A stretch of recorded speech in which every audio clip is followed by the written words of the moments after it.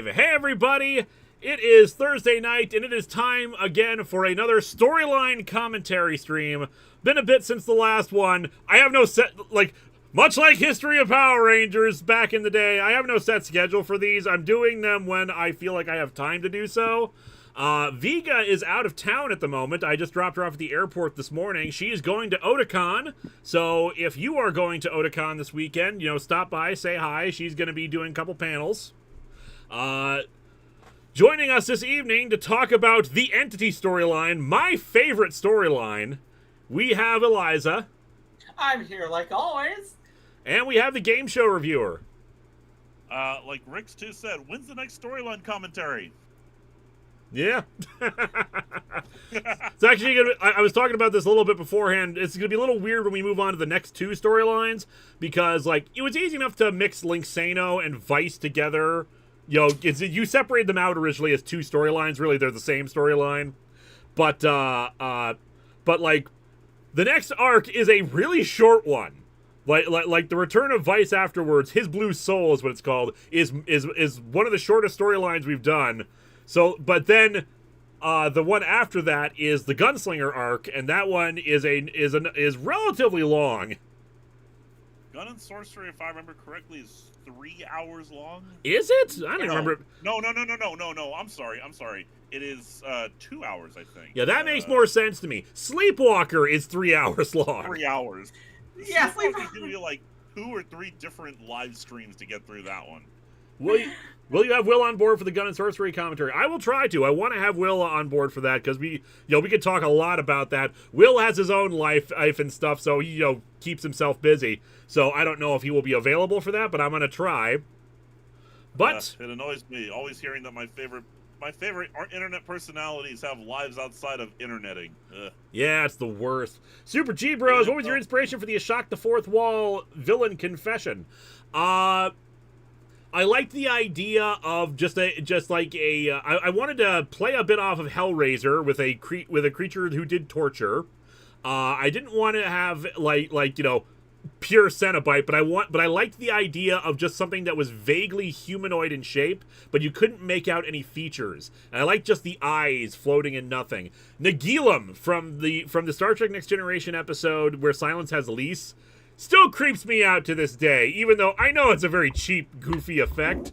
But there's something about eyes just floating in nothing that is very, very weird and off-putting. Well, I mean, Nagilum, by the way, can you check my volume, please? They're saying that I'm quiet. It says you're quiet. I will try to increase you a bit more. Nagilum, to be fair, I mean, he didn't understand the concept of death and was like, you know what?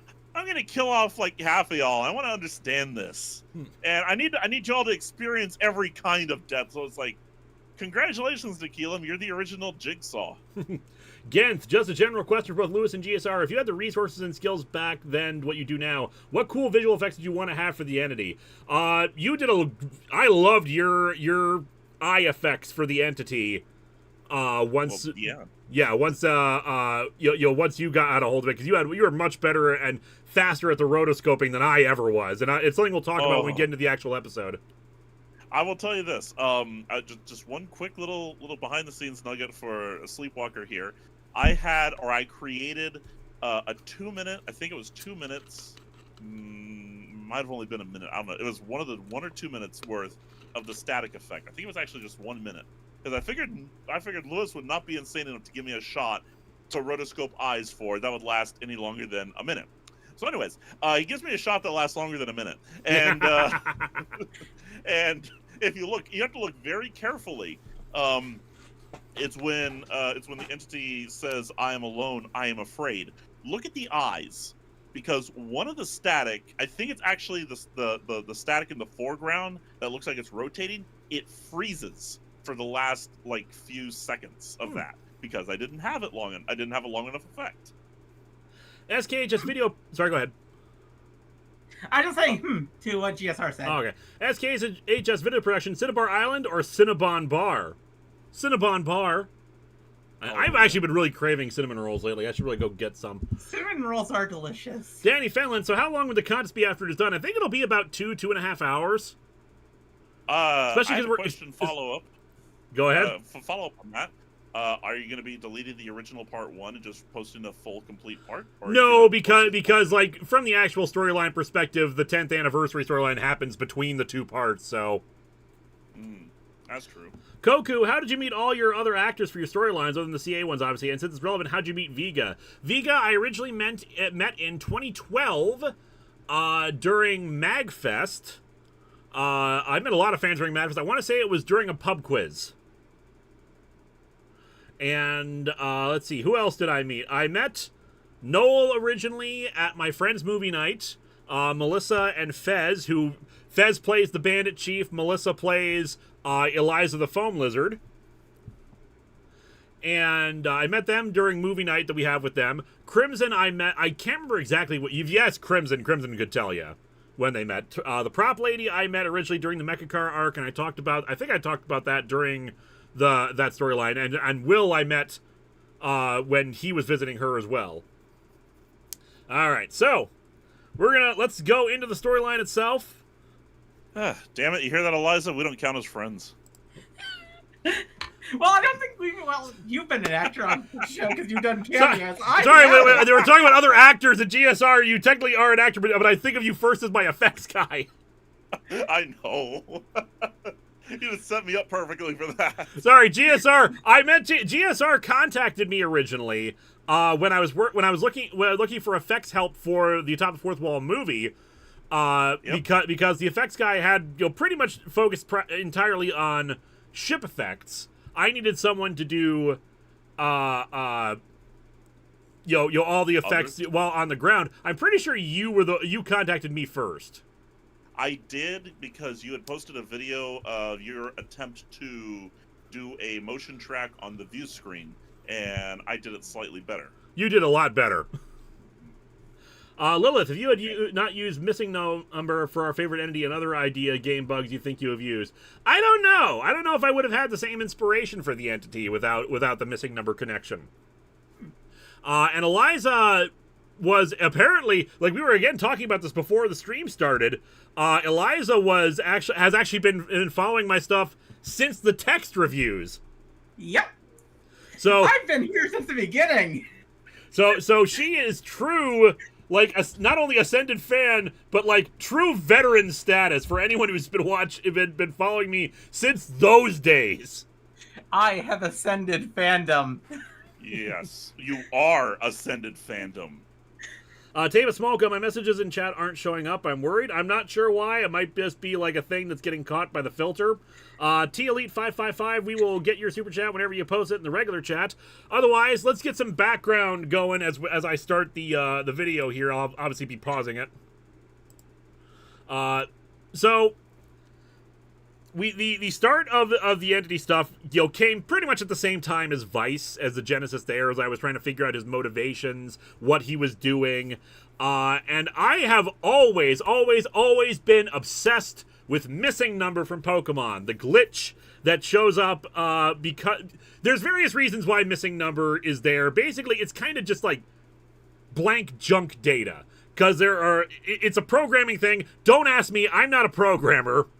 But it's because they originally had planned about 80 more Pokemon for Generation 1, and when they cleared out those data slots for them, they didn't clear out the data slots. There's like 255 slots for internal data for Pokemon, and for some reason, all the data is like spread out. It's not like just like 1 to 151 and then a bunch of blank data. It's like 1, then in terms of actual Pokemon, it's like 1 and then 7 and then 8 and then 12. It just bounces around.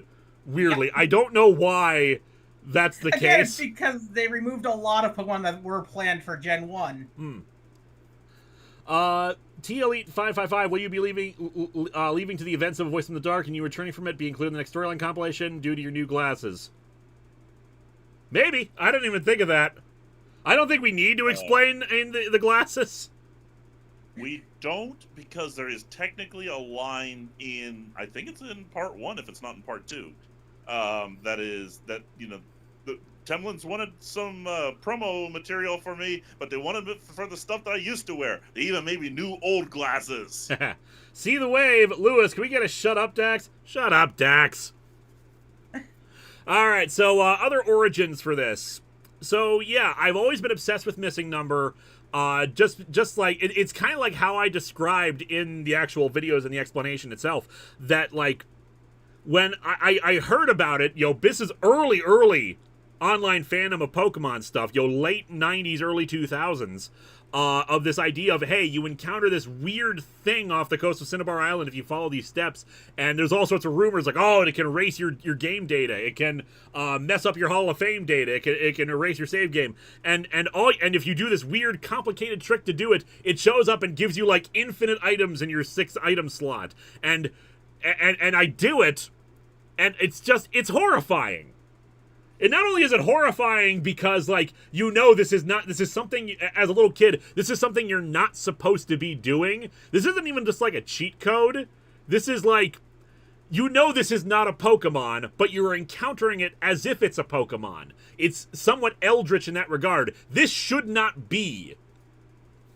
And in my case, as I said, because of a quirk in how the way this all works and the data. Again, look it up online how the explanation for why missing number appears the way it does.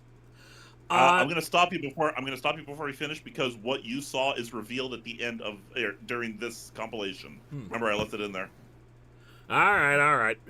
This was Lewis. This was Lewis's Buried Alive. But yeah, it was terrifying to me as a child. And to quote Batman Begins, I wish to share my terror with all of you. And it became the most famous glitch, or the most famous villain of Atop the Fourth Wall. Indeed, I kind of, people were asking if I'm going to do like other villains based on like the Zaz glitch and other kind of Pokemon glitches, which I had no idea. A lot of these other glitches happened back then. There's been so much study of a lot of these glitches, frankly, because of missing number and its appearance. And just all these weird quirks and glitches and things that, like, where you realize, oh man, the original Pokemon games are held together with duct tape and hope. Oh, yeah. Gordon ZX, have you ever been able to meet Chris Stuckman when he was on CA back then? No, I did not. And please, I'm not gonna, say no, but of course, try to keep super chat questions strictly to storyline based stuff. K-Cast reviews. I had been a Pokemon fan for at least 14 years by the time I saw this, and this was somehow my introduction to missing number. So thanks for that. No problem. All right. As for why the tricorders, we'll get to that later. But let's resume and actually get the ball rolling here. Let me know if I need to adjust the volume. I'm basing this based off of the previous other storyline compilation stuff that we did.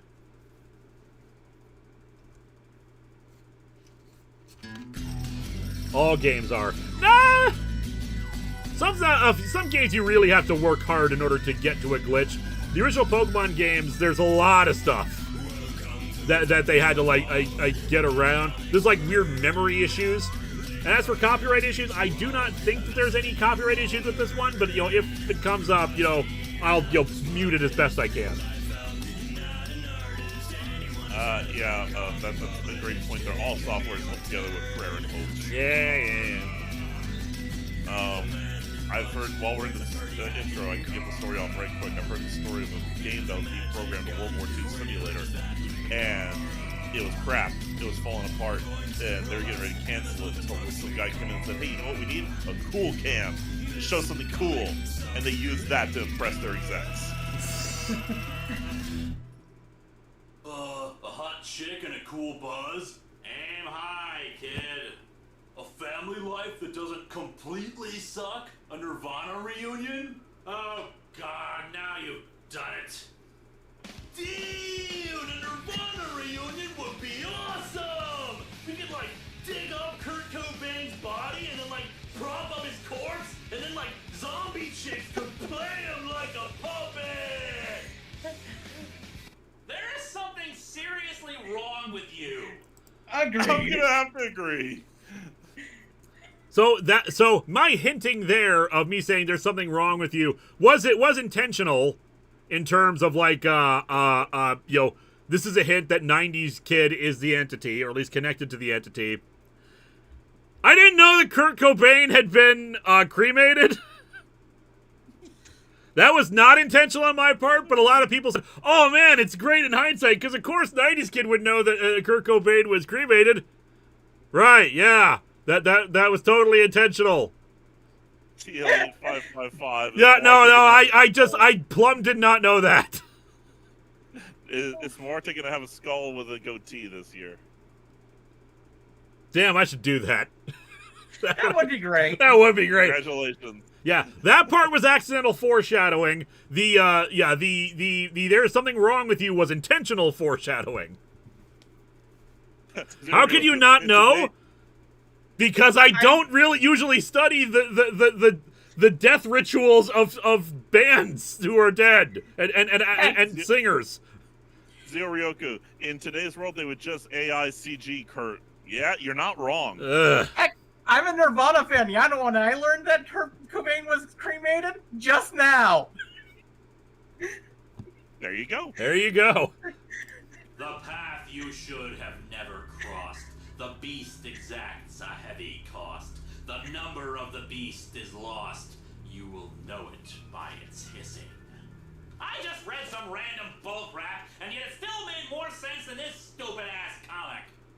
When I die, I want to be put inside of a poly bag, along with a holographic trading card! Hey, I'm 90s kid, and what you see is what you get. Remember when I actually had 90s Kid having the catchphrase? Yeah. I don't do that anymore. I should really have him do that again at some point. Yeah, because I think unless you watch the compilations, you'd never know what WYSIWYG actually means. The poem was genius. Yes, it was. I'm going to toot my own horn here. Yeah, I'm very proud of the Entity poem. It is a good poem. Yeah, because okay, it's just a matter of I need this to be the big hint for this being missing number. How do I exaggerate the features? Beneath the seas, beside the flame, it's off the coast of Cinnabar Island, which is known for the fire gem and it, burning down because of a volcano. Off the coast where the lost beast came to bring the world misery and shame. A piece of the world is missing. To bring the world misery and shame, obviously, again, the rumors that missing number can screw up your game. It honestly, legit, basic ass missing number. The worst it can do is mess up your Hall of Fame data, which it doesn't do, which as far as I know does not do if you encounter it before you fight the Elite Four. Otherwise, the coast of Cinnabar Island is actually incredibly useful because it basically, there's no data programmed along the coast for what Pokemon you encounter. It says you're supposed to encounter Pokemon there, but it's not programmed for what you should encounter, so it bases it off of whatever your last location was. So if your last location was the Safari Zone... The Safari Zone glitch. You get the Safari Zone Pokemon there, and you can catch them normally, which is incredibly useful. I'm still trying to accomplish all that with my, I'm still in the background doing, a complete the Pokedex run of Pokemon Blue, and trust me, the Safari Zone is crap. It's really hard to get stuff out of the Safari Zone, so doing the Safari Zone Pokemon trick has been helpful in catching a few of the rarer ones. Classic Luigi fan, if you had a super chat, just post it in the regular chat. Otherwise, thank you for the super chat. All right, let us resume. Or is it? Or is it? Foolish Linkara. All right, our first proper entity attack.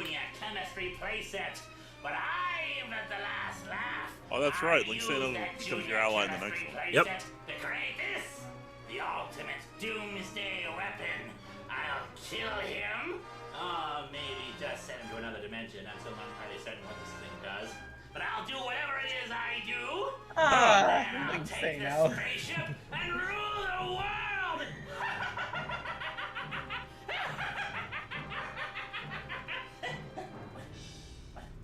The hell are you? No! No, stay back! Stay back! No! No!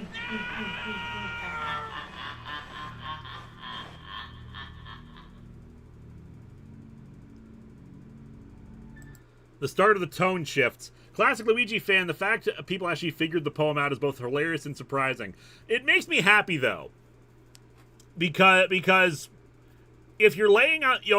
we've talked about this before. If all you have is a twist, then you have nothing. Yep. But if you're laying out deliberate clues and people are figuring it out, it means you're doing your job correctly. I didn't have a huge amount of people who figured out the poem. Some of them were guessing, but it still made me happy whenever anyone did figure it out.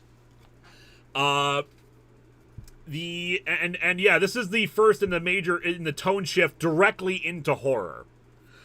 Because, this is, we're having, standard Linksano shenanigans. It's all, all the comic relief stuff. No, it's time. We gotta have horror now, and he's gonna be the first victim of it. Because we have to, explain why the hell he isn't attacking again and, resuming what he was doing during his last arc. I actually find it pretty funny that literally, that means 2 storylines start out the same way. With Linksano being, screw this, or getting eaten. Yep. getting put out of action very quickly. Linksay nom nom nom.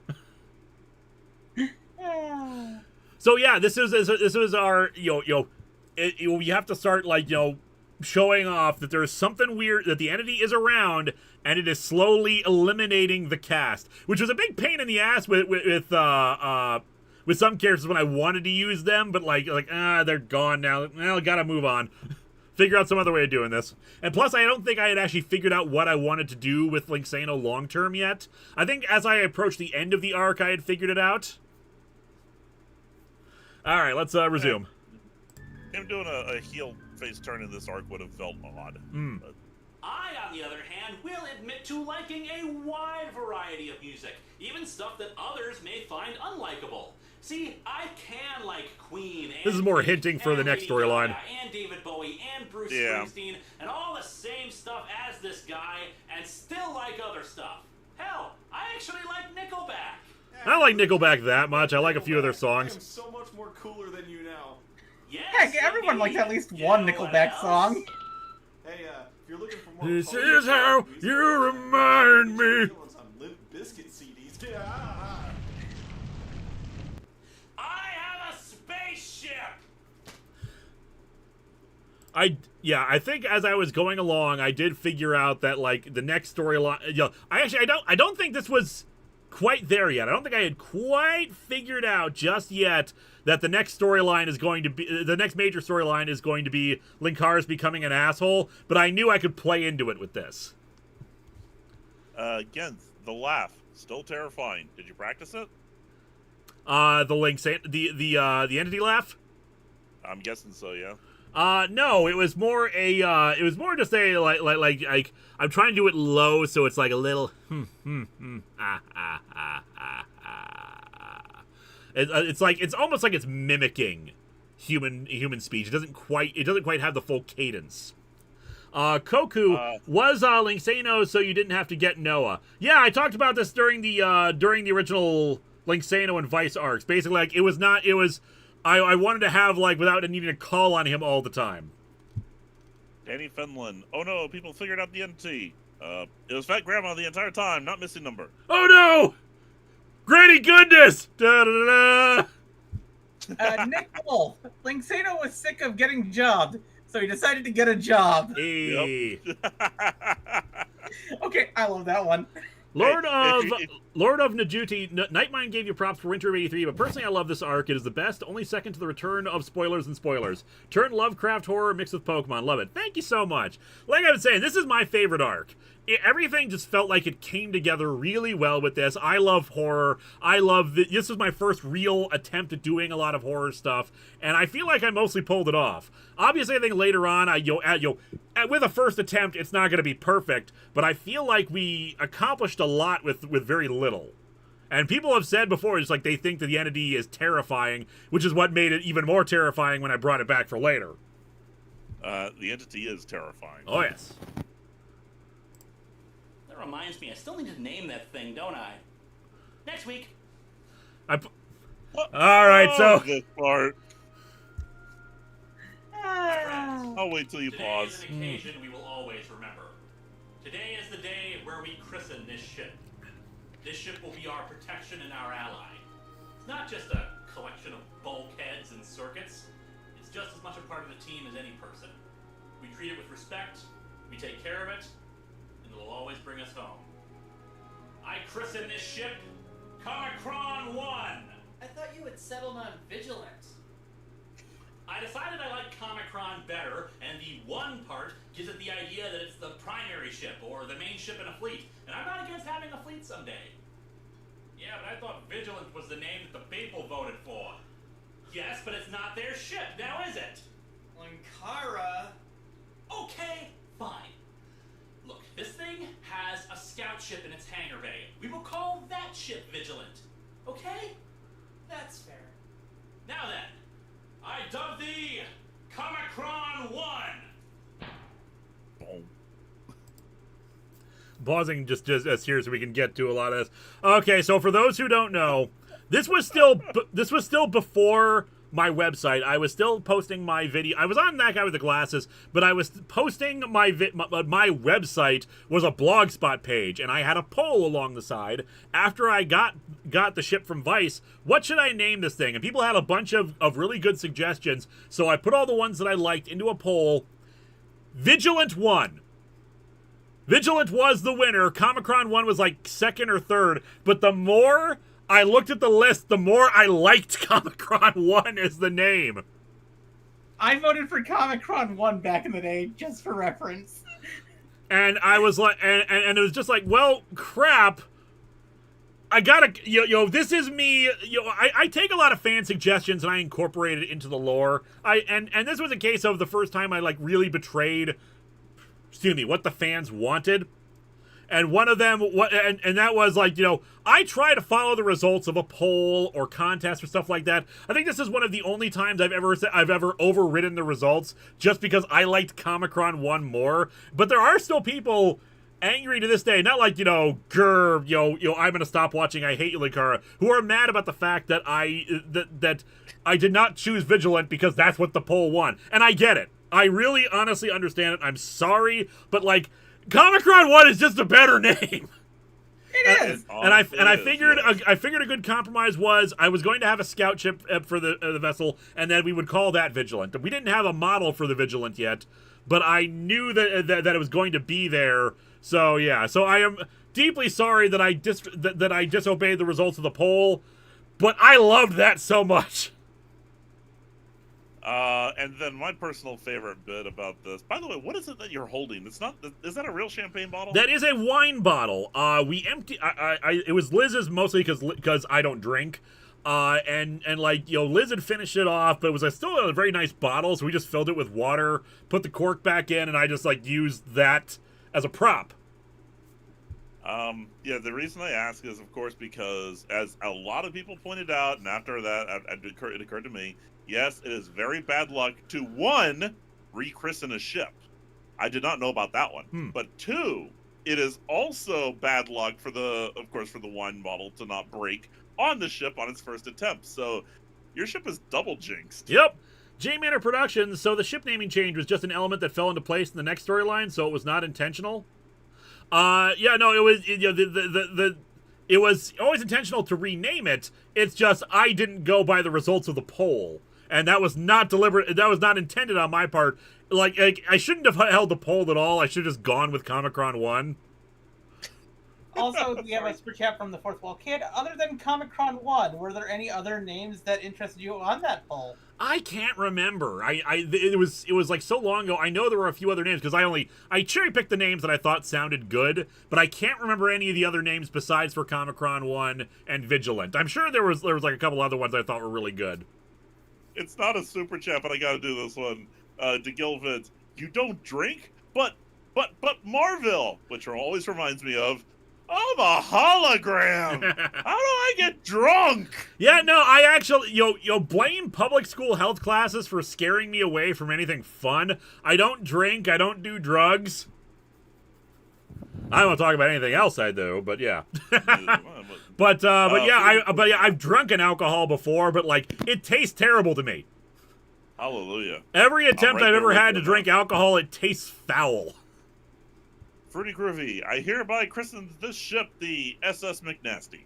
Yeah, this is another difference between Linkara the character versus me the person. Because of course Linkara the character is an alcoholic. Otherwise, yeah.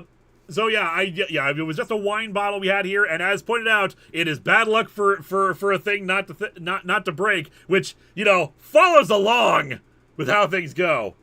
Yeah, it's true. That guy you don't know. Speaking of which, do the other variants of the Vigilant have names? Yes, we are going to have some altered names for some of those. I'm going to base them somewhat more on Arthurian lore. I know one of the ships is going to be called Caliburn. Ooh, I like that. Lassume01, was there an alternate host for the entity? No, this was always going to be 90s Kid. Because it was the one that no one would suspect. Spoiler alert. The storyline is 12 years old.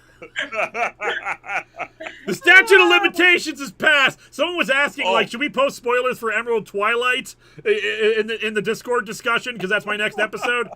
It's 30 years old. Yeah. It's fine. It's fine. It's not spoilers.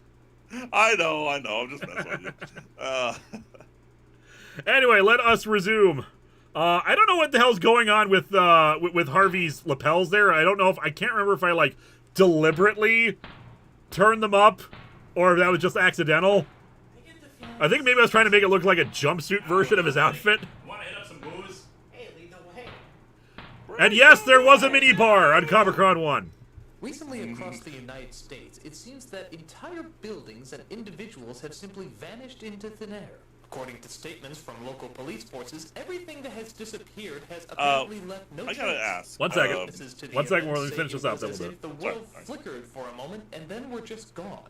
While the occurrences have been taking place throughout the country, the most areas that have been hit are apparently central Minnesota. A military official that spoke with GNN said only, "It's as if a piece of the world is missing." This is Lori Prince, GNN. Now let's take another call. All right, go ahead. All right, so this has always bothered me. Doug's audio there sounds peaked. That's deliberate. Seriously, was that on your part or his part? That was my part. I put filters on it to make it sound like a staticky radio. Ah, okay. Because I was always figuring that was that was a TV that you were listening to, which is why I thought maybe it'd be a high band. No, it was a radio. The idea was this was a radio broadcast that was going on. Okay, so Danny Fenlon, there was a minibar. Did Vice like to drink? I mean, if you had a victory, wouldn't you want some champagne or something? Yeah, I mean... Even after a loss, wouldn't you want to? Yeah. Otherwise, one question. What was Inked Reality? Inked Reality, this back when that guy with the glasses was around, it was always the long-term plan to have satellite websites around it. There would be a video game website, there would be a TV and movie website, and there would be comics and animation. Inked Reality was supposed to be the comic and animation division of it. The video game portion did eventually happen, and that was Blistered Thumbs. It was supposed to also split off and do a comics animation thing that I was supposed to be in charge of. So I was always promoting that as if it was a thing, because even Blistered Thumbs was promoted long before the actual website itself came out. Bar Fiesta. Yeah, that was another one. We love to make fun of Bar Fiesta because it was the dumbest idea. Bar Fiesta was a Mike Michaud idea. Like, it started out as like a show and podcast, which was supposed to be much smaller than it was that he wanted it to be. Originally, it was just supposed to like, hey, we'll promote some Chicago bars and drinking culture and all that. For some reason, Michaud really wanted to push Bar Fiesta as its own thing and its own website with a its very narrow focus into being this bigger thing than it actually was. But yeah, that's what Inked Reality was supposed to be, and eventually it got to a point where I realized Inked Reality is never going to be a thing. I should stop trying to promote Inked Reality and just make my own damn bumper. In this case, what's his face? Masako X was part of that guy with the glasses as well. He did his own anime review show and stuff. And he like when he heard about this, was like, hey, you mind if I make a logo for Inked Reality? And he made the Inked Reality logo that appears at the end of a lot of earlier Atop the Fourth Wall episodes. I wish that it actually had. I kind of wish it had become a thing, but considering how Blistered Thumbs died out, that's probably for the best that it didn't. But, yeah, eventually I just contacted him and asked him to make one for Atop the Fourth Wall later. And that one was the Atop Fourth Wall one that lasted for a while. We have a few super chats in there, and I'll explain Lori Prince in a minute here. Fourth Wall Kid, yours haven't been posted yet. Napoli Crow. Okay, go ahead. Would you ever do a Base Under Siege thing, classic Who style? Was thinking today would be a good fit for your show. Probably not for Atop the Fourth Wall. The next independent horror thing that I'm doing, you know, in the same vein as Winter of '83, is going to be a Base Under Siege style story. Ooh. I'm not giving any more details other than it's called 2 a.m. at the Safe Stop. Aurillus, I believe that's pronounced. Just wanted to say thank you for all the videos and stuff. Been a fan of your work since like year 2, and it's really inspiring creatively. Thank you so much. Sorry I missed your super chat there. The Fourth Wall Kid, would you ever bring back Ink Reality as your own website for reviewers like Channel Awesome? I don't know if I could do that because I'm pretty sure that, like, while they never actively did anything with it, I'm pretty sure it was still belonged to Channel Awesome, so I don't think I can really take that from them. I did have an idea for our own thing, which I won't get into today. I did try to propose it to everyone else, shortly after we left the site. No one was interested in having another hub site. I still think a hub site can work, especially with the algorithm not promoting people as it should on YouTube, but if no one's interested in joining in, what you gonna do? Nick Wolf, we'll get your super chat when it posts up. Same for you, Charlazard. So let's explain what Doug's cameo is here. Before he was the Nostalgia Critic, Doug did a bunch of just skits and shorts. One of them was, since he was freaking obsessed with The Dark Knight and Batman at the time, he did Lori Prince Live, which was a news program, you know, a talking head style news program with him as Lori Prince. You actually see him come back and reprise the character in the Atop the Fourth Wall movie, where GNN was supposed to be like the Gotham News Network, and he interviews the Joker in it. Like the Joker calls in, Doug does his Joker shtick. Yeah, pre-NC Doug Walker. I thought the skits at the time were funny. He only did them twice because there were a lot of work. You gotta have, GSR, you can attest to how difficult it is to put together like a fake news ticker and all that stuff. It sucks. So he did 2 of those, one of which was an interview with the Joker, and he had Bargo on as like an expert, and he did a second one which had like a bunch of Alice in Wonderland characters, which had one of my favorite bits of flubs. I still have the flubs where Bargo does like various takes for this one line. No, Lori, this is how they work. They're luring you in with the promise of cake. And he just like does that, like does like 50 variations on that, increasingly getting funnier. Just like over dramatic. No, Lori! No, Lori! No, Lori! They're luring you in. You're like dramatic zoom in with the promise of cake. And I know it doesn't sound funny when I'm doing it. When he was doing it, it was freaking hilarious, and I just like laughed my ass off. Charlesard, hopefully we get back on track by October with scheduling. Oh, scheduling is going to actually be back on track for August, because I have the last 2 episodes done. I cut a few episodes, moved a few episodes forward. Unfortunately, Batman vs. the Predator is going to be in January now as opposed to this year. Sorry. But yeah, we will be back on schedule for August. We're doing Amalgam Comics month for August, and then September will be a few sequel episodes, and then October will be on track as well. Nick Wolf, stop trying to make fetch happen, Nishad. There you go. He wanted to have a travel show, and I'm still baffled by that one. I don't... You need money to do a travel show. Yeah. So, Mashad's ideas were always the worst. Anyway, let's move back to this. So yeah, I loved integrating. Since I was part of Channel Awesome, I loved integrating all of Channel Awesome lore and people into this, cinematic universe, so to speak, long before the MCU was a major... Well, it was a thing, technically, at the time. This was 2011. But yeah, But I wanted to do our own shared universe of our internet reviewers. And so, like, as far as I was concerned, the Lori Prince stuff was canon. It happened. And technically, I did make it canon again with the Atop the Fourth Wall movie, and we had Doug there reprising the role for that. Since it's supposed to be the Gotham News Network, doesn't that mean technically that Gotham City is a canon place in the Atop the Fourth Walliverse? Technically, yes, but I changed it around when we did the movie, so it became like Global News Network instead. I think that was actually my fault. I made the graphics say Global News Network. You said it was supposed to be Gotham, and I never changed it. Yeah, but it was better that way because I know Gotham is technically not necessarily copyrighted because the word Gotham is an actual place name and not necessarily copyrighted. It is technically New York's official nickname, isn't it? Yeah. Yep. So, but I don't want to. But like, it's probably better considering what the reference was to avoid copyright issues, even if it wasn't technically copyrighted. Anyway, let us resume.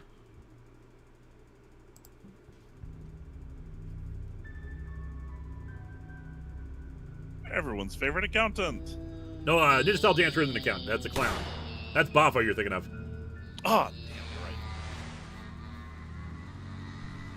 I started varying up the static for these shots because I didn't want to always have to be the same one each time. Thought it'd be better to vary it a bit. This one doesn't quite work.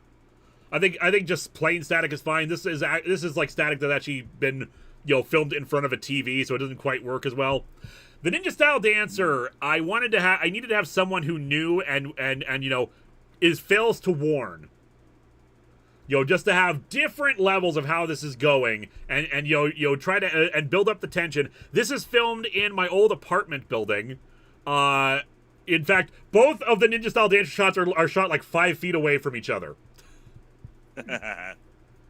Mike VLTG3, having sent some Amalgam comics your way years back, I'm happy to hear about August. Yep, you should look forward to that. And So, also Straw Hat. Yeah, if we're talking skipped things, are we going to see that Lazarus contract you had to postpone? Yeah, I've got to do that at some point. I forgot to reschedule that. I'll try to put that in for next year because I do want to do Lazarus contract. Here's an in-universe question. Was the entity attacking the characters as its static, shapeless mass, or was it doing it as the 90s kid? It was doing it as the static mass. Like, I want to say that, like, someone figured it out eventually, and they were discovered, but I'm pretty sure I wanted it deliberately to be the static form that was attacking people. Gojira Gon, does a ninja style teleport? Ninja magic. Ninja. Raccoon Revolution, I'm sure this is on your website somewhere, but when do Patreon requests go up for sale, or is that too backlogged to matter? No, it's not actually listed on the website. We should probably add that to the FAQ. But the way it works is Patreon sponsored review slots open up from September through April. There's only 2 slots per month. Whoever was in there previously should vacate out once the next month rolls around, and it's a crapshoot if you can get it. It's all a matter of luck. They're highly in demand. It would be nice for people to grab it when they can, but I can't guarantee it. I can't reserve it. I just try to limit. People can only do it like once every 2 years or so now to try to give other people a shot at getting it, but it's all luck-based from September through April. Because otherwise, they're always scheduled like several months in advance. Otherwise, if I didn't cut it off in April, they would spill into October and November and December, and I kind of need those for theme months. Adam Goss. Yeah. Sorry, you got it. Always wondered about the static you cut to when someone disappears by the entity. It looks like someone's writhing in the static. Is that really there, or is that my imagination? Sometimes that is there, because like I said, I was varying which static I was using. So sometimes the static you're seeing is static from Silent Hill 4: The Room. On the TV set, there is just like a video file of static, and sometimes it cuts to like I want to say like your neighbor or another character writhing around in the static. So, yes, there is sometimes that static there. And I did that deliberately because I wanted to have that creepiness of people being like, is there something in the static? Is there someone in there? So, yes, good catch. That is the case. And yeah, Ninja Style Dancer, I just kind of started like explaining away that the Ninja Style Dancer does stuff off screen because he wasn't showing up very often, because it turns out ninjas were not showing up as often as I thought they would be in the comics I reviewed. Silent Hill is their own version of The Room. Oh, hi, yes. Silent Hill 4 is subtitled The Room because it wasn't originally supposed to be a Silent Hill game. Which is your favorite entity attack? I don't Oh, probably the end of the Ninja Style Dancer during when he's finally taken. Tevye Smolka, my $1 super chat didn't show up. No, it didn't. I kept looking out for it, but I did not see it show up. It's Yeah, possible I was it about to was say. just like a word. It featured a word that was forbidden. I'm sorry to say. Try to rephrase whatever it was, and I'll try to answer it. I'm sorry if it's not showing up. Just sometimes, like, it doesn't show up for us either, so it's not like a matter of us censoring it or something. Sometimes YouTube just forbids certain words from ever being spoken in a chat. Yep. Speaking of Ninja Style Dancer, where's Boffo the Clown? He's around. He shows up even less than the Ninja Style Dancer. Yeah. Benjamin Hall, if the Ninja Style Dancer had set himself on fire and the entity couldn't catch him, I represent Dr. McNinja lore. Man, I gotta actually sit down and read through the entirety of Dr. McNinja. I think I only read like 1 or 2 things of it, and it was good.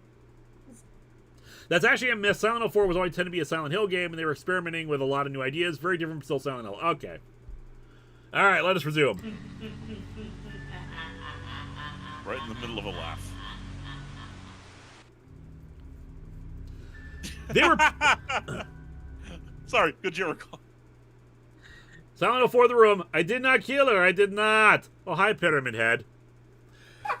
Yeah, so like I said, this is filmed in my apartment's, like, not their party room, but like a little social gathering area, and they were painting the walls in that area at the time, so they put yellow tape in front of it, and I thought, that's great. I don't want to show the full thing off, but I'll have that there in the background as if it was a crime scene, and the Ninja Style Dancer is investigating.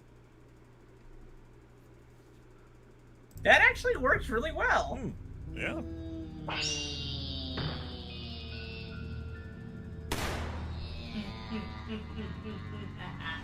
Almost captured. Smoke bomb! And then finally he shows up. There's a little trickle of blood on top. Okay, what's next? Sci-fi. Ninja Style Dancer! Dude, are you okay? Breaking 180 rule again. They're both looking the same direction. You're a master of breaking that. And I deliberately had the little thing be like kind of broken up as if he's hurt and he can't like put it right. Look, just hang on, man.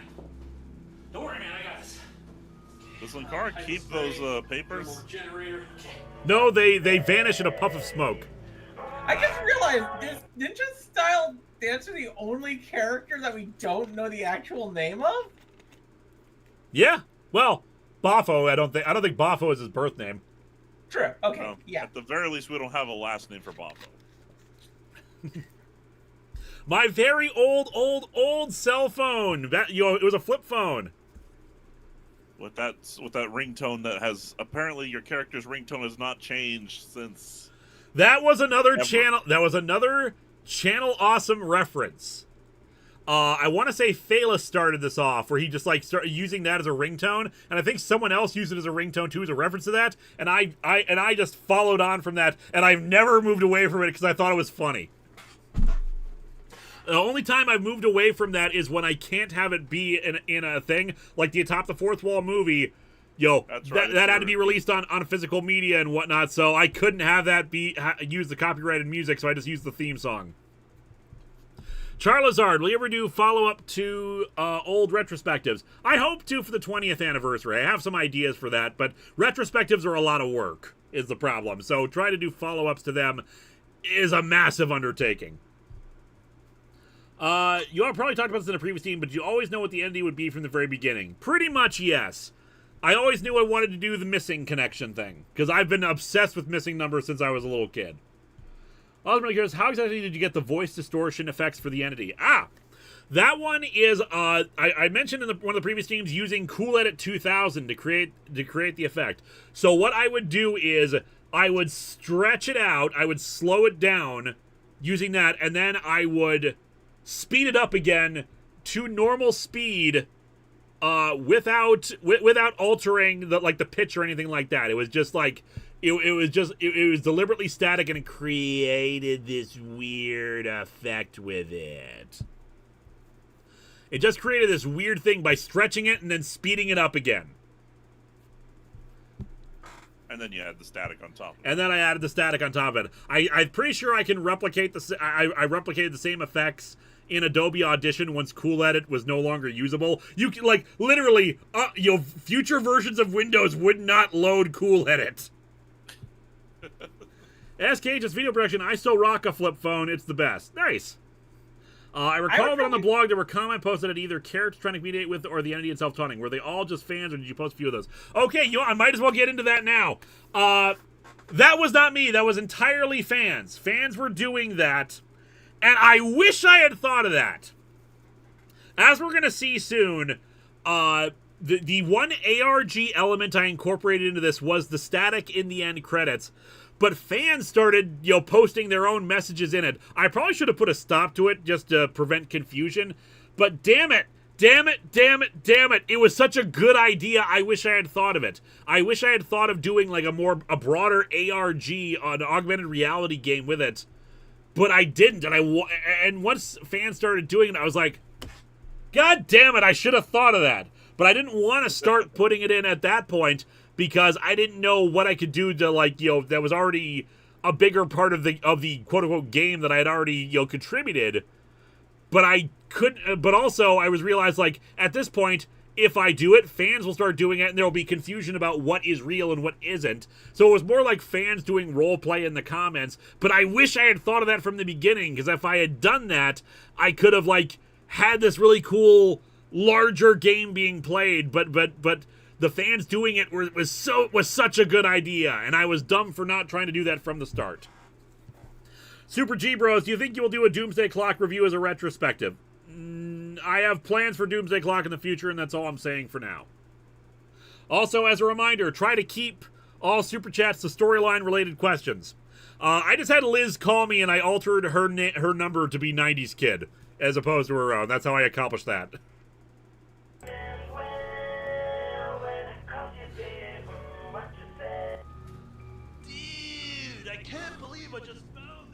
I use that cabinet in the apartment for medical stuff and nothing else. And I just had it just sitting in there with no box or anything. Look, 90s Kid, I really don't have time for this. Can we just do this another? But yeah, I think this is my favorite attack, just because the turnaround and the hinting of 90s Kid is the one distracting him. Oh, and people ask, why did he answer the phone while in the middle of this emergency? Because you don't know. Maybe because sometimes maybe it's an emergency call. Maybe there's something important happening. You don't want to just ignore it. Maybe he's going to reveal that that's not really Ninja Style Dancer and don't touch him, etc. And that's why I was just like, dude, I'll call you back if it's not anything important. So here's a thought. The entity attacks Ninja Style Dancer while 90s Kid is talking to Linkara. We know that the entity is impersonating 90s Kid. How can the entity both attack Ninja Style Dancer and be talking to Linkara at the same time? Easily. It's very big, and it can do multiple things at once. There you go. I just thought of that now, actually. Wait, so what is the ringtone song? I sort of recognize it, but also don't.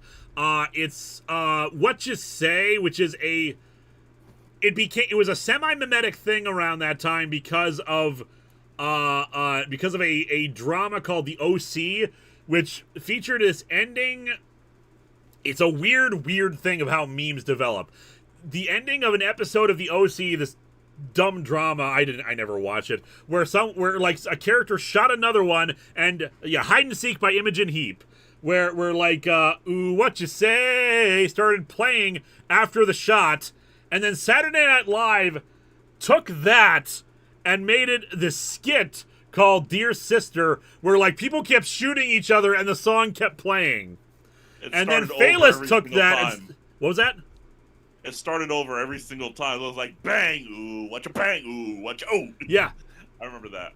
And then Phaelus did that a few times on his. You notice how I keep copying stuff from Phaelus? Yes. Hey, in the same way that a lot of us fans copy, the one great reviewer we know, some weirdo named Linkara. I don't know what you're talking about, because I'm not a great reviewer. apparently, you know, you did the same thing. And then he made it his ringtone, and then I made it my character's ringtone. It just, it's you know, layer upon layer. It's like a photocopy of a photocopy, where like everything is completely disconnected. This weird drift as it goes along. Nothing is original. Everything is reused. There was another question someone asked. I was gonna answer here. Yeah, what you say? What? When any attacks or recoveries from the other producers did you write suggest, but end up not using or else? I think I got everybody I asked for. I think all of those I asked for, and everyone did them as I requested. Mimetic Drift, yes. Jesse Springer, excuse me, would 90s Kid know Kurt Cobain was cremated? Yes, he would, because he was a super fan who would, like, you know, be obsessed with details like that. Cameron Tive, where does the entity send the people it abducts? It just absorbs it and becomes part of him. Vinicius Galeaccio, sorry if I pronunciation, so it became before Evil Luigi Stare. Yes. And also, the entity is now effectively an Absorbaloff, but way cooler. Much cooler than the Absorbaloff. Oh god, the Absorbaloff. This was like a $400 tricorder prop that I found on eBay and bought. It's really good. I need to use it more often, but like the tiny screws in the back got stripped, so it's harder to replace them. Is that the one that I tinkered with while I was there? I want to say yes. Yeah, that thing is heavy. And welcome to a Yeah, because there's like lots of electronics in it. Burn. You know, the promise of the future is that technology is going to make our lives easier and better. I talked about this in a previous storyline commentary. Even back then, I was still trying to do MST3K style, you know, talking about unrelated things. This is one of my favorite openings for Atop the Fourth Wall because, like, I'm moving, I'm doing other stuff. That's like the big goal if I ever like had a studio space where like I could do longer intros where I'm moving around and like the camera angle shifts and do interesting stuff like that before we move into the couch stuff because I like that dynamic movement as I'm doing this explanation to the audience. It's something I truly believe in. Unfortunately, progress is not a Did guarantee people of think results. the entity was I have Slenderman? some of the best Yes, I will talk about that a bit when we get into the glitch text at the end of things. I made up myself, and I still don't know what the heck happened last week. Luckily, however, we can say that I've certainly made progress since December of 2008 when I released my review of Sci-Spy #1. It was only my 8th video at the time, so of course in the Yeah, we probably didn't need this full intro for the compilation, but like I get why it's there. For example, I've gained about 20 or 30 pounds. I would actually go so far as to say you could probably replicate the. Do you have like a Steadicam gimbal? These are pretty cheap nowadays, at least I think they are. I don't believe I do now. I was gonna say one thing you can do is mount your camera on one of those things and have Viga be your photographer, videographer. Yeah, but as we saw also with the Contest of Champions arc, the more when I include other people, it slows down the process. Not that there's anything wrong with that. It's that I have to go around other people's schedules and their availability, and Viga, you know, has her own stuff that she's doing too. Good point. Fourth Wall Kid, you ever hope to see Atop the Fourth Wall an actual TV show? No, not really. I like the freedom that being an online content creator has. I like being my own boss. I like being able to do the stuff that I do without needing to worry about limits and having to succumb to advertisers. There probably will be sponsored content in the future. I actually finally got contacted by a sponsorship group, so you might see me be shilling for cereal or for a VPN in the future because money. Oh no. Also, there's one thing that you never have to worry about with YouTube that you always have to worry about with television: standards and practices. That too, and while I'm a little bit better because I don't drop F-bombs everywhere, there's still Raid Shadow Legends. That's right, guys. I want to tell you guys about the most popular online gaming experience. Oh, do not sell out for Raid Shadow. At the very least, sell out for World of Warships or something. Listen, I ain't chilling for Raid Shadow Legends unless they bring me the big bucks. Like I'm talking like $10,000 minimum. Talking about that. That's like multiple months worth of revenue for me. Oh God, look at everyone. No! Don't forget about NordVPN and Honey. I know, guy. Top War sponsored by Manscaped. They did list it off. Manscaped was one of the companies apparently that they listed off a few options for. As somebody who was previously sold out to HelloFresh, sell out to HelloFresh. Yeah, go ahead and sell it to HelloFresh. I don't care. Man, I'm gonna get HelloFresh. I'm like, I don't know how to cook, so I'm just gonna. I did ask like, what are my limitations for advertising? Like, what am I not allowed to say? Because if I had like the creative freedom to be like, I don't actually use this and I don't really like it, but they're paying me to say this, so maybe you'll like it. As Cage's video production, how much to sponsor the show? I asked a lot of my friends. It varies. A lot of this also depends on video views, like a minimum, like maybe 10,000 views to a certain range. I'm not going to discuss what Dom said for his, but because I don't know how comfortable he feels about that. But like higher viewed videos, obviously, will pay a lot more if you can guarantee that amount of views. I don't know if I can guarantee really high views depending on the video, because sometimes what I think is going to be a really popular video does not end up being that popular at all. I was expecting the Sandman retrospective to be really big views, and it was only about average.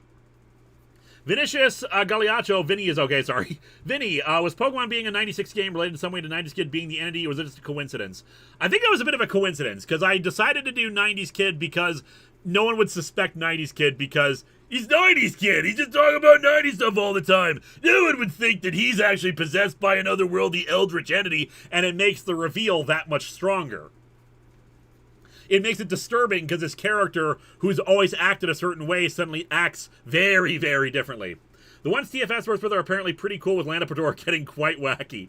Yeah, if you guys have never seen it, the one that Team 4-Star did with Raycons, it's like an orgasm in my ears! They're like having a sword fight over who gets the Raycons. It's beautiful. I love that. I don't know if I can quite measure up to those standards, but if I end up doing them, then I will try to make them fun and creative. I'd also love to see if I don't have to put them at the very beginning of the video. Fingers crossed. We will see.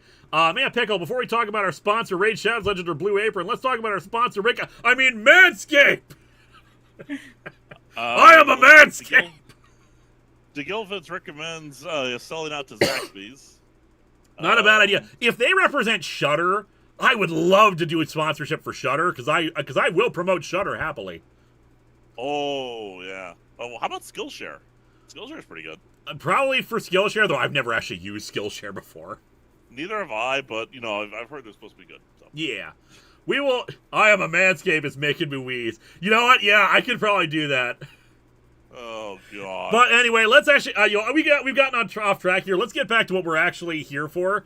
Yeah, we're experimenting... A lot of this is experimenting in storyline style for how we're gonna present various things, because it would obviously be repetitive if it was just the same thing over and over again. Entity takes someone. We need to actually put hints in here, and we need to make dramatic things with it. So we've got Linkara playing around with the book and learning about the things in it, and like me giving a log entry. This might be one of my favorite, or one of my more favored segments, just simply because of how different it is, and how, even though it's the green couch, or it's the green futon, it's the familiar place. You can almost feel how creeped out Linkara is by all this. Plus, you have the idea of especially because these are different sort of angles than we normally see in Atop the Fourth Wall, different sort of shots. It's like the entity is watching him, and we are the POV of the entity. And the entity is basically just laughing. Gojira Gon, I think someone else pointed out, 90s Kid being Kurt Cobain fan would also know that Kurt was cremated, so he can't be a puppet. I think that's the third time somebody's finding that out. JTSG, enjoying the insights, Lewis. I'm wondering how you deal with worrying that your storyline idea might come out as repetitive or too similar to another. This bothers me at times with my stuff.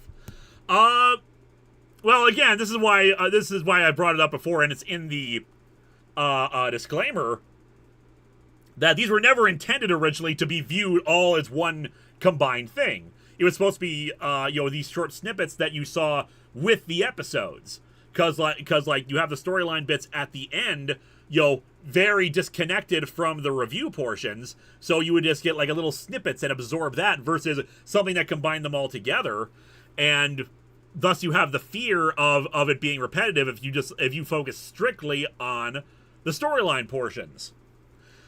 But yeah, basically just like, try different things with it. Try to figure out, like, okay, instead of just doing the same thing I've been doing for a little bit, vary up the camera angles, vary up, add in a narration for this bit. Try to have segments where you're doing something you haven't done before, and as long as it still seems to fit within the narrative of what you're presenting, it works better than just having the same thing over again, because people will get bored with just seeing the same thing. It's like, because there's no advancement. There's nothing pushing things forward. The audience will get bored if you're not doing something new with it. Because otherwise, just like, okay, can we move on now? We get the idea. All right. Dead Fish, we will get to yours soon. One logic in yours about Nights Kid not knowing about the cremation denial. Thought you said that was your hand wave at one point. Watch earlier when we got to that. Basically, it was not intentional on my part.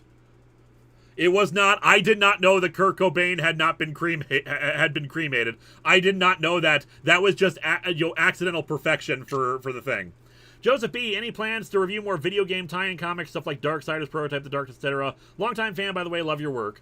Thank you so much. And no immediate plans, sorry.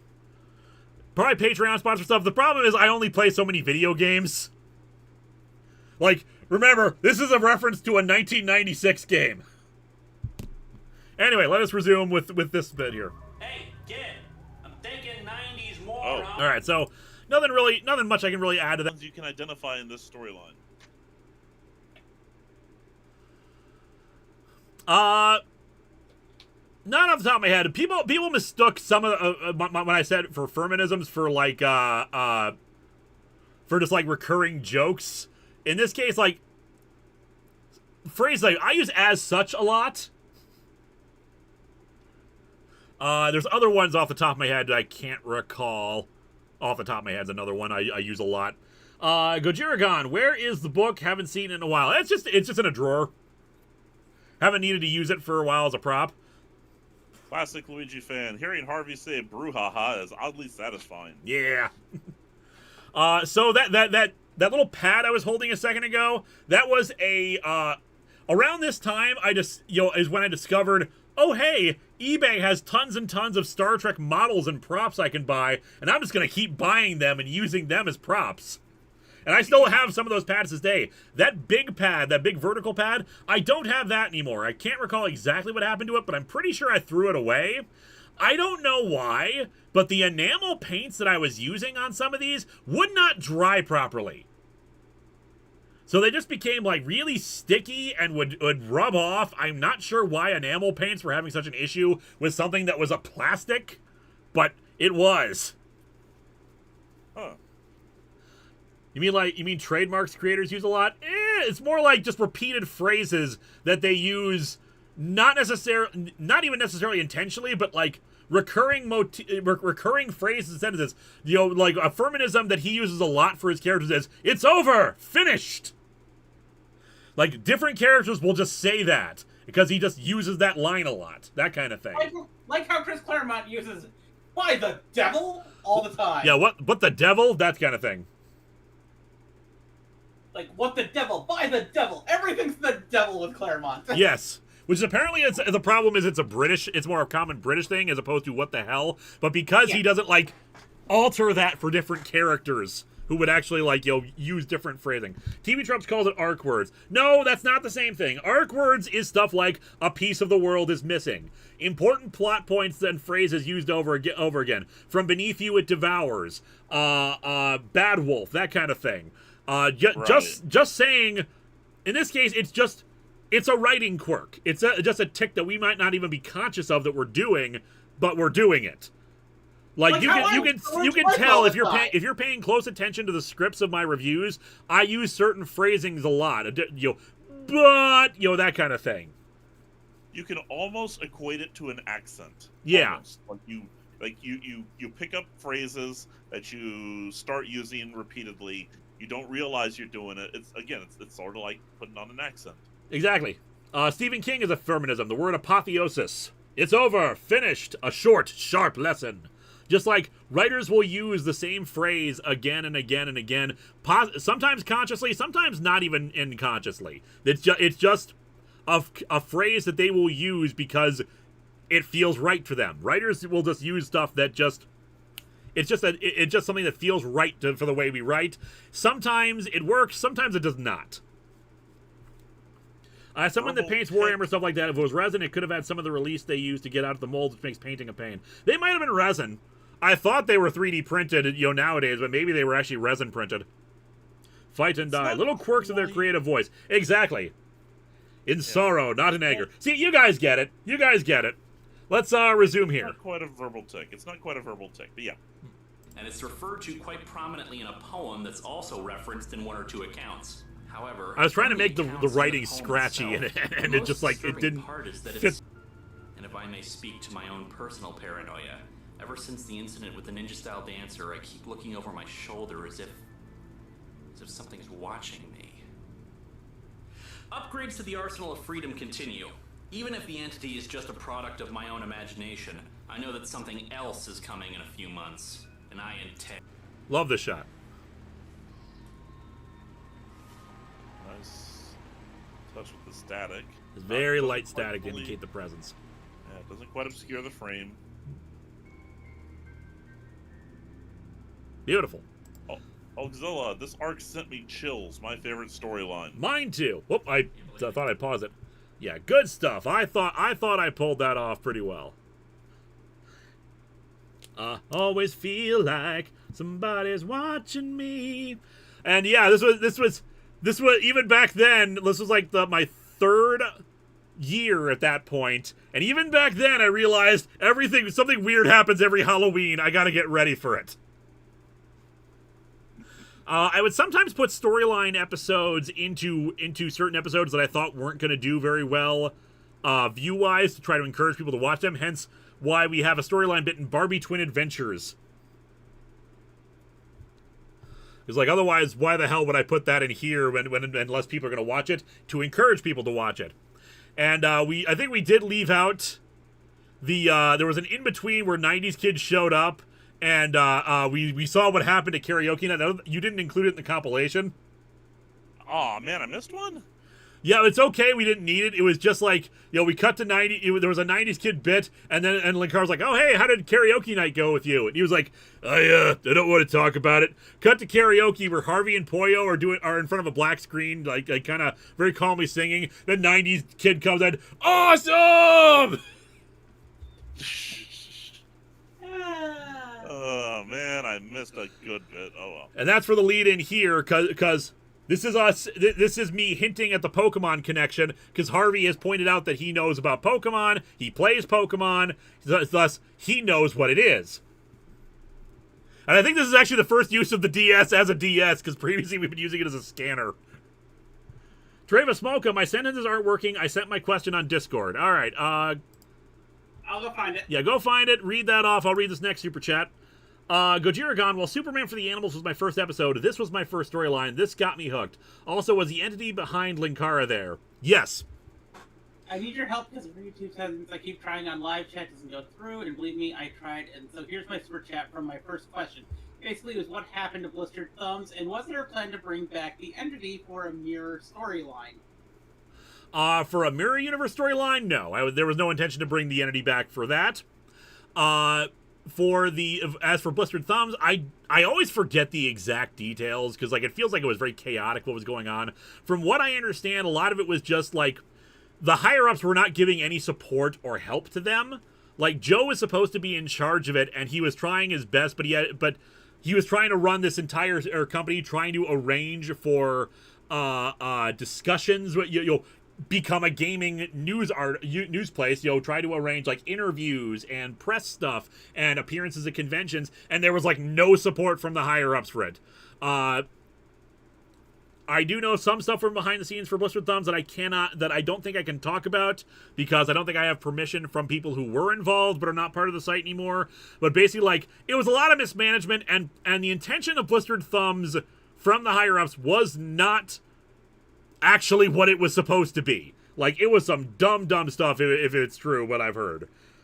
Basically, like, just a lot of mismanagement from the higher-ups, and so, like, they were bleeding money, no support, people were not getting the attention they were supposed to be getting, and there was a lot of chaos behind the scenes and the programming of posting stuff, so it just fell apart because they weren't getting the support they needed. And so it all just finally collapsed down, and they didn't even tell people who were on Blistered Thumbs, by the way, we're closing it and incorporating you back into Channel Awesome proper.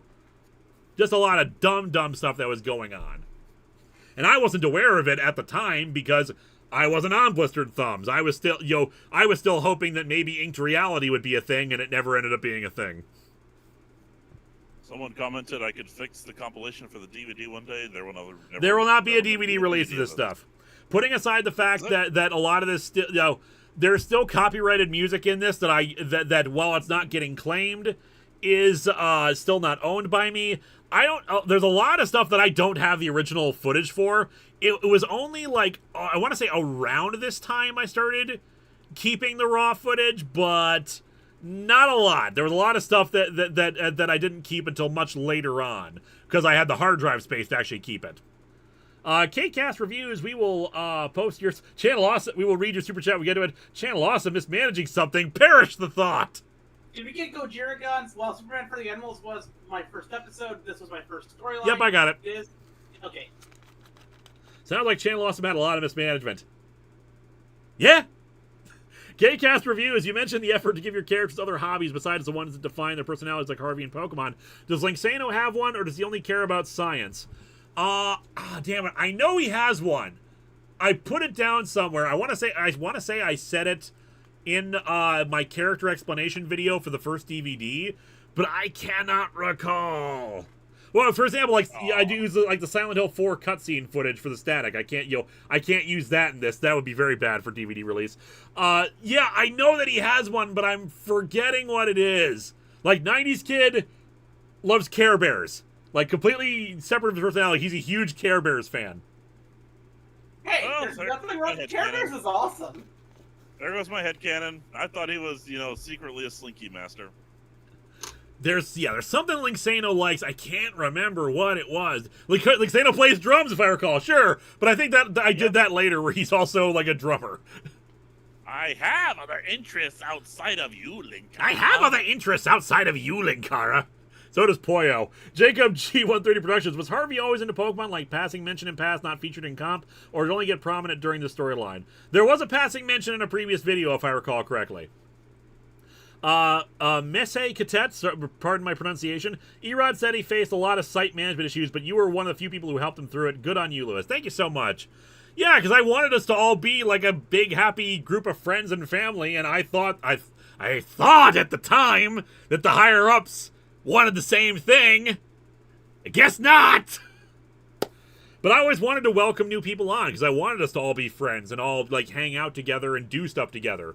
And I always loved that and always try to welcome new people on when they were in. Like you'll offer, hey, if you need anything, if you want anything, like you'll include them in videos to promote them. Like that was one of the great things about the previously on segments. It was a great way to show other people who were on the site. We are only 13 minutes into this hour-long thing and we've been going for an hour and a half. Okay, time to speed it up. Sorry, we gotta speed this up. Kid only uses this thing for scanning crap. Admittedly, like half of this is probably the finale. Well, there's another side storyline here. I'm pretty sure this is just a split screen. Against my judgment, I'm going to allow you to accompany us again for karaoke night. Just don't sing until I give you the cue. Capiche? Dude, I can't wait to get there and show them how you can make Breakfast at Tiffany's into the most hardcore rock song ever! Whatever. That kind of says it all right there. I actually have something I could say about that. Well, here's what I want to say. Where is 90s Kid going? That is a good question. There's nothing there. There's the balcony for the apartment. The thing I was going to say is, I was in a metal band, and we actually did a metal cover of Princess and Tiffany. Oh, nice. Christopher B. Did Harvey like Pokemon when he first met Linkara? Did develop an interest waiting for his show to be developed? He liked it before meeting Linkara because he liked to play it with his son. Congratulations, Eliza. You have been influenced by not 90s Kid, but the Entity. Ah. Prepare to fast forward. Prepare to fast forward. Fast forward. Fast forwarding, sir. The Entity wanted some fresh air. There you go. The fact the Entity is doing this is so much funnier. For a god, it's so trolly. I know, right? I eventually got like a little square from IKEA there. There's just a box there instead for the moment.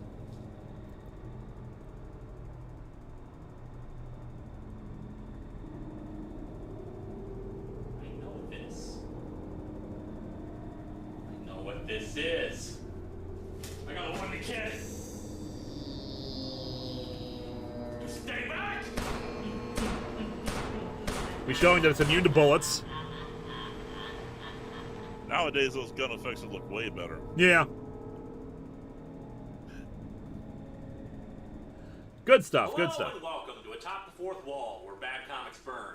You know, after 2 weeks of a dreadful comic, I feel the need to This is more sit setup back, for Gun and look at Sorcery something for that me being an people asshole. don't pay attention to. Comic book advertisements. Hold it right there. The Nostalgia Critic at the time had a character called Douchey McNitpick. Occasionally Doug would do videos where he was pointing out past mistakes he made, but he still kind of had to be an asshole about it by creating the character of Douchey McNitpick to be like, whine about minor errors in his videos. And since I decided I would do the same idea, where I would I would do mistake videos because, it's important to be a little bit humble and recognize, oops, I made big errors in my videos. Hence why every few years we do another one of those, which we'll be doing again for this year. Although I don't think I have a good collection of mistakes. I probably will put out a call in the next couple of months asking, hey, what are some mistakes that I haven't mentioned before that might make for good things to talk about in the video? So in this case, go ahead. I was about to point out, Larry Lester says Douchey McNitpick is now in charge of plot hole pointing out mistakes. I was about to say, yeah, that's when the character was retired, if I remember correctly. Yep. And in this case, I decided to do a. Excuse me. Doug had success doing his commercial specials, so I was like, you know what? There's a lot of ads in comic books. Why don't I try to do that? I don't want to just be the fruit pie ads. Let's try a few things out, just like weird advertisements you find in comic books. And I love the freeze frame. Hit that high note. So I'll do a similar video just for comic book advertisements, and it's like, and people are gonna be like, "Did you just rip this off from Doug's video?" I was like, "Yeah, strictly this. I just ripped it off because I wanted to try it." I will say this: Douchey's last line in this segment makes me laugh always. Yeah, but yeah, this was actually intended to be foreshadowing for Gun and Sorcery. I think by this point I had figured out that I was doing Gun and Sorcery, and just Linkara's an asshole. He's growing to be more and more of an asshole because it's a massive. Even if the Douchey McNitpick character wasn't is obnoxious and all that, bringing my spaceship down on him is just an abuse of power. Yeah. It's just wrong. Was this the origin for comic book quickies? Yes, it was. People had mixed reactions to the episode. They loved all the fruit pie talk, but they didn't really care about me making fun of some random comic book ads. Random stuff on there, like advertisements for video game stuff or movie poster stuff or something like that. But they loved making fun of little comic ads that were comics themselves. Hence why I changed this into comic book quickies for the rest. The giant flea market eating flea. Mr. McNitpick, I've been expecting you. You're gonna review comic book ads? Clearly you whipped that off of the Nostalgia Critics commercial special! Yeah, I did. Wait, I am totally ripping off his idea. but aren't you supposed to be all defensive? Nope. I I freely admit it. People saw the commercial specials and wondered if I could do the same thing, but with comic book ads. So I decided to give it a shot. Anything else? You should at least ask him permission to do it. Okay, I'll ask him. Hey, Nostalgia Critic, is it okay if I look at some comic book advertisements? People still read comic books? He says yes. Are we done yet? He didn't say yes, he did. For the record, I wrote all of this, so it's not like Doug was deliberately being insulting there. I wrote that. Vinicius Galat, Vinny, the Cosmic Cube can do anything. Say yes, that means you're not allowed to do it. You don't The Cosmic watch my Cube making show a very sandwich. often, do you? The Cosmic Cube can do anything. Do with my time. Like calling the nostalgia Linkara tearing down Doug Walker's logiclessness in 2011. You look more like Ben's eye. Well, I only bring it up because if you did watch my show, you'd know that I have a spaceship. Ha! You don't have a spaceship. You're just an untalented internet reviewer with the worst voice ever. Oh, how I do love owning a spaceship. Actually, I assume he ad-libbed that line. I can't remember if I wrote that bit or not. Like, oh, sweet Jesus. Ah! I love that line. That's awesome. Doug does have a good scream. I can't fault the man for his screams. No. Doug seems like someone who's great to work with, just not work for. Why can't you look more like Benzai? Actually, very valid. Man, I hope Benzai is doing well. I haven't really been in touch with him in forever. Let's see. What was the other thing? I was gonna say something else. Yeah,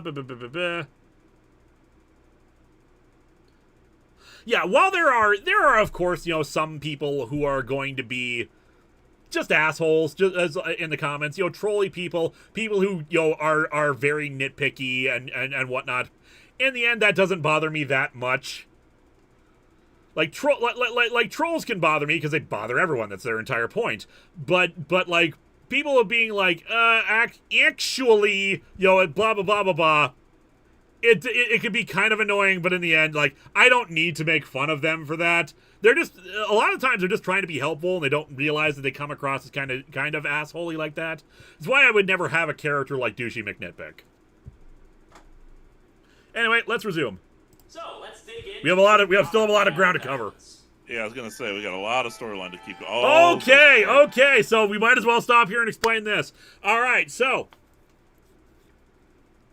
this episode was always scheduled to go up and do that.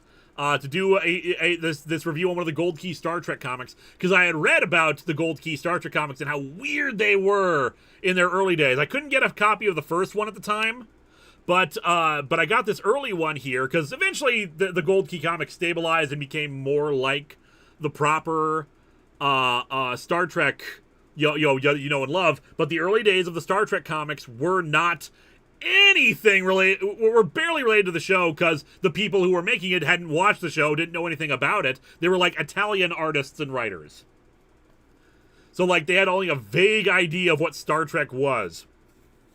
Sorry, But sorry, go ahead. Sorry, go ahead. You go ahead. Danny Fenlon says, how long was the debriefing with Alan after this story arc? A few hours. So with this, when I was reading this, I suddenly got an inspiration. I think I might have come across the costume piece on eBay, the little gold vest that Kirk wore in Mirror Mirror, the Mirror Universe episode of Star Trek. And I was like, oh my god, why don't I do a Mirror Universe episode of Star Trek, of Atop the Fourth Wall? Why don't I have the because Mystery Science Theater 3000 had done their own Mirror Universe episode too, and that was hilarious. Let me do my Mirror Universe episode of Atop the Fourth Wall. I'll incorporate it into the introduction of Nimue, who we'll talk about in a second here. Because again, like I said, I was just buying lots of stuff on eBay because I had the free money to do. I said free money. I had the money to do so. It's like, yeah, I'll just buy some random stuff. I'll make props out of it and stuff like that.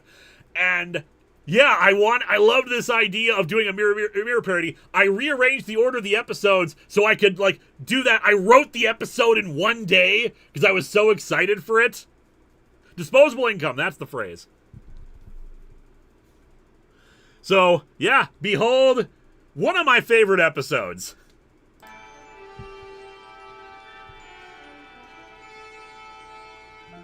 Well, what do you think? That's Hell 9000. No, it's Nimue, the new artificial intelligence for Comicron 1. No, that's Hell 9000. Look, it's just the kit it came with. It'll be fine. Why are you dressed in that thing? Hey, I'm reviewing an old I even put the DS9 model in the background there. What is up with that collar? Okay, I don't know what the hell it is about the goddamn Starfleet uniform that they put, the official costume they put out there, but the collar's way too damn big. You see this in the Angry Video Game Nerd's old Star Trek episode. That thing doesn't fit him properly. It doesn't fit me properly. It does not sit right on the body. It's just really, really big. So I was like, okay, I'm just going to put on a black t-shirt underneath it to try to fill it out. That is odd. And yeah, the introduction of Nimue here, because I had found a HAL 9000 model piece. So I was like, you know what? I'll paint that up and I'll make that the interface. And of course, everyone's going to be like, this thing is going to go evil. And the funny thing is, when we get to Ghost of the Machine, she technically didn't. No, she was. I like to believe she was fighting the whole time. Yeah. Yeah. What, didn't have Kirk's chest? True that. Activate Nimue AI. This unit is now online and will begin accepting commands and programs. Was that the first half of the Windows 95 startup chime?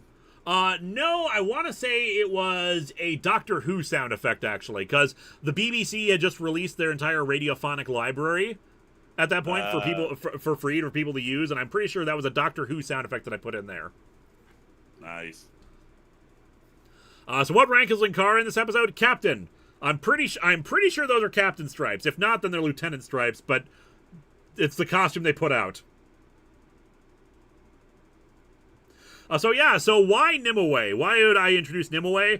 I was a big fan of the webcomic Schlock Mercenary at the time, and a recurring thing that takes place several hundred years in the future, and all the spaceships have artificial intelligences that are in control of their ships. And they interact with the crew, and they have their own personalities, and I thought that would be a fun idea to incorporate into Atop the Fourth Wall, because I have the spaceship, and I could just have another character to interact with that's purely, Nimue's origins be explained. That's what I'm doing right now, Gajiragan. And just purely voiceover to make it easier, especially because the prop lady lives like an hour away, so she could just send me audio files if need be. And that actually ended up being kind of a downfall, because for some reason, sometimes they don't get to me even though she sends them. We don't know why. It's why I've started having Allison, Obscurus Lupa, do the voice instead. Larry, he was an admiral. He got demoted. Exactly. Oh, so that's why you came up with Nimue. Yep.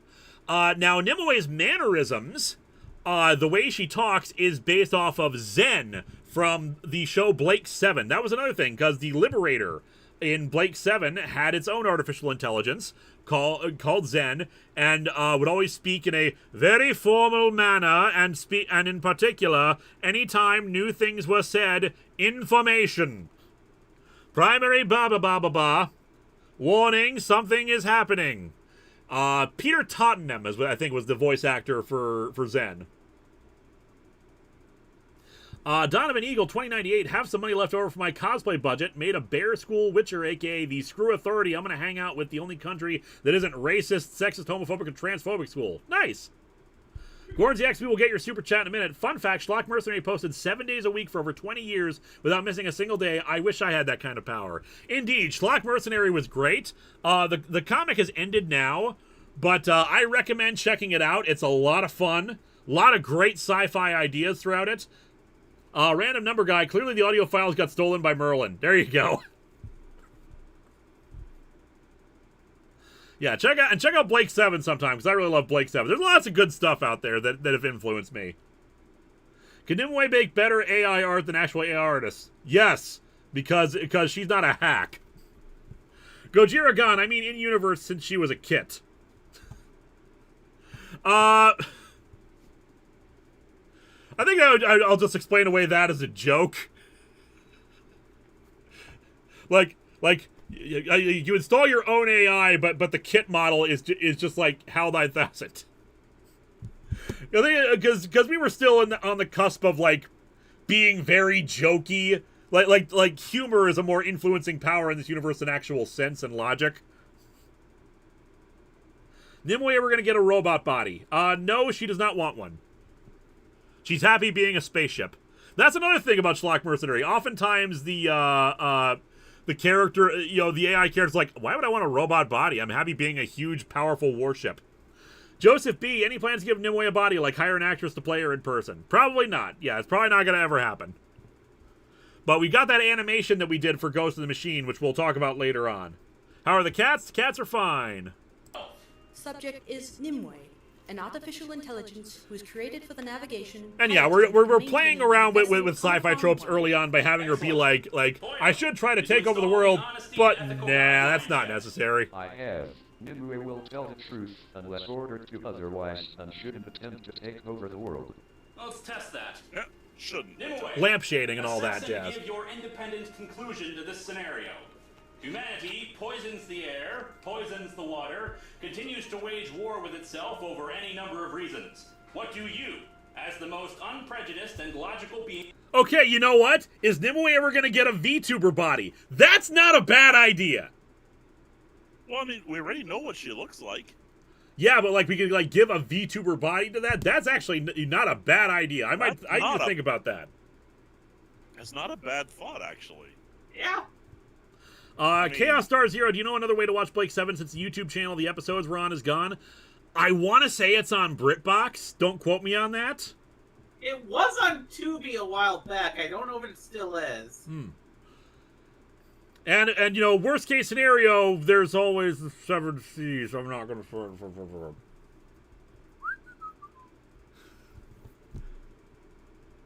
I'm sorry, could you say that more clearly? You broke up.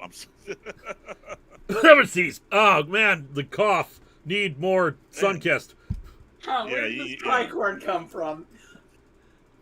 Anyway, T-Elite 555 will get your super chat in a minute. Let's resume. Within range, do. Analyzing. It would seem Like that. This is all just lamp shading. Capabilities of Comicron 1 to assume direct control of the populace and force them to obey for their own good. That's not a good sign. However, such an action would be entirely illogical and ill-advised.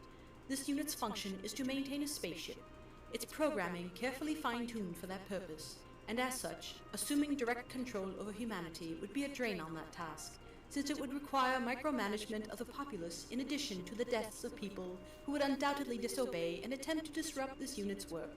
As such, the answer is to maintain orbit and allow humanity to do what it wishes. Or in other words, Nimue, screw them, it's not my problem. Confirmed.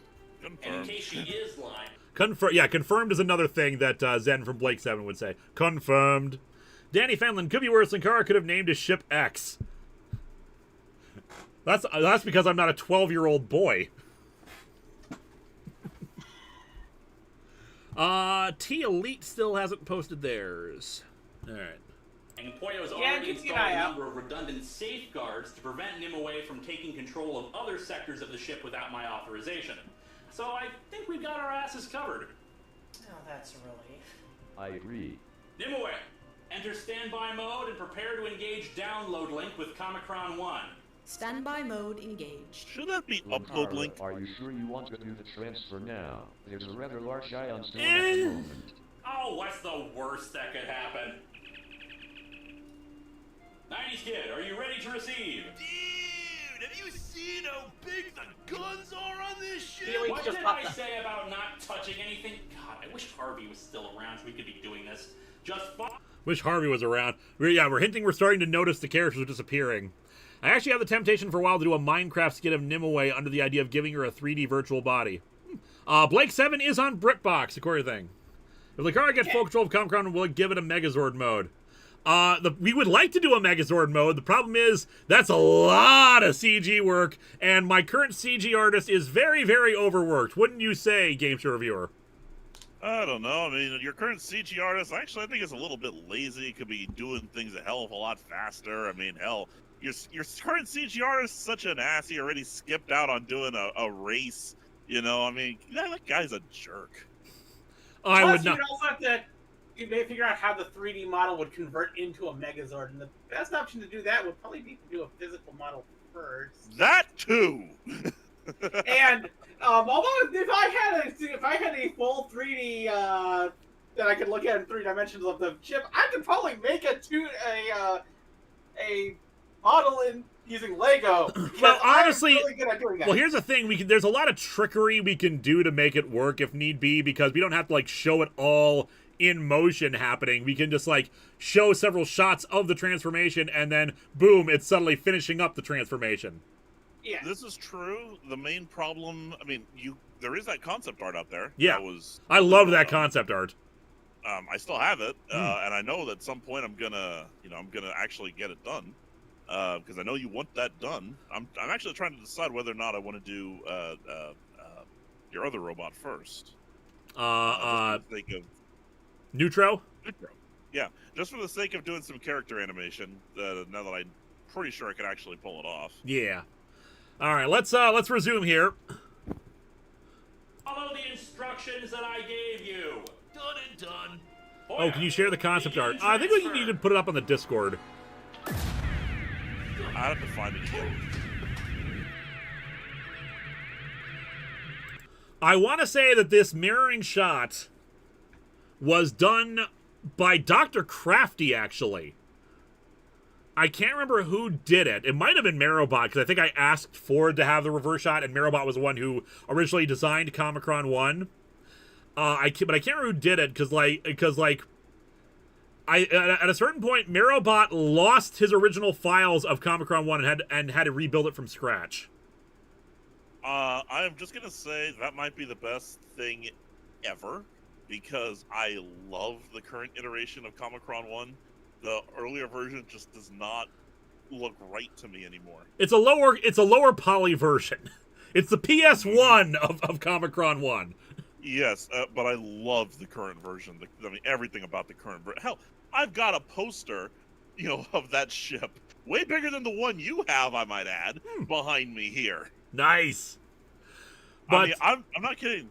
That poster I sent you, I got it printed in 24 by 36. Oh, sweet. In movie poster size. I would have shown you when you came down, but we didn't have a chance. Yeah. But yeah, I think he just took one of the static images he had of it and just flipped it and made it look like that's what was happening, which is very original series style effect work anyway. So I think it kind of works. Oh, absolutely. Yeah, we're now just full into mirror mirror parody stuff here. Right down to almost identical lines.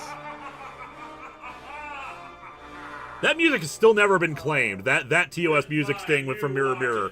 Never been claimed before any time I've used it. I will soon dominate the world with my spaceship. Mr. Poyo, you failed to properly compensate during the ion storm. Your agonizer, please. Captain Linkara. Your agonizer, please.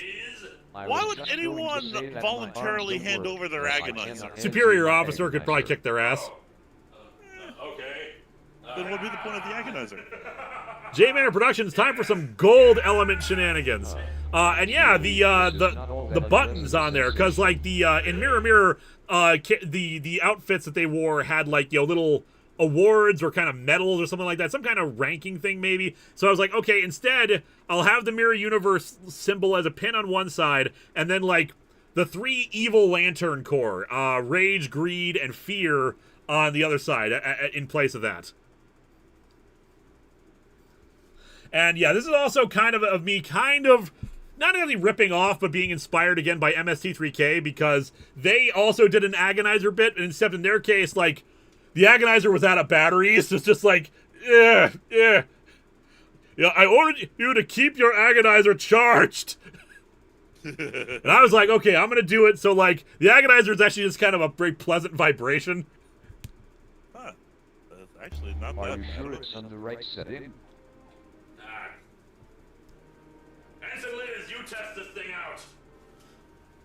That's like fake mustache and beard that lets slap on is what I'm using there. I got it like I don't know. I don't even think it was Spirit Halloween, just like something else. Oh, screw both of you!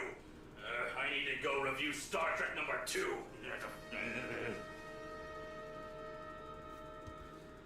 I believe I kept the intro. Yep, and it's a good intro, but I am actually going to have to mute that because I think that has gotten claimed once or twice. All right. The hat that I'm wearing in this, I've never found an equal to the hat that I use for Atop the Fourth Wall. I've never found one as good as it, made of the same material with all the upturned brow. But I've tried over the years to find hats, so this is just like one of the spare hats that I've acquired to try to find a replacement one. The evil intro got claimed, yeah, because it's the same music that was used in the Star Trek Enterprise Mirror Mirror intro. And this was made for Blip, when they didn't care. Would you ever do another Mirror Universe episode? Maybe. And I tried to incorporate, like, evil clips, or me fight, or to, like, show that some events still happen, but not all of them. Did you ever explain where Mirror... Star Trek, I have some business to attend to. What did I never explain? Did you ever explain where Linkara got his ship? Like, clearly an alternate version of Vice encountered their universe, but being more militaristic and being more of a villain, he was able to actually, like, kill Vice and take the ship. Ah. So there's certainly possible that there's other alternate Vices out there. In this case, so, like, certain events certainly happened, but, like, not the same. And Lord Vice and the more known Lord Vice is the one that Linkara took down. He likes Aspar, truly insidious. Infinite parallel universes and all that jazz. It's bound to happen. I'm getting a call from Vega, so I will be right back. Talk amongst yourselves. All right, so you heard him. This is Game Show Reviewer taking over. I have my sidekick here, Eliza. Hello. I love it when he gets called away. No, I don't. But yeah, do you think that the Vice that was defeated by Linkara was a good Lord Vice or another evil Lord Vice? Well, I mean, the Vice that Linkara beat is the Michael Larson episodes. The version of Vice that Linkara beat, came from another universe all on its own. So I mean, it's not out of the realm of possibility that there's multiple evil, multiple evil Vices. Yeah. Actually, I take it back. The best episode of Press Your Luck is the one with the spin battle. I mean, the Michael Larson episodes are good, but it gets very repetitive very fast unless you know what you're looking for. So I'm still gonna say the one with the legendary spin battle between Lori and Kathy. Look it up; it's amazing. Favorite '80s game show of all time? Press Your Luck. Pyramid comes very close. Does Jeopardy count as an '80s game show? Technically, yes, because the version that we are familiar with is an extension, or it's a reboot of the original show that was in the that was in the 70s. Let's see here. Any game shows on now that I like? That's tricky. I rather enjoy The Chase. That can be fun. Yeah, I still love Pyramid. I still love Press Your Luck. Does Mirror GSR review a reality show or review reality show? I almost did myself. I almost did an episode of reality shows. Did you ever watch the Friends episode? I'm guessing you're talking about the one where Joey is on Pyramid. Yes, that's funny as hell. Awesome.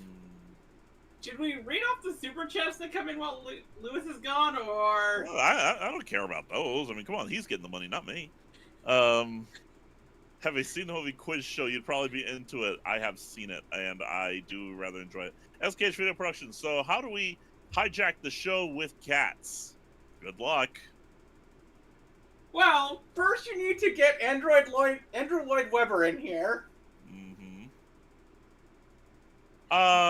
Okay, so even if Linkara walks in at this moment, I'm gonna finish this answer. Did you ever do any more episodes after the big cliffhanger? It seems like you did the one season and basically stopped. Okay, here's the truth. I basically have run out of actual time to do this kind of thing. I mean, I love doing this. I love doing, I love doing, you know, video production. I still love doing visual effects, obviously, but I mean, I'm married now. I gotta, you know, I got my wife to support, hopefully, family one of these days.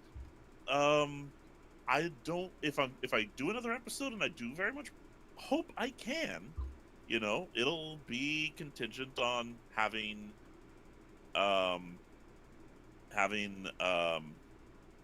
you know, time to do it. Did I review Pop Quiz Hotshot? Yes, I did. Am I familiar with the Tic-Tac-Dough game show with the cringe rapping dragon and knight? I'm familiar with Tic-Tac-Dough. Eek. Do you think panel-style game shows can make a successful comeback? It depends. It depends on what kind of show it is. Like, for instance, I don't think the Gong Show could ever make that kind of a comeback. If you were on a game show, would it bar you from ever reviewing it? God, I hope not. That would really suck. Did I ever see the episode of Wheel of Fortune where the woman gets the entire... Yes! I have got a good feeling about this. Charles R., thoughts on Pat Sajak retiring? Sadness. He was the last of the big three hosts. You know, Pat Sajak, Bob Barker, and Alex Trebek. And of them three, Pat Sajak's the only one on. I have watched Hollywood Squares. Okay, Eliza, I'm going to give this one to you. What is your favorite bizarre Family Feud answer? I hadn't watched Family Feud since I was in, like, college, so...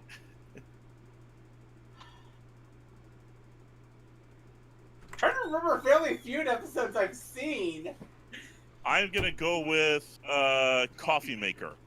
And I believe the question was something like, name something that you have to be careful, or that you have to warm up in a nudist colony, or something like that. What'd I miss? And the answer...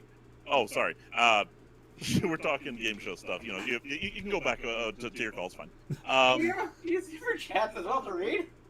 No, in this case, Viga is what's the word? Packing in for the night, going to sleep, wanted to say goodnight to me, so yeah. Oh, that's good. Mm-hmm. If you're going to Otakon, go and see her. She is doing, I can't remember the names of all her panels. She's definitely doing craziest Japanese commercials. That's one that's usually pretty popular. And she always puts on a good show. Fruity Groovy, we will get your super chat in a minute. Any other thing that, any other super chats that I missed? Yeah, I was going to break them up. We have J Manor Productions. We don't get to see his dogs in that universe. We don't get to see his what in this universe? Dogs. Dogs. Nick Del Capo. He's always had dogs. Do you have any plans to review A Voice in the Dark?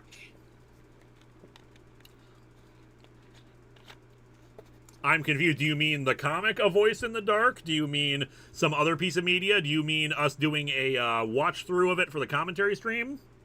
I think they may do a watch-through commentary thing. We might. I have not decided whether or not we're going to do that or not. If I do, I'm probably going to try to invite as many other producers on as possible, though that will be a bit chaotic. Yeah.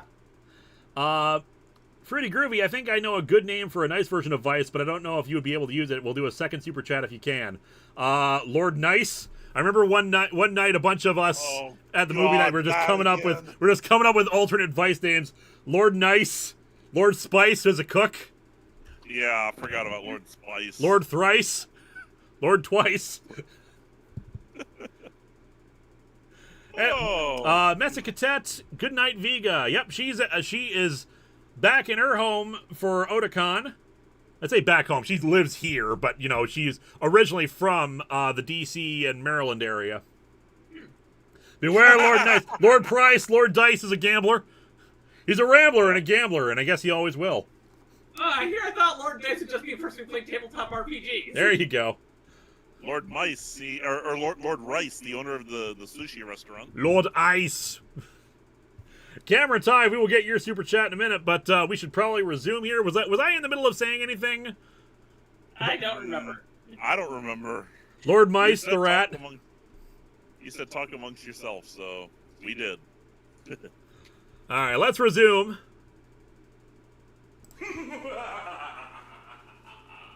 So that's the story, Cleo. Is there any way I can get back to my own universe? I've already called someone who can help. He'll be along shortly. You know, I would have thought in a mirror universe, everybody's personalities would be different, but it seems that Linkara's is the only one that is. He started reviewing bad comic books, thinking that somehow it would help him take over the world. Really, all it's done is made him even crazier. Crazy like a fox! Look, I just want to get back to my own universe. As soon as we figure out how, I'll be on my way, and you can have your Liz back. Oh, but why would I do that? Killing you will be far easier than killing her.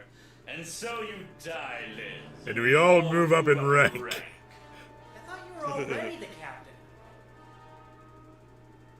Shut up! Prepare to die! Stop right there, you villainous cur! In socks, of course. Dr. Insano! Insano. Oh, Insano. I'm sorry. Dr. Insano, champion of science, hero of the people, and just downright sexy in a lab coat. My vest is far sexier than any lab coat! Live. Your phaser is useless compared to my gun of science!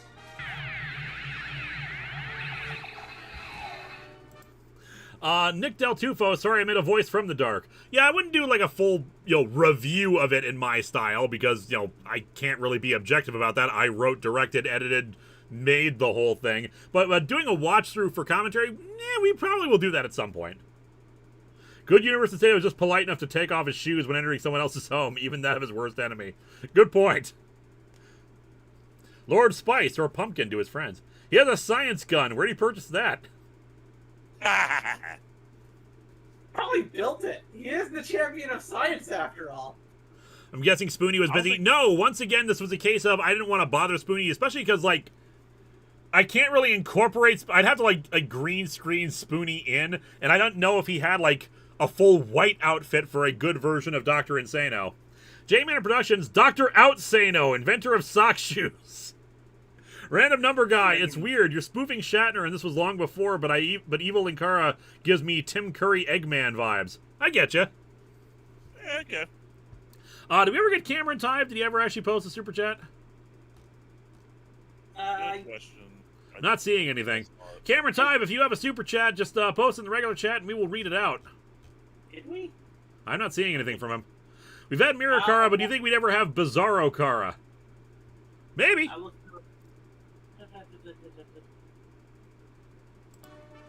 Well, who says this version of Insano's a champion? No, simply stunned. He may be insane, but he doesn't deserve death. Nope, nothing from Cameron Tide yet. Integrity in this universe, Insano. You must return to your own universe. We must have our Liz back. I will operate the controls to return you. You have 3 minutes.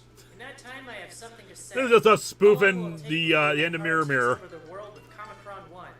Matter of days. But of course, this would set up he has full control over everything, and Cameron Tive's message was retracted, so whatever he said, I can't see now. The world of science with the They said world that of they dark sent it, but magic probably I and guess he gold didn't go bastards. through, so We may overpower him Cameron Tide, if eventually, it didn't go but it will through, take hundreds of years. you can Try a send few it to permutations of it, yeah. Hundreds of try lives are at stake. permutations, if it doesn't go through, Could be killed. message me on worse. Discord. Wearing that vest. Yeah, otherwise, this one is, this is setting the groundwork for what would be the 300th episode. Long before I'd planned to do that, that was an idea I had later on. Lack the access. My science is powerful, but I have no way of getting on board the ship. Poyo, you can help him. Use the ship's teleporter to bring him on board. Sure, I wasn't doing anything this weekend anyway. I love how this first Poyo is just like, whatever, okay. Yourself and the world Lord Lice is itchy. I don't know. I mean, it's a lot of work, and sometimes it's just easier to stun him. It's either that or Linkara destroys the world. Your choice. It is time. In every revolution, there's one man with vision. I think I directed her to specifically be like Shatner there.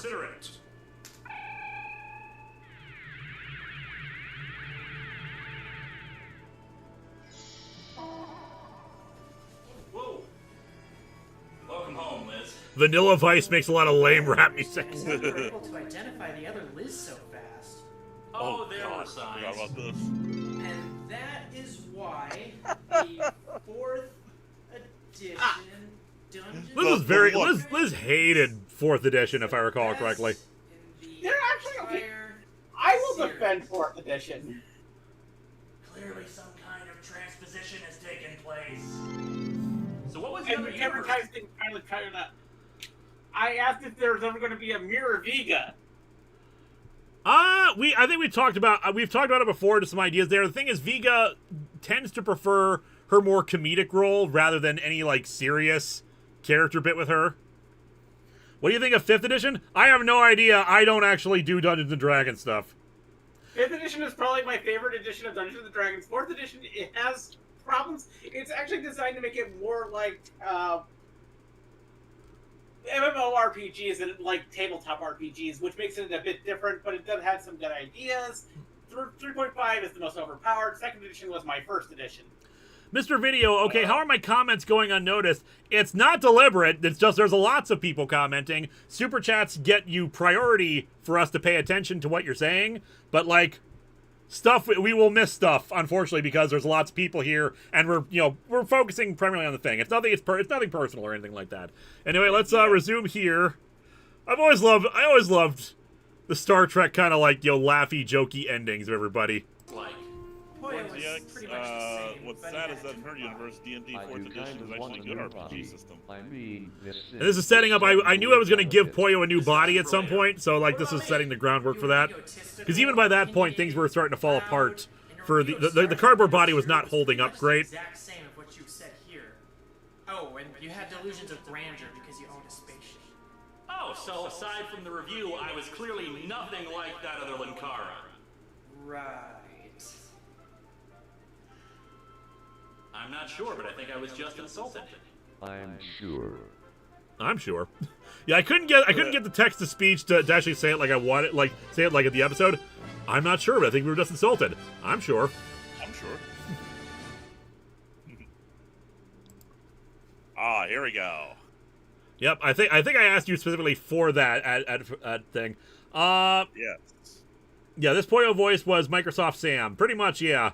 Let's see, and people actually were kind of iffy about this episode. They liked all the Mirror Universe fun with it, but I was worried. But once again, I was worried about the actual review portions being too different from a regular episode. So while I put in a few like, yes, Rob Liefeld and Frank Miller are genius and great 8 people, I think most of it was pretty much just the same kind of review I would normally do. I think people were like, you should have made it like different. Once again, people really want something different than what I'm actually giving them, and yet they're still fans of mine. Did you and Liz ever bury the hatchet? No. Move on. Next thing. I love snarky Poyo. Poyo is very snarky. I can't remember if I got every single one. I think I did. I'm always watching. I missed that one. Yeah, so once again, more of these were just like putting in hints. One of them specifically, because someone asked about this earlier, one of those that I put in was, I'm not that thin. That's because a lot of people at the time were speculating, is the entity Slender Man? Because this was during the height of Slender Man popularity online. I think Marble Hornets was still going strong. And so like people were asking, is it going to turn out that this thing is Slender Man? And so it's like, okay, this is just my way of saying, no, it's not Slender Man. And especially it became a secondary hint because Missing Numbers Pokedex data has him as one of the heaviest Pokemon in the game, like several tons. So like I thought that would be a great way of hinting while also dispelling one of the beliefs of what it was. Messecatet, Evil Vega, Vega the Carpathian, you are like the buzzing of flies to her. Also, someone is commenting, what is that piano music? Because holy crap, you're good at breaking out the creepy piano music. Okay, that's my doing this time. I added the piano music because otherwise you would have just heard a slowed down theme song here. I added in the so-called creepy piano music, which the name is E.T. I think is the actual name of it. It's a royalty-free music track that I got from musicloops.com. Now they've renamed to like royalty-free music loops or something like that. Unfortunately, as is the case with some of these, they still get claimed.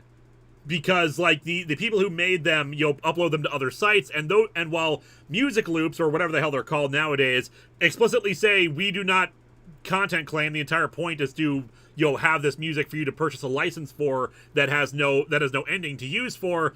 Other people, especially if they take their music off of music loops, are not so nice about it. So sometimes they will get claimed. And I can fight it, and I can just produce the license, but it's a pain in the ass to do that, and I might lose revenue, which is why I've started moving away from using those clips, that music as often, and now I'm using Epidemic Sound, which is kind of free music for me to get, thanks to the fact that I'm a part of Screenwave. They have an account that allows me access to it and to download for free instead of paying for it, which, thank God, considering some music can get expensive. Like, the E.T. track, I think, was about $30 originally when I bought it. I love the name of the song was called Influence. It might have been Influence.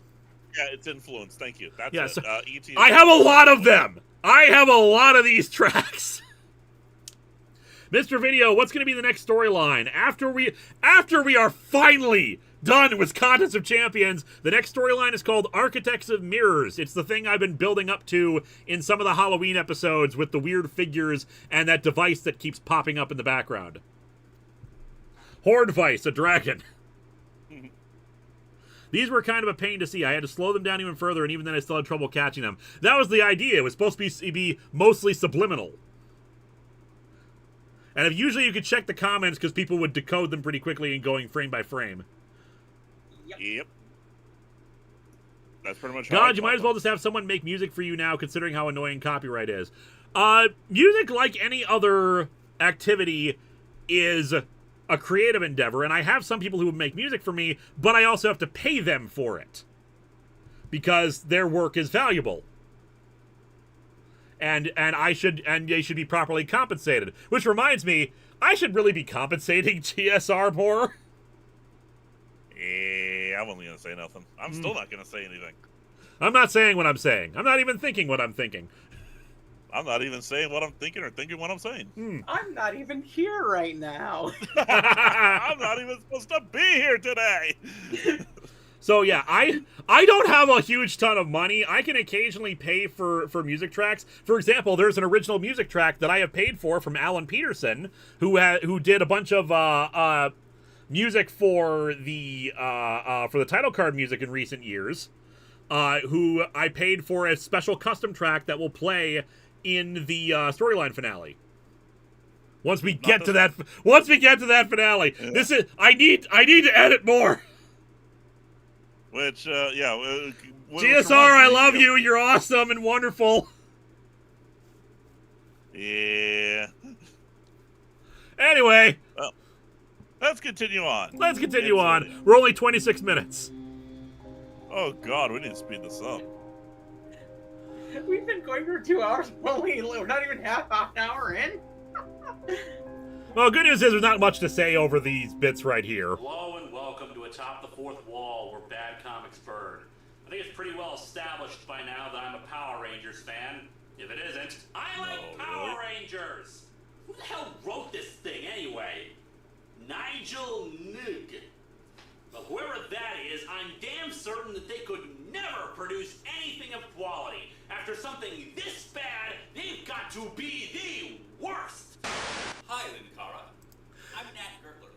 So yeah, I announced I was doing this episode, and someone pointed out to the actual creator of the comic, just like, hey man, would you like to have a bunch of copies of this? And I'd be happy to do a cameo for you. Also known as Nigel Ing. Nat Gertler? Yes? But you don't suck. I know.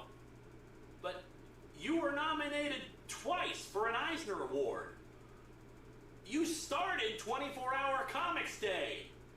You wrote stories for 2 Power Rangers comics. And I also wrote Mightily Murdered Power Ringers for Parody Press. Although that was so long ago. I think it was the 150th episode? Something like At the that. time, I was trying to write a lot of parody comics really quickly, thinking that would Unfortunately, the artist for this comic is also the creator of the webcomic Sinfest, who turns out is a transphobic piece of crap. Oh, don't worry about it. And feel free to So that's destroy depressing. a copy of the comic. Oh, thanks, I will. Oh, now I remember why I haven't read that comic book in over 15 years. I had an ancient Chinese Aztec gypsy mummy put a curse on that book. So, You should have let off with that. maybe you better destroy it before.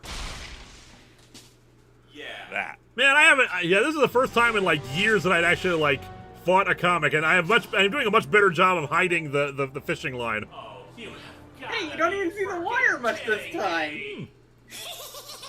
Oh, come on. Didn't we already do the sentient comic book thing way back in Star Trek #1? Time to die now, comic boy!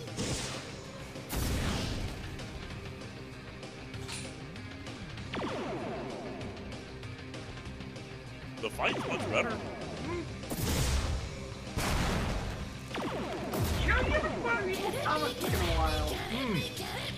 I have better explosion effects for the thing too. And I learned, hey, if there's an explosion, there should be a flash of light. I've always loved that like little. And somehow I could shoot lasers. Comic books are weird, people. How pathetic are you? What are you, 24 and you still like Power Rangers? What loser watches a kid's show all the time? That was over 10 years ago. I was 24 at the time. Oh, Bucko. I feel called out because I try to review cartoons when I have time. Alright, so I'll explain this in a second. It's morphin' time! Dragon Sword! This is you people's fault. So as I mentioned a few times throughout this commentary, I liked to check eBay for stuff, for props, for model stuff, just like stuff that I could like make props into the show. And during my searches, I came across a full Green Ranger costume, and as you can see, and I'm not a thin guy, and this suit was designed for someone who was more heavy set. So like I could actually properly fit that. And so I went to Twitter and asked, guys, this thing is like $800. But it would fit perfectly with me. And I don't know if I should do this or not because it's a lot of money. I had the money to spare back then. I miss having that kind of money to waste. There you go. Everything is worse now. Isn't everyone happy? Nope. Oh. Good year ago. I was 15. Don't blame me. And so, and everyone was like, yes, buy this. Yes, do this. Yes, use it. How many Ranger suits do you own? Technically only one. All the black and red ones you've seen in other videos, those are like cheap-ass Zentai suits that they released for like, as promotional things years ago. They're not very impressive. This is an actually properly made suit. With like, you know, custom gloves, the custom shield. I still have this thing. I don't wear it very often. I was actually about to say, do you still fit in the thing? Yep. Turn around and show us the tush, then we'll judge if it was a bad decision or not. and I did have to get a different helmet because the helmet it came with was too small for my head. But yeah, I got it and I was like, okay, I got it. Yeah, $800. What? Yeah, that's the other thing. It was a steal because most of those suits go for like $2,000. I would like to say that I wasn't to blame because while I was already involved in the fandom, I was not on Twitter until 2012. Cut to Lewis writing a letter to the U.S. government trying to explain why an $800 Green Ranger suit is totally a legitimate business expense. I don't have to write a letter. It's in the show where I make my money. It is therefore a business expense. That is all the justification I need. I would love to do that for the cats, but unfortunately the cats it doesn't work for the cats. Ah, darn. I have never had a Twitter. But yeah, $2,000. Yeah, because these things are custom. They are entirely made from scratch from custom designers who like have to invest a lot of time and material to make these things. I mean, bear in mind, just on this suit alone, you got the helmet, you've got the shield, you've got the little armbands, you've got the gauntlets, you've got the gloves, you've got the entire polyester suit, which has to fit certain body proportions, and especially on bigger guys like me, you'll have to fit a heavier set person, so it requires more material. Is it an Aniki suit? I do not recall whose suit it is. I want to say it's an Aniki suit, and the boots too. So do not take my word for it. I do not know who made the suit originally, but yeah, there are some people who are like known for making their stuff, who like make it like legit businesses. So like Aniki is one of them. I recall from back when I hung out on Ranger Board. Yeah, I look pretty decent in it, mostly because again, it's a suit that actually fits me pretty well. But still, I am still a heavyset guy, and you can tell. And I made a point of it in the episode. It doesn't matter, you know, if I'm fat or if I look or if I look good or bad in it. I could be in a clown suit as long as I'm kicking your ass. That's the important thing. Yep. Let's actually watch that part. You look ridiculous, you fat piece of crap! Oh, it's true. I'm overweight and I look silly in this. But the thing is that I could have morphed into a friggin' clown and not cared. Because the only thing that matters is that while I'm dressed like this, I'm gonna kick your ass. I'm actually gonna have to reduce the volume here because of copyrighted music. I use Power Rangers music here. Yeah. This is always the great thing. I have to like try to make it convincing that I'm. Oh yeah, it came with a dagger too. It was just another prop dagger, nothing too fancy, but it's good for like having it in the cosplay. It came with a scabbard with a little holster for the dagger. So I think this is a different custom dagger I used for this because it looked better than the one that came with the suit.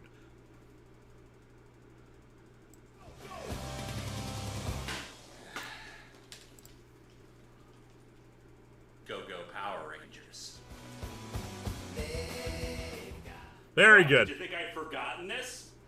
I'm a man! I punched the entity. There's a message there, and I missed it. Yeah, I can't remember what it was. However, I refuse to allow this thing against clowns to continue unchecked. Oh yeah, the introduction of Bafo. Clowns are only trying to make people experience joy and happiness, and I'm a proponent of making people happy. As such, I'd like to introduce a new character to atop the fourth wall. There is no deep story behind the creation of Bafo. It's exactly this. It's exactly as explained it. I'm sick and tired of clowns getting a bad rap in media. Clowns are just dudes trying to make people happy and laugh and all that jazz. And media keeps depicting them as scary or awful or evil. And I just want a happy, positive clown character. So, enter your tax guy. Your tax guy. Dignified, content, and above all else, The jacket came from my brother, who I think bought it to convert it into a cosplay. I think it was originally like a Willy Wonka jacket or something like that. Hi, Bafo. Bafo is brought in and then immediately taken by the entity. Is Bafo still around? It's been a while. Yeah, it's just, I don't have a lot of uses for clowns sometimes in comics. Not to mention, he was a jukebox for a while. He was a jukebox for a while. I love how people are remembering that. Do you like Killer Clowns from Outer Space? Yes, I do. Great movie. Clown accountant, nom nom nom nom. Sorry, some people see clowns as scary. Yeah, I don't mind that. I get it. But like so much media has negative depictions of clowns, we don't have enough positive clown representation. Yeah. He's busy doing people's taxes. Exactly. Now, the entity really needed to do his taxes. and Dr. Linksano have been gone for even longer. Maybe he's just This is us putting the pieces together. I called his manager. Harvey hasn't called him or told anyone else that he was taking any time off. Do you think it's the entity? Yeah, but it's worse than that. Nimue, tell them what you told me. Information. The Earth's human population has been decreasing steadily over the last several months. Almost 1/6 of that population is no longer registering on my sensors. That's like 1 billion people. How in the hell has nobody even noticed that? Based on transmission... Now, admittedly, as people pointed out, I think people would notice 1 billion people being gone. Yes, but there's still another 6 or 7 billion people out there, too. True. And again, this admittedly is probably just me not getting the math, because as people point out, $1 billion is a lot. Like we think of $1 million as a lot, and it's not compared to $1 billion. $1 billion really, really, really is a lot.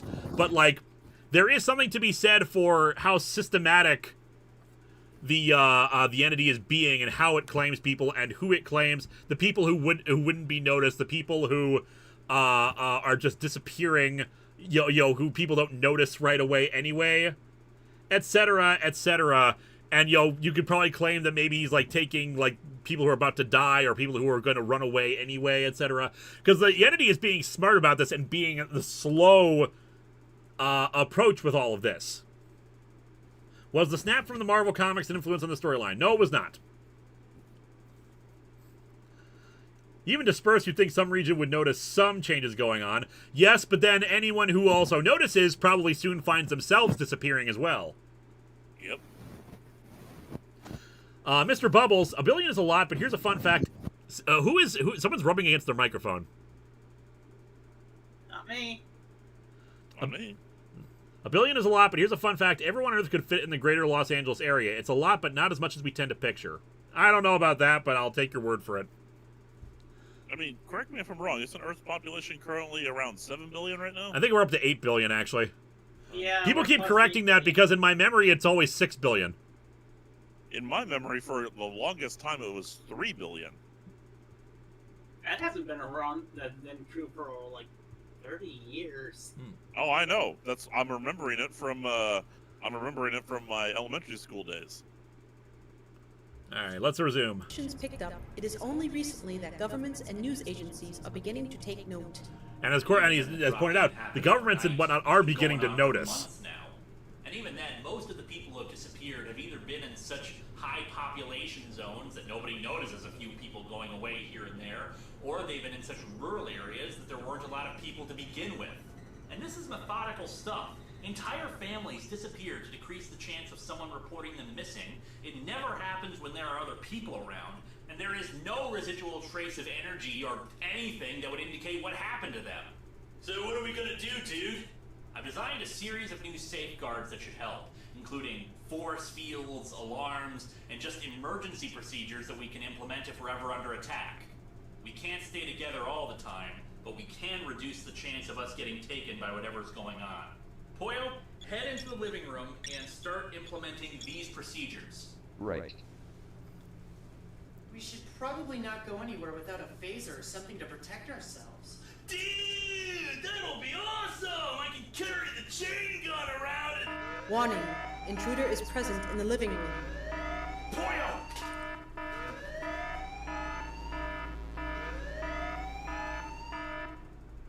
And as people are starting to point out, and you sent Poyo in alone? Listen, it's just the next room.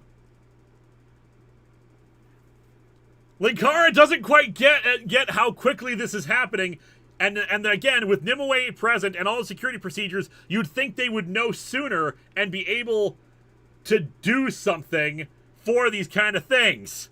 He didn't think, oh, he's 5 feet that in the other direction, that this is suddenly going to happen. You tend to always feel safe inside your own home. Exactly. Like, we are in the apartment, which should be the safest place on Earth, and all this is happening. Mm-hmm. But even not including the fact that the place is protected with magical spells up the wazoo and Comicron 1, it's still your home. And that's also what's supposed to be making this so terrifying, that it's happening that close, and they can't do anything about it. Yep. Also, we point out how Linkara unknowingly told the entity his entire plan. Honestly, it's not like his plan was going to do anything anyway. Why do you think the entity was nodding? Can the entity more easily take living things? Why even consume earthlings when it could be more easily consume asteroids or something? It's not doing it out of a desire for, like, sustenance or anything like that. It's trying to be... It thinks it's the perfect, the most beautiful, most perfect thing in the universe, and thus it wants to bring everyone into its perfection. All other beings are less than me, are inferior, so it's kind of like the Borg. By assimilating other races, we're bringing them closer to perfection.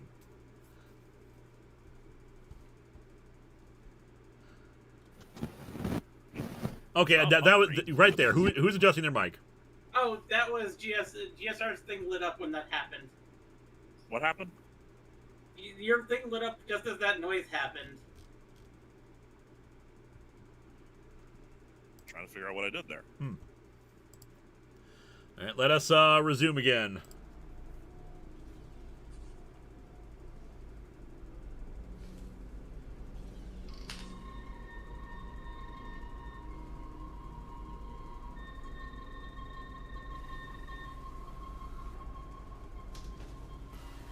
It also shows how much Linkara's arrogance was showing. He was so convinced he could outsmart and be better than his new enemy. I'm Indeed. detecting a residual particle trace, but what?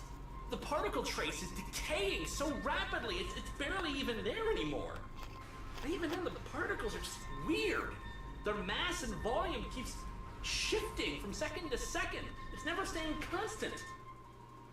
Linkara, I think you're missing the bigger point here. Poyo is gone. Doctor Who music. He's gone.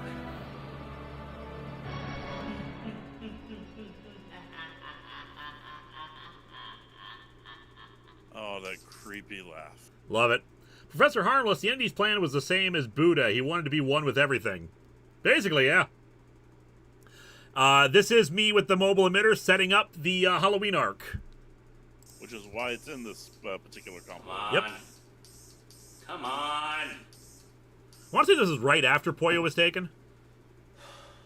Hello and welcome to Atop the Fourth Wall, where bad comics burn. You know, computer technology has advanced considerably in the last several decades, going leaps and bounds in a single lifetime. Also, Radio Shack commercial for some reason. Why did you include this? Oh, because of the entity glitching. There's a message, and it's probably the most obvious message there is. The thing is, I didn't need to include the whole damn. Bad GSR, bad. Listen, it's Radio Shack. It's important. We gotta know how inexpensive computers used to be. Hey, look, that's 4K. That sucker's in 4K. Yeah, the idea with all these is I wanted the static to get progressively worse and more noticeable until we finally had that complete disruption of the end credits that we had in the Street Fighter review. Enter roll in. Snowflame has finally appeared in Harley Quinn Season 4. Snowflame feels no pain. Indeed. Remember, the new Tandy computer, only $5.99. Overall, I don't think it's I need to get to my local Radio Shack. Suggests. Oh, here we go. This is only the first issue. We'll look at the others somewhere down the line. I still haven't reviewed the other two Malibu Street Fighter comics.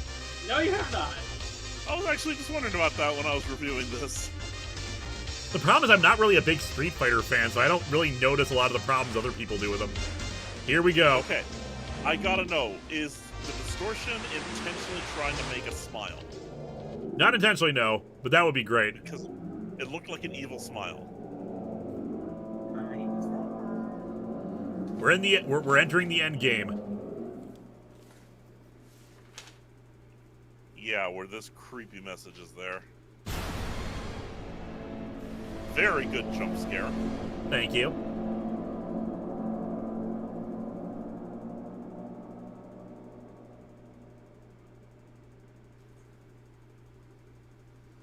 Oh, it is on now! Congratulations on having 3 endings, by the way. Now there was some criticism of that of that third ending there, because a lot of people felt like it took away from the horror of the situation by having that that determination and whatnot.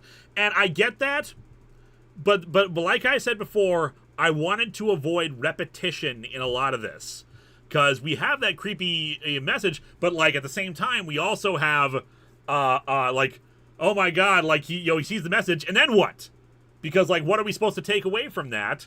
It's creepy, right. But it doesn't say anything. It doesn't inform what the next part of the story is, and that leads us into, because this is right before the Halloween episodes and the end game of the arc. So it's like, okay, Linkara has a plan. Yeah, let's you'll get the audience pumped. What is his plan? What's he gonna do? It's on now. Get the audience excited. But I get what they're saying about why it takes away from the horror of the situation. I just wanted to make sure that like it wasn't just like, okay, another creepy thing happening. Actually advance things. I kind of viewed it as like when Bruce Campbell finally stands up to the Deadites. Honestly, my only complaint was the face you made at the end was awkward. The delivery itself was good, but you can tell better. You can tell you got better physical acting over time. It's supposed to be like a angry and determined face. It's like horror and then, admittedly, it's kind of AVGN like unhappy frown. Thank you. That's what it reminded me of. I couldn't think of it. James Rolfe and I both have very flexible faces. For me, it kind of just always reminded me of Bruce Campbell in The Evil Dead 3: Army of Darkness. No, I get what you're saying. Where it's like, we're gonna turn the tables and fight against the evil. Yeah. Groovy. Entity. I see you, Linkara. It looks like a pooping face. I'm sorry, it does. Fair enough. I can't really argue against that. In universe, why does the entity save Linkara for last? He explains it. Basically, it's his thanks for defeating Vice. It's his way of saying thank you. That's why he saves him for last. Okay, people, this has to stop. I can't spend every October complaining about crappy Silent Hill comics. I think it gets a little boring after a while, since it keeps boiling down to the same problem again and again. Scott C. Ensign doesn't know jack about Silent Hill. GSR, you're adjusting your microphone again. There are still 2 more of these to go, people. It's making noises though. Actually pull something interesting out of his ass. Well, tune in next week to find out. Here it comes. Yep.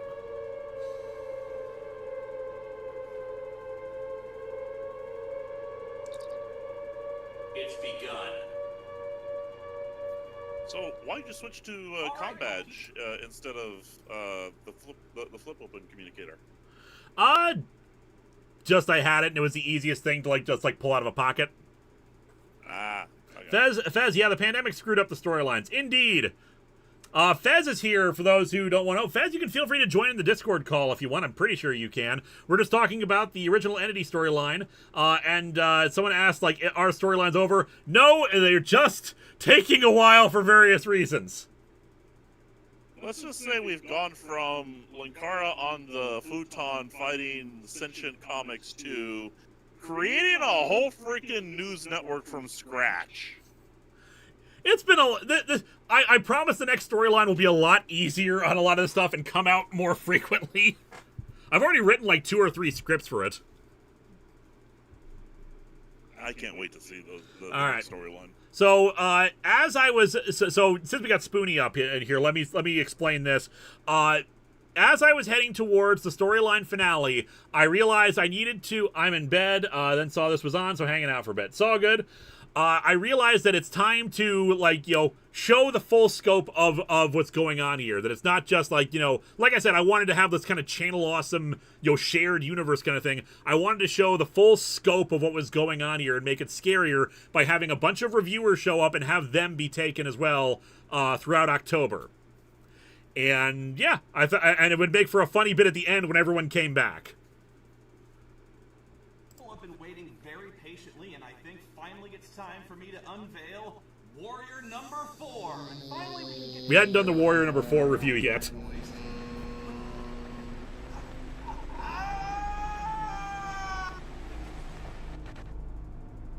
Oh, very nice with the comic falling.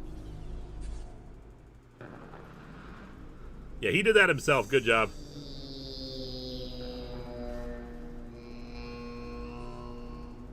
It's you. But that just isn't possible. There's no way you can be. And hinting with the with her saying, starting to say missing number. So here we are.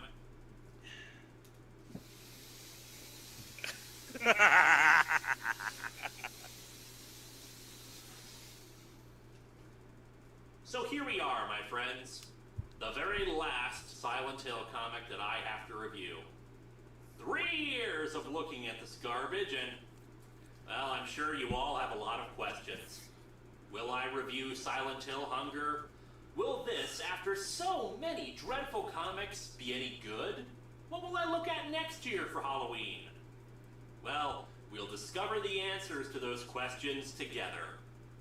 Right now. And I'm sure you're all wondering which of these... The answer was, yes, I would review Silent Hill Hunger years and years later.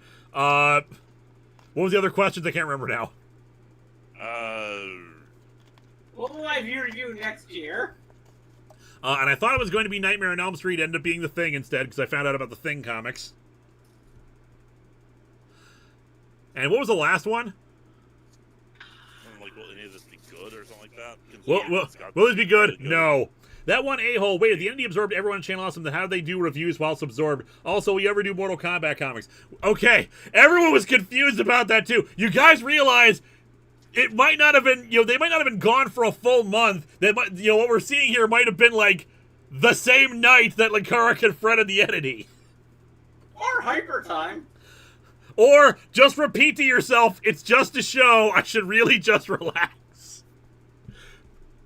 But fair enough, I get what you're saying, but like, comic book time, they probably weren't gone for that long. Would the comic be good? Yeah. Alright, resume. Is the worst. Or in fact, what's the worst out of all of the Silent And we made a joke about it in the end, because yeah, I figured I'd lampshade all the people asking about it. They all suck. Read Silent Hill Sinner's Reward. I haven't read anything of Silent Hill Past Life except the first issue, but it's gotta be Past Life was this. okay. Not great, but not great, but not awful. Stupid Silent Hill comics anymore. I gotta step away briefly, but go ahead and continue without me. Really? You're doing this thing again? It's not like you're gonna be able to top last year. Ugh. There's always the fear, I've talked about this before, there's always the fear of not being able to top what you did before. Of not being, because each sequel you make has to be bigger, more impressive. And of course, there was no way in hell I was going to top the dramatic elements of the Story of Magic mini arc. So in this case, I was like, okay, we're just going to go back to being fun. And we're gonna have some fun with some Silent Hill stuff I haven't made jokes about before, and I will do more, and I'll just continue on from that and tie it back into the Entity arc and explain away stuff.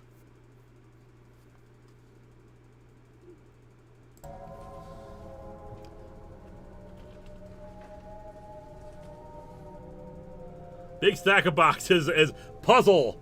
The boxes of our souls are Myers in the Silent Hill bag. puzzles The that don't bright make and any the sense. brown are your friends, and the rainbow of the People make popcorn fun will of show Pink the light of Quest. truth. Love We are all Yeah. boxed in, all part of... Okay, boxes, since obviously pushing you out of the way is not going to work, I mean, why would it? You are just going to topple over and go away for me. And if you don't, I'm just going to step over your ashes. Yeah, James Sunderland didn't have a magic gun to wipe out stuff. Thank you. I'm glad we could... I do love the idea that maybe that Whatley deliberately sets all this up. And is just mad when I bypass it. How dare you bypass my traps? This one we're not giving you. You will not be allowed to leave until you solve this puzzle. Gather an item from a forest, a city, and from hell, then the door will open. And how am I supposed to gather items like that if I can't leave?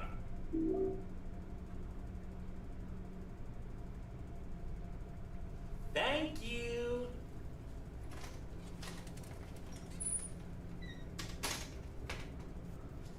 And back to my parents' house. Okay, this is freaky. This is where I used to live. That one a-hole. We ever do Resident Evil comics for Halloween? Probably not, because I'm not really a huge Resident Evil fan. But maybe, I probably will do them for, like, long box at some point, but I don't think I could do it. Like, I always like to have the Halloween theme months to be around a franchise that I'm really into. George Burns, kill him! With what? One of my favorite gags. By this point, my parents had redone their living room and replaced the couch.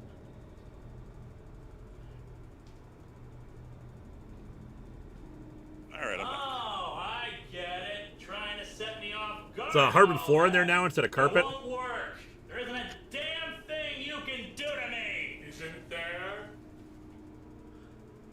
Of course. Hello, First appearance of my dad is Whatley. I presume. I am the last of the Whatleys, the founders of science. That is Will as the other Pyramid Head. I am the Pyramid Head. I'm the Pyramid Head on the right. Will is the Pyramid Head on the left. And also, Pretty Groovy's super chat finally came in. Wanted to say thank you, Lewis, because I was able to brainstorm a long box bumper idea while this was playing in the background. Thank you so much. I look forward to seeing it. Also, I just want to point out that in the Lovecraftian books, it's actually pronounced Waitley. Yeah, but at this point, I'm too far down the rabbit hole to change it now. Yeah. Not to mention, at this point, you basically adopted this character, so... Yeah. No, you aren't. You're a shoehorned-in character from a crappy horror comic written by someone who has no idea what makes Silent Hill frightening. I have reality, Linkara, and so does my god. The Order has spent a great deal of time on you, Linkara, trying to destroy you for denying our words. The dying inside, the dead alive, the grinning man who paints it black among the damned. We created a grand weapon. We enslaved the Red Executioner, and we will spread the gospel Consistently through comic. you. I assume you pronounce it Whatley because You his certainly existence have a makes you lot go, to answer what? for, don't you? Hooley, Wiley, Wenley, and Warely. And spread the word of our God. The entity. And yep, tying it back around again to make it so that the cult that created the magic gun was also worshippers of the entity. The Order worships it. You were meant to possess. So Whatley looks just like future Linkara. I don't know what you're talking about. That's not the same actor at all. How do we doodly? The Conqueror and the robotic effigy had goals that coincided with our own. And him admitting that he worked with Mechakara to try to do all the psychological stuff from the Vice arc. Them accept their fate. The beast is already here and has been growing for some time. A piece of the world has already been consumed. And if I just decide to shoot your ass and go on my merry way? You cannot escape your destiny. Resistance is futile. You know what your problem is, Whatley? Then we had, and then I had Will switch into the other shirt to try to, honestly, I should have just had Will be on the other side. I, on the other hand, find whole new ways to be innovative. So like before, you can see the strap on the side there. Yeah, so like I keep saying, I keep buying stuff off of eBay during this time, and I bought a batleth. It's made of metal, it's made of aluminum. It's only 5 pounds. It's actually very, very lightweight, but it's still, it's not like, super sharp or anything, but you can still, like, poke someone and injure someone with it. Yeah. Did Vice know they worshipped the entity? Would he kill them out of spite once Linkara was defeated? No, because this was Mechakara's plan. So he didn't know that detail about them.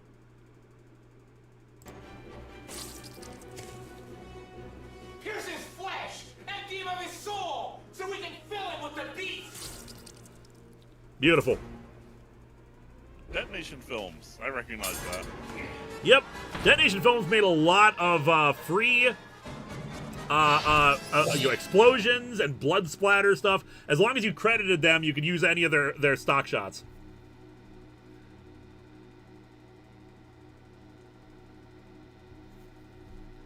So I'm going to explain this special effect here because while you obviously know that, like, this is just masked out, like, it's 2 separate shots that I've incorporated together and made it look like it was one.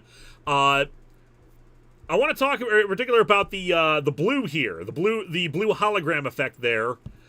This was me taking inspiration from the Star Trek Next Generation DVDs that had a lot of that talked about how like they did the transporter effects, stuff like that. Hey, Fez. Hello. So, like, they talked about how they did the transporter effects and the DVD extras for Star Trek Next Generation, and they explained that they had, that they would, like, use, like, several things, like glitter in water and you know, spin it around. Sometimes they would use, like, an actual shot of the sun to create, and just, like recolor it and redo things. So, in this case, this is actually a shot of Earth's sun that's been shifted really, really blue, like SF Debris' old logo, and just like, you know, put in there to add like little sparkly effect on it. Sweet. Now I will resume the thing. I'm dying. Oh. That one a-hole. You have no honor, Whitley. Oh, woe is me. I am dead. Blarg. Blarg. The effect, yeah, the masking wasn't great on a few of the bits there, but I was kind of in a rush job at that point. You got me. Yeah, because I need to pull out a thing from the pocket. It was easier to do the comm badge as opposed to the flip open one. It reminds me of one of the old Spoony videos where he gets stabbed by a gun blade. He's like, "What does the gun part do? That's so stupid." Turning your volume down just a little bit, Fez. Sorry, but yeah, that's similar thing with that. And you can just like sometimes we're still amateurs at this. At least I am, and Spoony was as when we were trying to do some of these effects. Mr. Video, you ever played Friday the 13th the game? No, I have not. So and the props we have here, the phaser rifles, those were, again, I bought a bunch of stuff on eBay, and I remember making the phaser rifles the night before and gluing them together and painting them and trying to get them right. If you actually look closely at them, they were kind of garbage. They look a lot better on screen here. What I also recall from this story, I pissed Liz off during the filming of this because I didn't plan out the shots very well. What was supposed to happen with a lot of this, she ended up sitting for like long periods of time with nothing to do because she's only in this one shot here, but like it's unavoidable. But she got really mad when like I still had more stuff to film after we had finished off her stuff, and so like she went off. So and like she was very upset with me because I didn't like plan out because she didn't have a lot to do during a lot of this. But that's my fault for that. But in the end, it's just going to happen a lot of the time where a lot of filming is just sitting around doing nothing. More like a Top the Fourth Wall storyline, but take a shot every time you see something that Linkara bought off of eBay. Don't you miss having money like that? I miss having that kind of money. Now I can just 3D print my own stuff. There you go. I'm still waiting for you to 3D print that first contact phaser rifle. See, now the first contact phaser rifle, that came mostly, not complete, but like only in 2 pieces. I gave that to the prop lady, and she made it and painted it. It's heavy as all hell. Is Iron Liz canonically one of the hooded ones? If you mean the cloaks from Suburban Nights, I don't think so. Anyway, let us resume.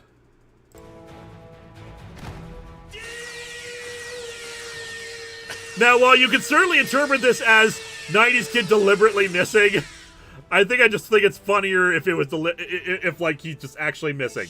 Well, I mean, he's in character. The air's not attacking us. The air's not attacking us. Worry about that later. Whitley, I presume. What? What is this? Oh, you probably mean this. It's called a mobile emitter. It's from Star Trek Voyager. It allows a hologram to walk around outside of a holodeck. In this case, a hologram of me. Hello, Linkara. Hello, Linkara. How are you doing? Oh my God, Whitley's vanished. Would you like to explain, or shall I? Oh, you do it. You do it so well. Thank you. That sequence right there is inspired by a Doctor Who episode, The Pirate Planet, where the Doctor creates the Fourth Doctor creates a projection hologram of himself. He's like, "Hello, Doctor. Hello, Doctor. How are you doing? Oh, terribly well." Love that bit, but unfortunately, yeah. because of the need to like have like 2 separate shots, I didn't want to have my dad as Whatley in the background there, because if he was there, it might screw up however I masked it. So obviously he's just gone from that shot. GTSG, first contact phaser rifle, favorite phaser rifle, you and me both. It's a great phaser rifle. I love that design. Pirate Planet is one of my favorite Doctor Who episodes. It's a great one. Douglas Adams humor, gotta love it. Indeed. Now, Fez, remind me, were you watching me at the time? The end of time of what? Of the show during this time, of Atop the Fourth Wall during this. Are we talking Doctor Who? No, I mean the Entity arc. What we're watching right here. Oh no! I just came in just a little bit ago. I was just laying in bed and I just noticed that you guys were live, and I just hopped in. I'm now watching the YouTube on my Switch and on Discord on my phone. No, I was asking if you watched my show at the time when this originally came out. Oh, I had been watching for a while, I think. Do you have any reactions to this? Do you remember like watching this for the first time or anything like that? Well, here's the thing. I'm pretty sure that hollow emitter was something that there's some continuity errors with that in the past. So I remember watching from before that, and oh man, I don't remember a whole lot. That's the whole problem. That's why I like these compilation storyline things that you've been doing. I get you. I think Fez is tired. I think Fez is tired, according to that. Yeah, that's probably the case. You said you were in bed. All right, I'm completely confused about the mobile emitter because I still haven't watched Voyager, so. And that's fine for people who didn't know anything about Star Trek Voyager. It was like a weird thing that like what's that thing on his arm? And then like when we actually get the explanation for this episode, it's like I explain away what it is. It's like that this is not really Linkara, it's just a hologram of him. And that it'd make more sense. It'd be easier for everybody else if you just had a big H on your forehead. I would have gotten that one. That is true if I had gone the Red Dwarf route. All right, let's resume. 2 years in a row, Linkara has reviewed Silent Hill comics, and 2 years in a row, crappy Silent Hill stuff happened to him. Did you think he wouldn't notice the pattern? And I suspected with the last Silent Hill comics that I had to review that I'd have to deal with this crap again. So, for the last 3 weeks, I've had Hollow Linkara here doing the reviews while I've been up above in Comic-Con 1. Not a fun prospect, I admit, but we muddle through somehow. The emergency reviewing hologram. Everything went down, and when the time was right, I come down here, guns blazing. And I'm sure that he'll only be used for good from this point. Indeed, I see nothing wrong with going forward with this. Yes, horrible pain and suffering. You shall rule the world. We'll get to that in a second. But what did Linkara do for 3 weeks? He just hung out on the ship. How do you use the pen to play Pokemon? You are a creature. And if you recall correctly, I tamed your ill the original Pyramid Head got destroyed by Vice, so now we got to get a replacement one. Yep. This was a CGI Pokeball that I made in 3D Studio Max. Yes. You've done a better job of it since then, GSR.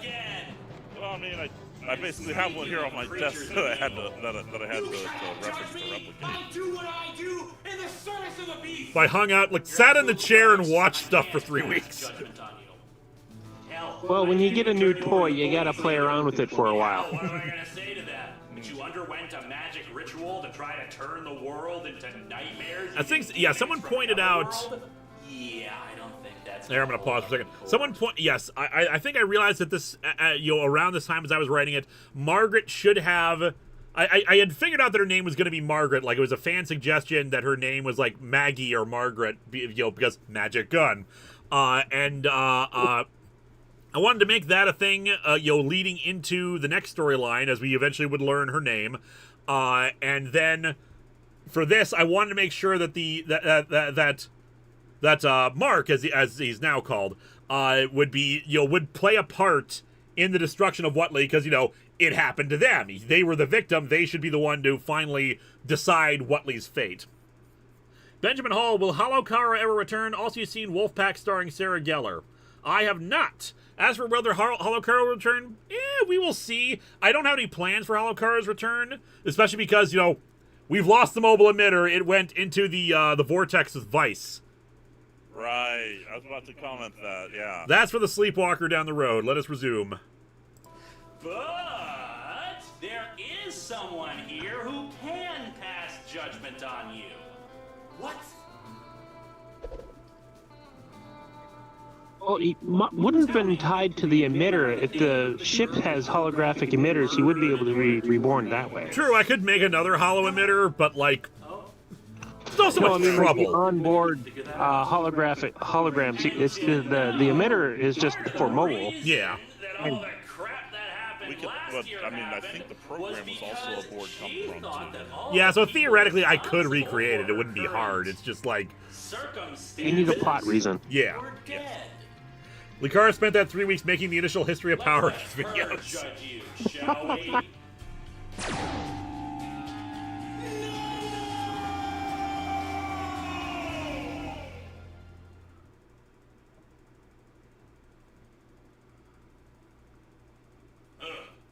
I was hoping for a bigger explosion. I didn't ask for a critique. So it's over? Yeah, I think it's... It ain't over. No. This was only the beginning. We're in the end game of the arc. The final two episodes. Hey, Sad Panda. Yes, Benzo? More comedic I abduction. just wanted to check in and see if you are okay. It seems that half of France's population has vanished in the past few days. I wouldn't worry. It's certainly not some kind of demonic god from another dimension come to consume us all. So forget about it. How oddly specific. Well, that was oddly specific. But anyway, I just wanted to check in and see if you are... Well, motherfucker.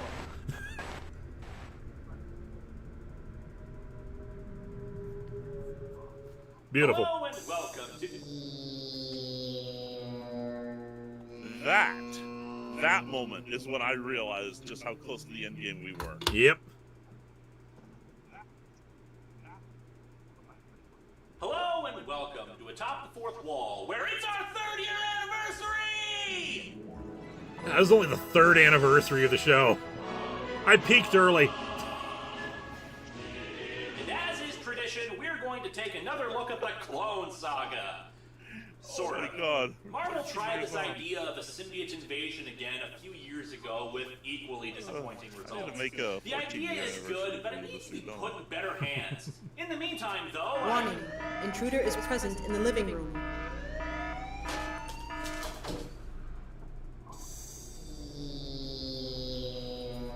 Where's he coming from? All around us. Dude, the chain gun is jammed. I can't get it to work. You're right, I can't get a fix on the particle trace. It's all around us. Damn it, why can't I get a fix on this thing? There's no reason why I shouldn't be able to. Alright, let me try to recalibrate this. We cannot let our guards down for a second. We don't know what this thing is capable of. It's not very clear what's going on there, and that's my own fault, especially as I was trying to rush towards the finale and get it all done. She's supposed to have spotted something weird and was approaching to try to figure out what it was, and in that moment, the entity just, swallowed her in one big gulp. Boink. Will Johnson, we will get your super chat if you want to just post it up in the regular chat. And the population decreases from 3 to 2. Yep. Anyone you tried to get for the population disappearance montage that didn't make it? Nope, I got everybody. Again, the entity is good at throwing its voice and being a ventriloquist. Pretty much, yeah.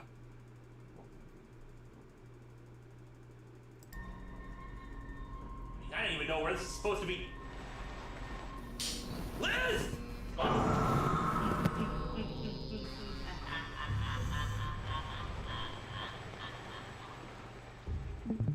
Dude, are you okay?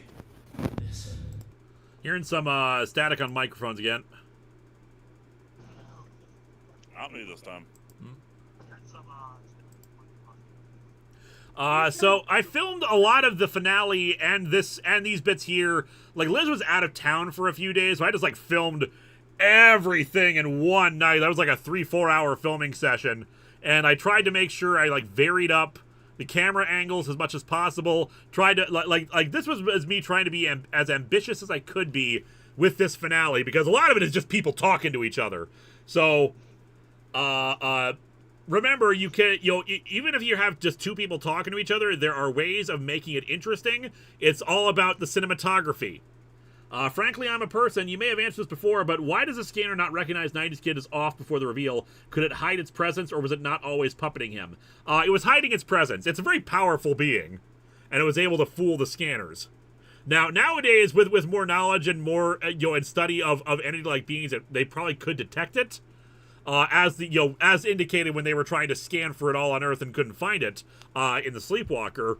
But, like, at this point, they're not sophisticated enough. They don't know what they're not quite up to speed about what they're dealing with here.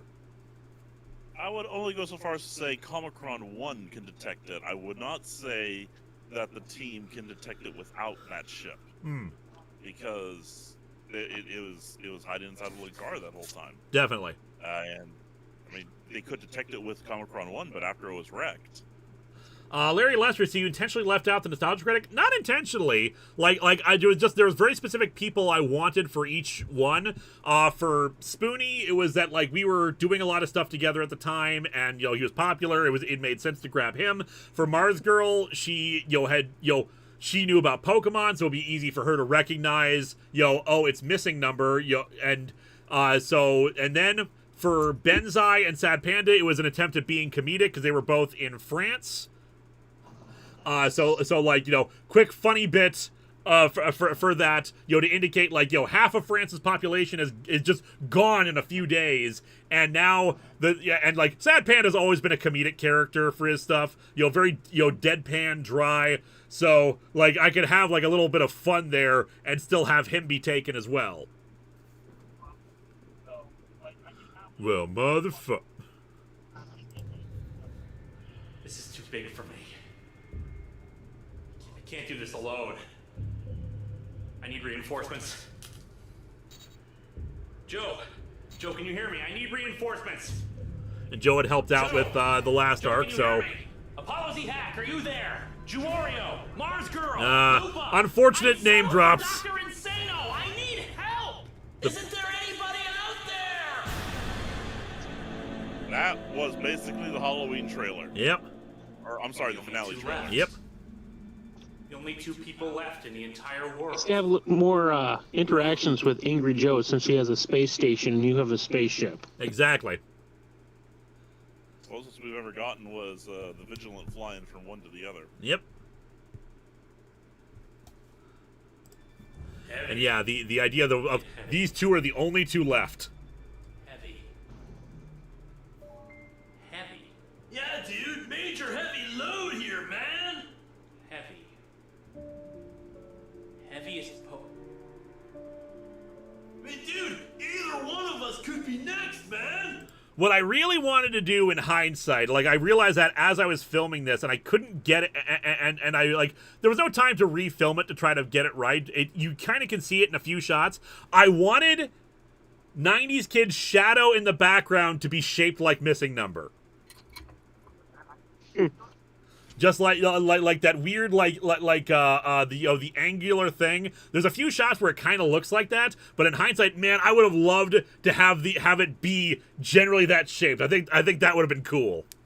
Well, we need to make and release a special edition then. Yeah, go back, refilm it from the top. We need the original set. This revelation felt weird. Only because, like, it's a weird connection for Linkara to put the pieces together. But, sometimes, moment of brilliance, as he's just, like, the pieces are just kind of, the gears are turning and everything is just kind of forming together as he realizes, wait a second, why is he still here? He's always been around during all of these times that people have disappeared. Heavy, and the poem matches up with this description of a Pokemon thing. Just like, it's all just like coalescing in Linkara's brain. He's figuring it out. I always thought that heavy was an odd way to trigger that. But I know, but it's like For a time, I think Missing Number was considered the heaviest Pokemon because of that Pokedex description I said earlier. But like I said, it's awkward, but like I needed some way to make the to get the ball rolling, and it's what I decided on. It works. Beneath the seas beside the flame. I'm hearing someone talk in the background. What's I think Fez? Is that Melissa? No, sorry. Go ahead. That's all right. Yeah, we could hear some other stuff going on. Anyway, let's resume. So much I wanted to do with my life, like play a CD32X game. He called me. He called me and I need to distracted get some better goals. Dude, I may never have a chance to meet Rob Liefeld. Definitely get better goals. I'm a fool. I know, dude. I mean, how could you not like Rob Liefeld? I mean, just shut up! I should have seen it before. I'm a complete fool. It was you. Dude, what are you talking about? I didn't want to believe it. After all, you're an idiot. But then again, that's why you're the perfect cover. No one would suspect the innocently moronic 90s kid, would they? Dude, you are not being radical right now. I should have suspected months ago. Not even 90s kid is creepy enough to suggest propping up Kurt Cobain's body on stage. There is something seriously wrong with you. Call back all the way to the top. I didn't see it until now. See, what I actually like You were the is one how who called and Linkara distracted me when the Ninja very Style blatantly Dancer calls returned out with a 90s warning. kid, You're an You idiot. were the only of... But I really love how in the later arc, that almost becomes his, don't call me chicken moment. Yeah. It makes me kind of wonder, is he resenting being called an idiot, or is he resenting being compared again to the entity? Possibly. I think it's more. I think it's a matter of it's these characters. Like when we started out, the character was written to be an idiot. It's not supposed to be. They're not supposed to be serious. They're just supposed to be comedic, stupid things. But as I'll talk about for the next big storyline, one of the things I want to do was turn the characters inward and do character development. You'll remove one-dimensional nature of them. And in this case of 90s Kid he's not an idiot. He's actually really, really smart. It's just he has a way of talking and a way of doing things, and that is different from what other people like.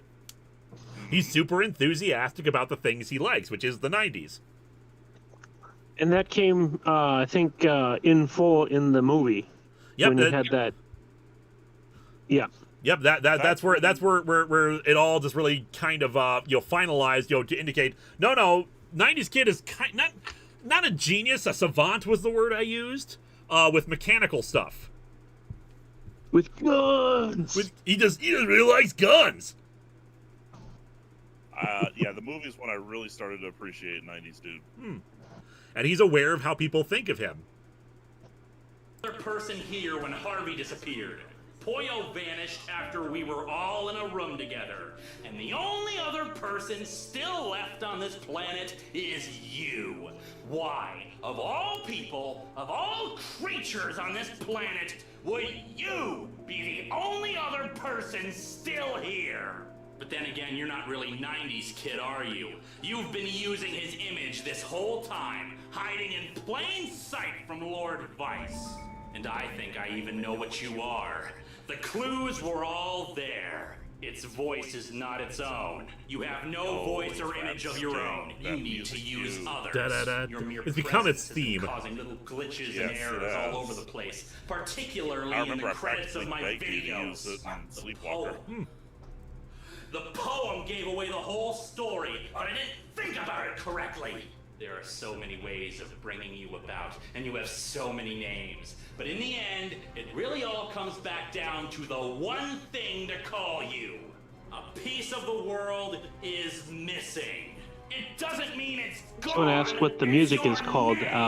Where and what did you use for the music for your show at this time? As I was saying earlier, I used musicloops.com. I believe the name of this track was Approaching Evil. Or Rising Evil, something like that. Rising Evil, Approaching Evil, something like that. Give me 2 seconds. something evil. You 2 seconds. I'm going to check the other computer. Talk amongst yourselves. This is the guy in the chair. You see, the problem is he didn't go all the way away, so I can't take over the stream again. Yep, I'm still over here. See? Checking the editing rig to see what I have in here.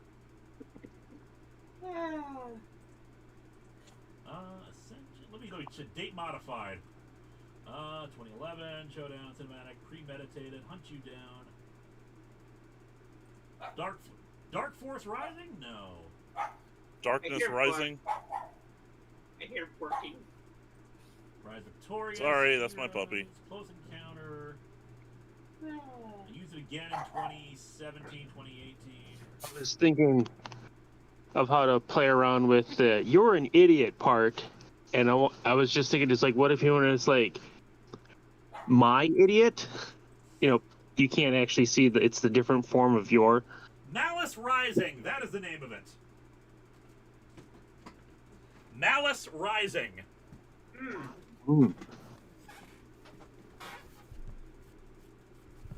I'm pretty sure that's what it is, because that was the last, because I used it again. I used it in 2017 for the Sleepwalker arc.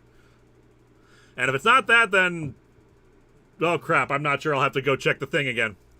It's almost certainly Malice Rising. I know you've said it before. I'll like have to look into the original project files to see what the hell I used. So yeah, this revelation. The other reason why I did it the way I did. Back in the day, there's a comic inspiration for this. Okay, everyone, shut up and show the puppy. They're the star of this live stream now.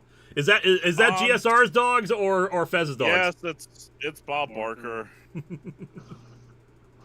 All right, so back in the day, I've mentioned this before.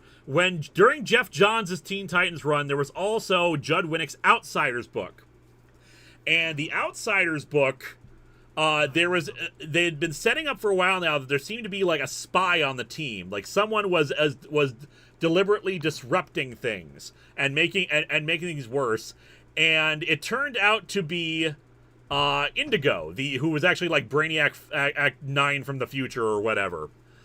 But there was a great fan theory that I read once, before that reveal happened, that it was the Green Lantern adjacent character Jade who was a member of the team, because Jade was always being kind of a dick about stuff on the team. She was always like, undermining authority, always like being a disruptive influence, but no one was noticing it. And I loved that idea that she was subtly manipulating people without people realizing it.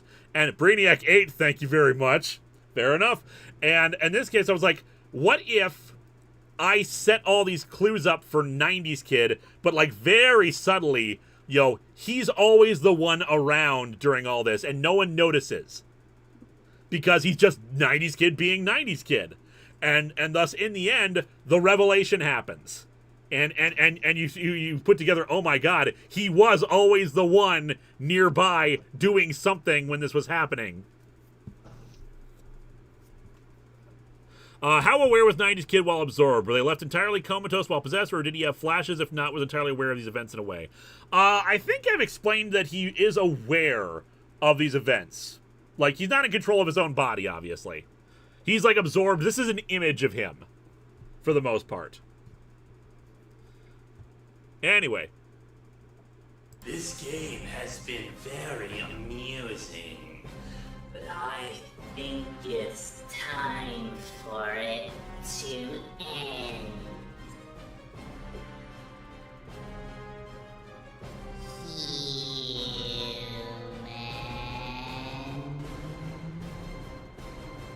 Missing number.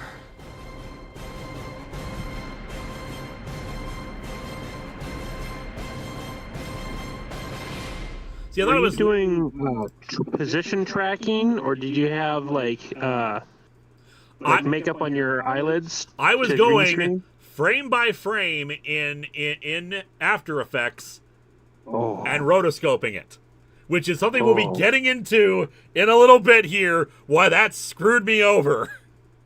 Oh, yeah. I would have put makeup on your eyelids or something. See, that would have been smart, but fortunately GSR has found like much better ways of doing this. Well, yeah. Yep. See, I don't know how you used to do it back in the days, but how I did it is I very carefully put a mask around your eyes, and then I animated it frame by frame. Oh wait, that's what you did. Yeah, but you like had like stuff that will track the movement. I didn't use any of it, dude. I seriously hand rotoscoped it for Sleepwalker. You also, but you also.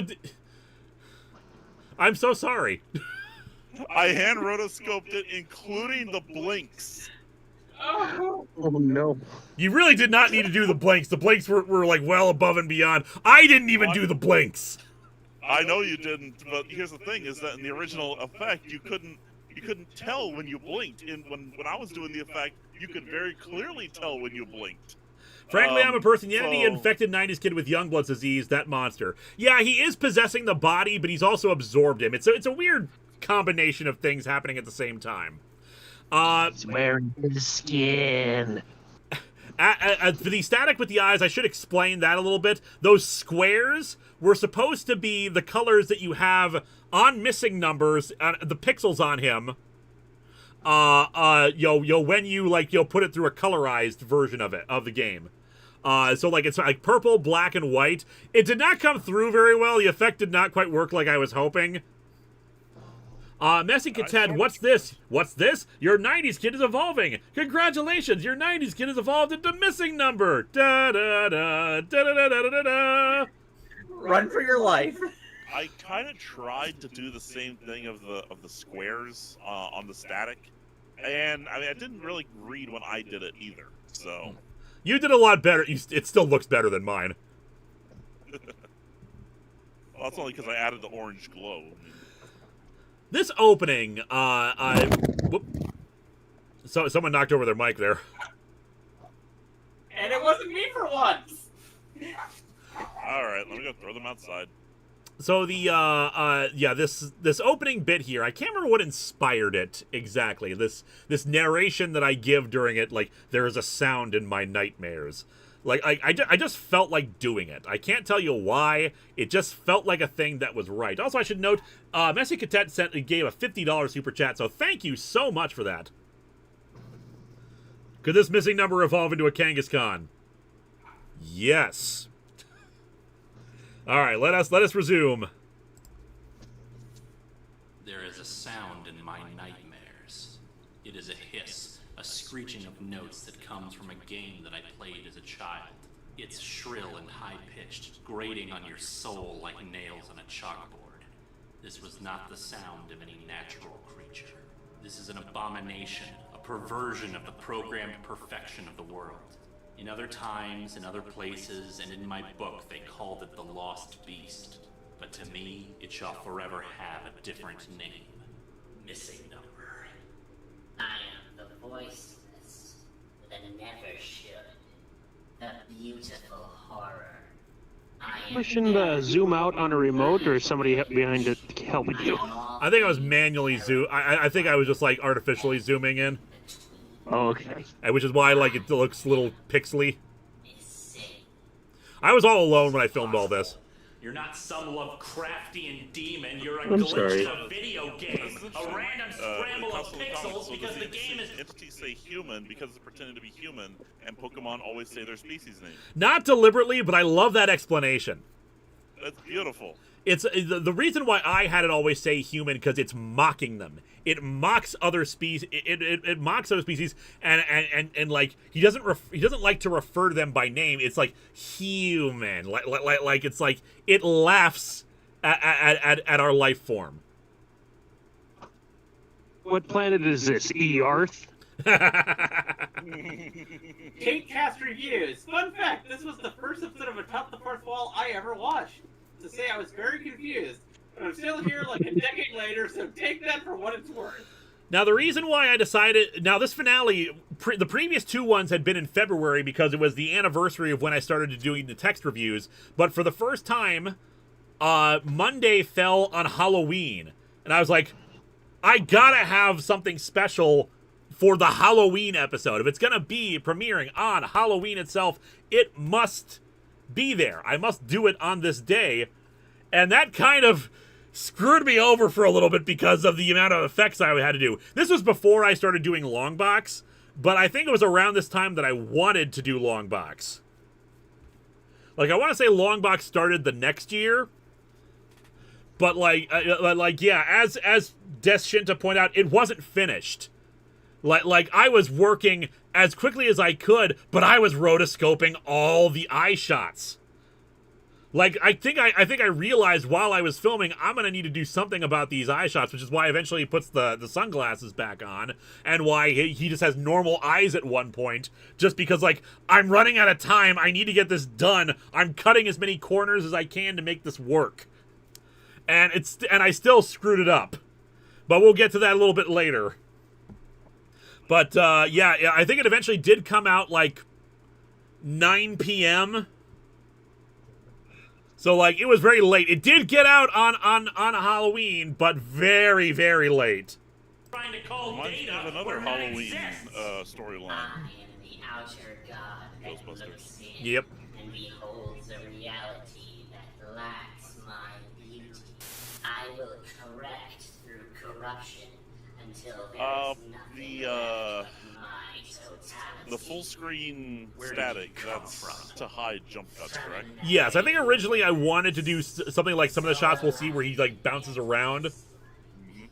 I was called into being by wondrous accident, and I spread the gospel of error. My cry went out across the multiverse and brought forth converts to my cause. Mono Chaos, we will talk about that in a moment.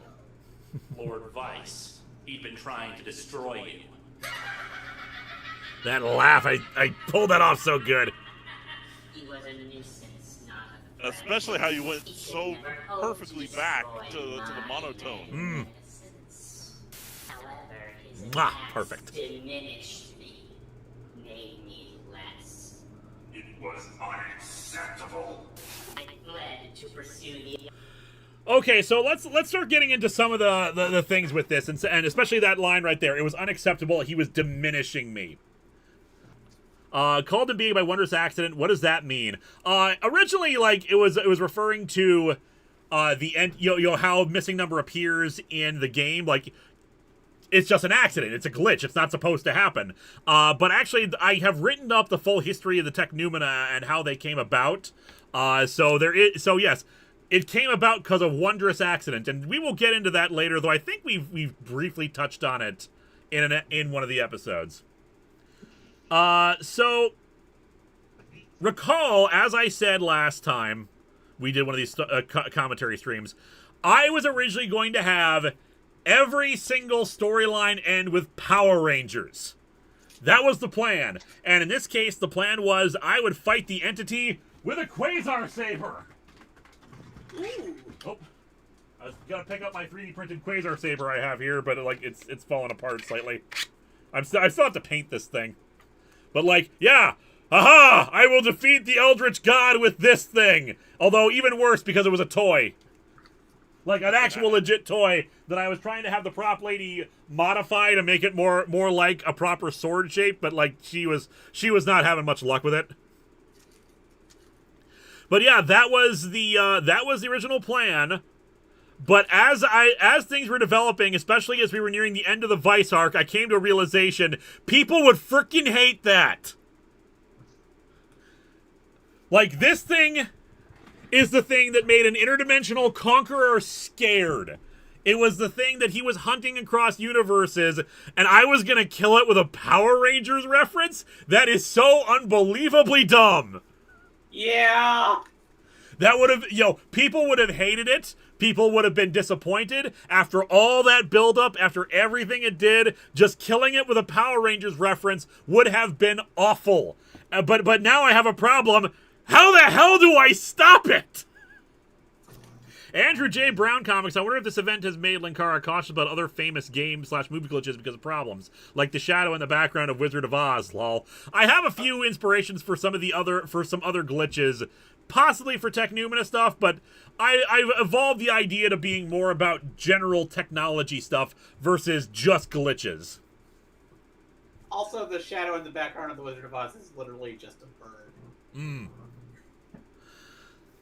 Your solution did go for it was very Doctor Who. Yeah, but it also brought about another problem that I talked about with Will and the prop lady, Amethyst, with this. Wait a second, if this thing is really that powerful, if this thing really has been that dangerous, how the hell was Vice actually able to hurt it? Why would it keep fleeing from him and not just eat him? And so I think it was Will who came up with the idea of it's not that he can kill it, that Vice can actually kill it. It's that it diminishes the entity. It hurts. He can hurt it. He can't kill it. He just makes it less of itself. He's like cutting off pieces of it, and that pisses the entity off because like this is such a nuisance and such a problem. I don't want to deal with this, and it just keeps fleeing. J Manor Productions, the consequences to being an entertainer. You have to think about your audience as well. Not only do what you love doing during the storylines. Exactly. It didn't eat Vice because he tastes like grape jelly and mustard. You have said it. It is now canon. So, like, those were the problems I had. How do you defeat something like... One, how do you defeat a Lovecraftian god who was able to stop an interdimensional conqueror? And how do you make this thing actually... You know, if this thing is that powerful, how is Vice a threat to it? Now, we were able to figure out the diminishing thing. And as we saw, like, when he talked about Vice... It pissed him off. It diminished me. It was unacceptable. Like, it was, like, legitimately, like, how dare Vice do this to me? How dare that this lesser being actually dare to cut me, kind of a thing. Vice is giving it his all, and the entity's like, stop tickling me. Like, the entity would never admit that that Vice was actually hurting it, but, like... At least not Vice.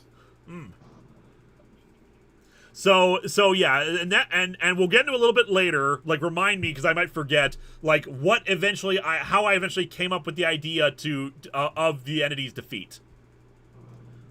And some people were wondering if like the entity was mimicking Vice's voice there. No, it's because since I do the Vice voice and I just deepen my own voice for that. When it dipped into the deeper range with that, it was unacceptable. That was me, and that was just, like, accidental. It sounds like Vice because that's what my voice sounds like when you artificially deepen it. And resume. Opportunity to dispose of him without further diminishment. And you were that opportunity. I want to do more of that. I liked that effect. Defeated Vice, took away his power and exiled him. You performed as well as I could expect. I was not without gratitude. Humans value their independence, so I left you be while I began my work. The ninja-style dancer saw it coming. I don't know we did knew some of that who in you really Sleepwalker, were. actually. The ninja had no voice. Like me, he fled to find allies, and just found me waiting. My limbs are infinite and have stretched to every point on this planet. You absorbed him while I wasn't looking. He is beautiful. He is beautiful now. And as you can obviously tell, especially with the vocal distortion and that repeated phrase, I've never actually played System Shock 2, but I've seen enough stuff of System Shock 2, especially with other people's reviews of it, to love Shodan's voice. And that was a direct inspiration for this. Frankly, I'm a person, this has been on my mind since I saw it the day it was posted. Linkara is incredibly lucky that the entity decides to try his suggestion instead of completing its quest and then trying to see what being dead was like. Yes. Fruity Groovy. If I remember the lyrics of Fodder for the Elder Gods by Creature Feature, right? Vice was essentially going off the logic, if it bleeds, maybe we can kill it. Yep, which is a quote from Predator, but that's the logic of it, yeah. My limbs are infinite and have stretched to every point of this planet. That line still gives me chills to this day. Indeed. Good. I'm very, like I said, this is my favorite storyline. One thing that's harder to hear because of the because I've reduced the volume of this to talk over it. all this background humming is custom music that was given to me by a fan. I'm gonna go over the other computer again real quick because I actually recently found all the stuff they gave me again, and I feel like they deserve credit because they gave me a ton of custom stuff that I used for this and for that trailer for the October storyline that you mentioned. Where is it? Other music. Jackson Marriott. Jackson Marriott was a fan who sent me a ton of music stuff, including custom stuff for the Entity, and and if you recall that trailer, the "Everyone is Gone" thing that was in that original October trailer for this. Just good stuff, and I have to be eternally grateful for the stuff he gave me for this. Reality is so much more beautiful now. There is nothing left except you, and it is time for you to become part of my beauty. Not today, thank you! One of my favorite lines right there. Ah, my worshippers created that, didn't they? Did you think it would diminish me?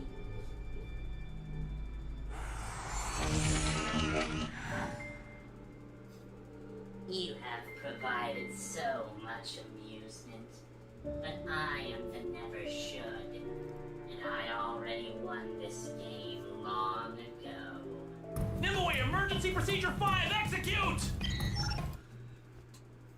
So I have a bit of a speech impediment. Not a huge one, but I do have a bit of it. You can probably hear it sometimes during episodes. It's really hard for me to yell emergency procedure 5 really quickly while I'm running. Emergency procedure 5!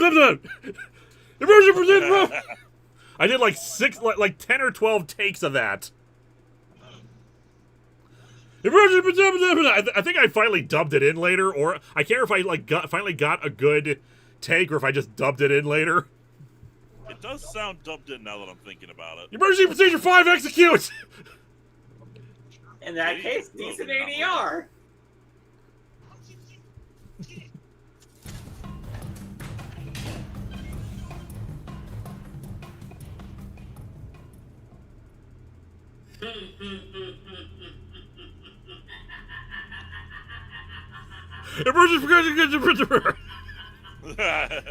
I can't say anything 5 times fast. Nimue, what's your status? Information. Malfunctions caused by the entity's I remember there was a fan proximity theory have for the altered- longest time that the reason why Allison is voicing Nimue is because of proximity to the entity. Oh, that's exactly the thing. She's saying that exactly. Like, proximity to the entity is screwing up the stuff. In reality, it was just like I said, I asked for Amethyst to send me the lines, and they never arrived. We don't know what happened. Like, something happened with the email when she sent it. It just never came. So, like, Allison did a quick job as it, and she's been, a recurring voice for Nimue whenever I need her to since then. Like not the permanent voice for a while, because, of course, obviously we had the Ghost of the Machine arc. But in this case, does Nimue miss her box that was always behind her? Sometimes. The box is there because with the battery pack behind it, the thing is very back-heavy, so it would fall over otherwise. This unit's voice parameters. This unit is cut off from Comicron 1's computer systems due to emergency shielding. Which means no way to transport out of here. Correct. What was Comicron 1's status before the shield? Its systems were under attack by the entity. Estimated total absorption Emotional within support 20 box. standard minutes from initial attack. It's a No companion solution cube. Could be calculated to counter the absorption. Emergency procedure for. It's not a safe haven. Scan the entity. Can it Well, get past the barcode force scanner to field? that barcode, it will Based actually on initial start singing. scans, the force field does not pose any obstacle to invading entity. Some people said this bit went on a bit too long, Nimue, like this explanation, analyze and but hypothesize. I need to make it The force clear field does not because pose sometimes any kind stuff is not of obstacle clear or enough hindrance to about the entity. why something is happening, why something's not isn't it happening. in here already? Analyzing. Hypothesis. Based on partial psychological profile formulated by its actions in previous months, Combined with its dialogue in response to queries and descriptions made by the book you recovered, it is believed that the entity is toying with you. It can come in whenever it wants. And I mean, you did it before Star Wars did. That conjecture would appear to be believe accurate. he is Request tooling with you, information. sir. Given the advanced time you had and your own propensity for strategy, do you not have a plan of attack for your encounter with this creature? The magic gun was my plan. I figured if it was created using magic centered around that thing, that maybe it'd hurt it or even kill it. Not a good plan. I've got nothing. Well, also convey just how hopeless this situation really is. Dagger isn't gonna hurt it.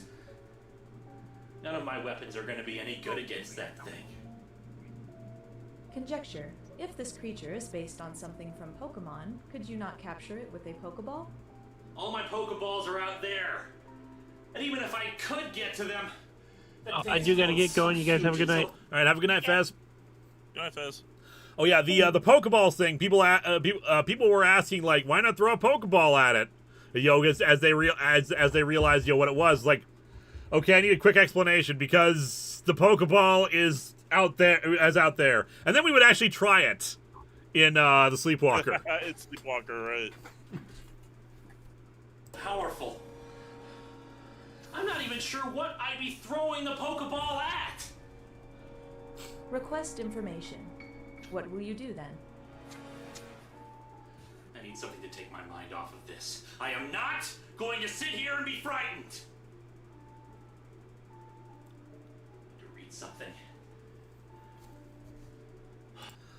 Daisy Galvez wanted to say this arc inspired me for something that I wrote back then. It was curious enough. Did you know of a theory that the entity was a Linkara who attempted the missing no glitch? That's a new one. I haven't heard that theory before.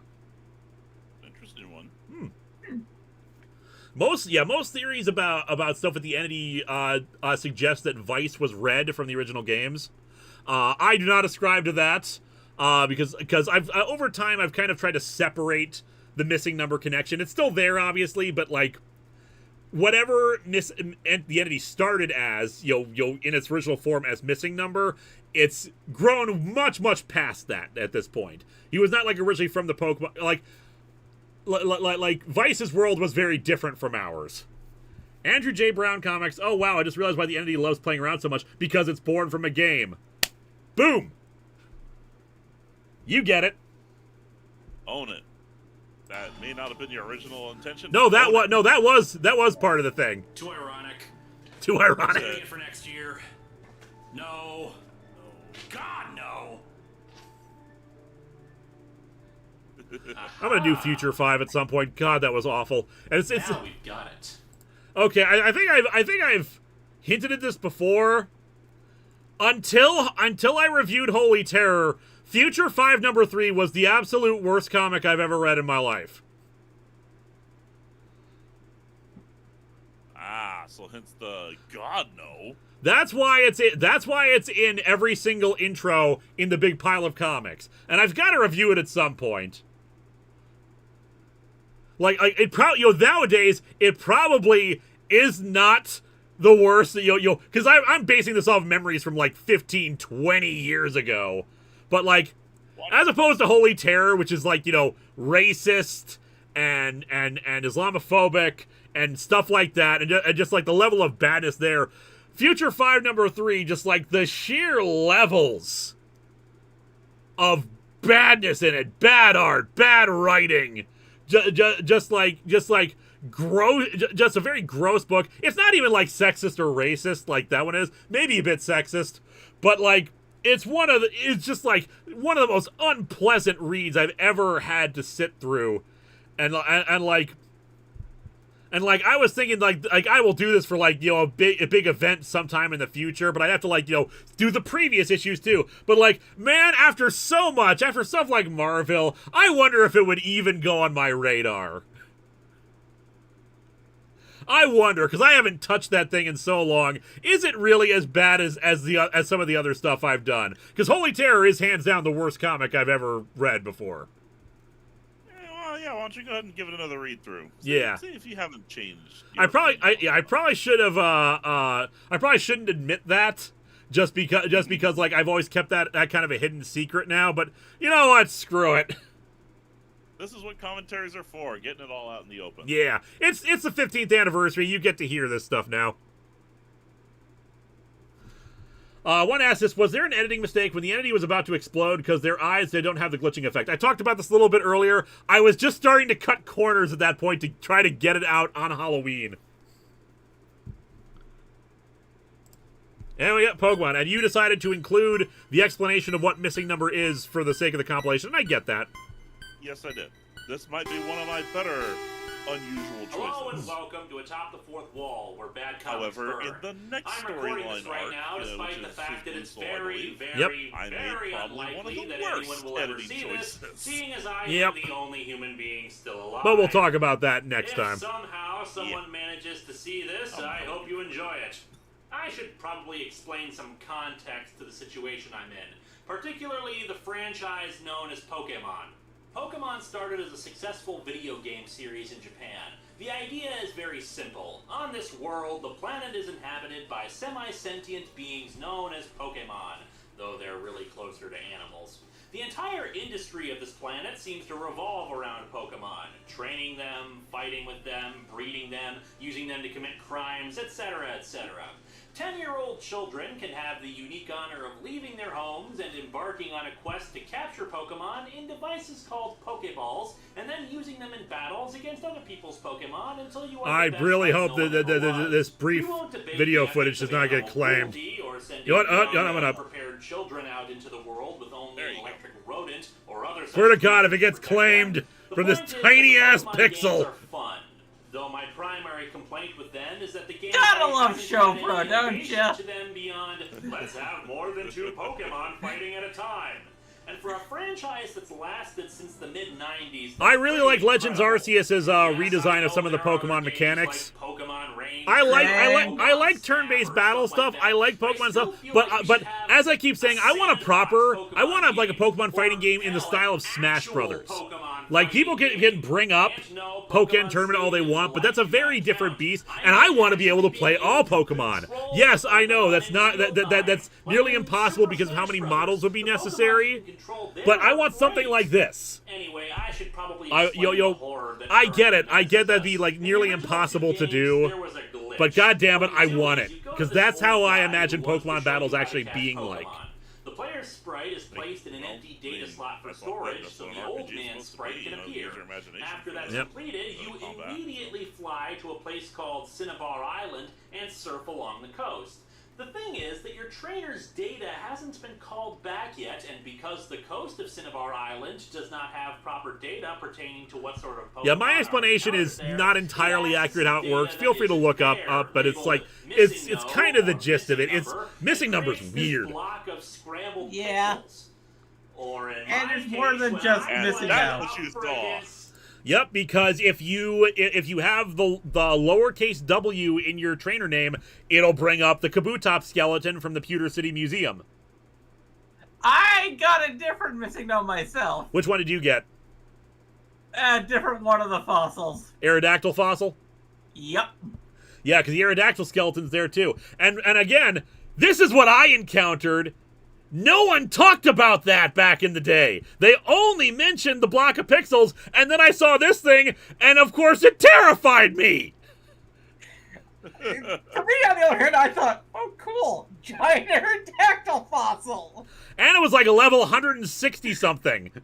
So it was like, oh God, what have I done? This is it's that same kind of eldritch logic, yet that Lovecraftian horror of I have played with forces I should not have done. That's what makes it so terrifying. Skeleton! Try being 10 years old, deciding to do the trick, and then seeing that instead of what you were supposed to see. Needless to say, I didn't try it again for a while.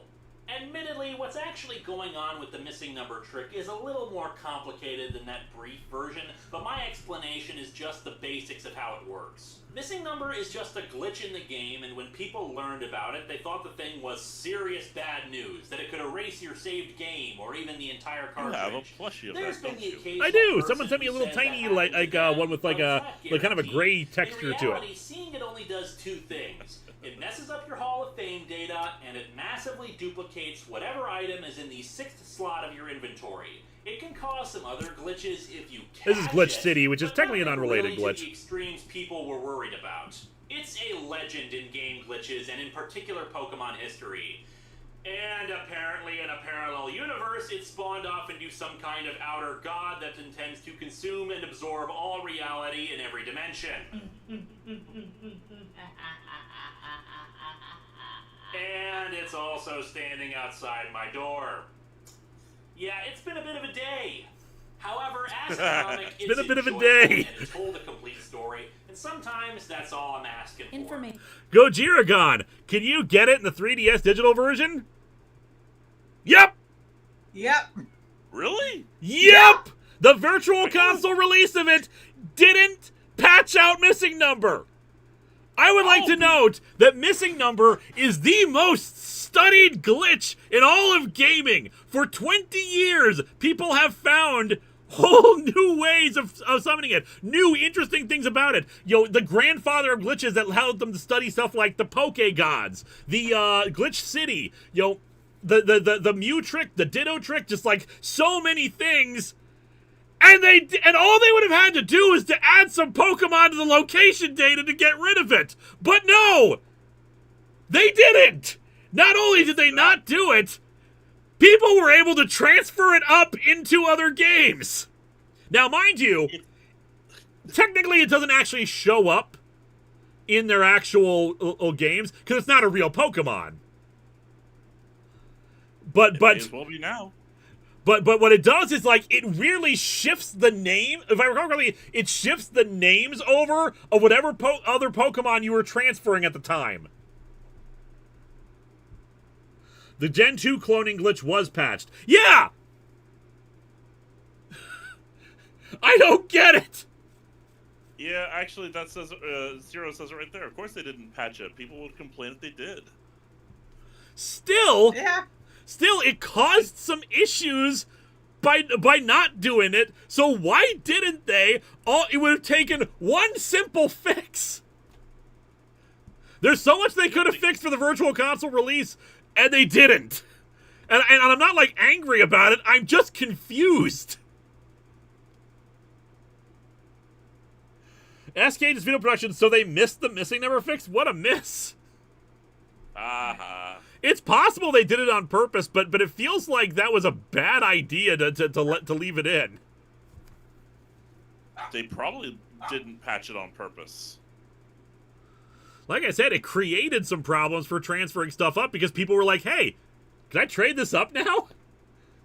At the very least, they should have been like, forbidden it, like, it's like, this is not a legitimate Pokemon or something like that. Because, of course, there are some Pokemon that won't transfer up, like a Mew you get from the Mew glitch. The thing is, the Virtual Console transfer is designed to keep non-legitimate Mews from transferring up. Because the only way you could get Mew back in the day was through a distribution at an official Pokemon event. Heck, there's even some official Pokemon they've prevented from being transferred up, like Notch Deer Pichu. Yep. Just some weird choices the Pokemon Company has made over the years. Anyway, let's resume. We're getting into the finale itself. Scans indicate the presence of the entity in every. People found ways to transfer Mew. We are surrounded. Yeah, but I looked into the steps to do it. It involves really complicated stuff that's very easy to screw up because you have to change your hidden trainer name, which is like a value that you can that like you can either game that I don't even know if you can even Game Shark that. Basically, you need to like do like half a dozen other glitches to get a specific item, to arrange items in specific things in specific order, walk a certain number of steps, go to the specific mart. God, it's so weird and confusing.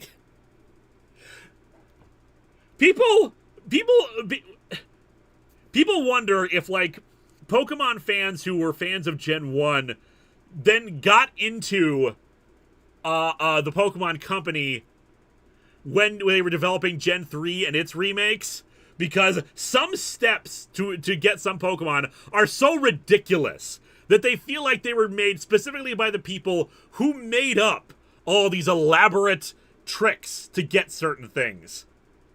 Is the truck thing a glitch? No one is quite certain what the deal is with the truck, other than it was probably just leftover data from something they were going to include, but never actually did so. The truck does absolutely nothing. It's just a little bit of location, a little bit of decoration that is just there. Like, maybe they intended to have a truck somewhere in Vermilion City and they kept it there as a placeholder and then decided not to have it. But it's just there. Now, Twitch Plays Pokemon, when they did a ROM hack version of Red, so that it was possible to catch all Pokemon, they actually did make a version of it so that, like, you could push the truck and then go down into a cave to catch Mew. So, props to Twitch Plays Pokemon for that one when they did that. But, like, otherwise the truck does nothing. Also, the official when they did the re-release of Heart Gold Soul Silver, they actually did put in an official truck in the game which you can find a lava cookie under. Just as a reference to that. I would have put something in with Mew, but that's just me. Yeah, also spooky ghost stuff in later Pokemon games that doesn't connect to anything. Indeed, I'm still freaked out by that ghost girl in Pokemon X, who just shows up and says, "You're not the one." What about the ghost bridge girl that you find out about the story that she basically died because of Darkrai?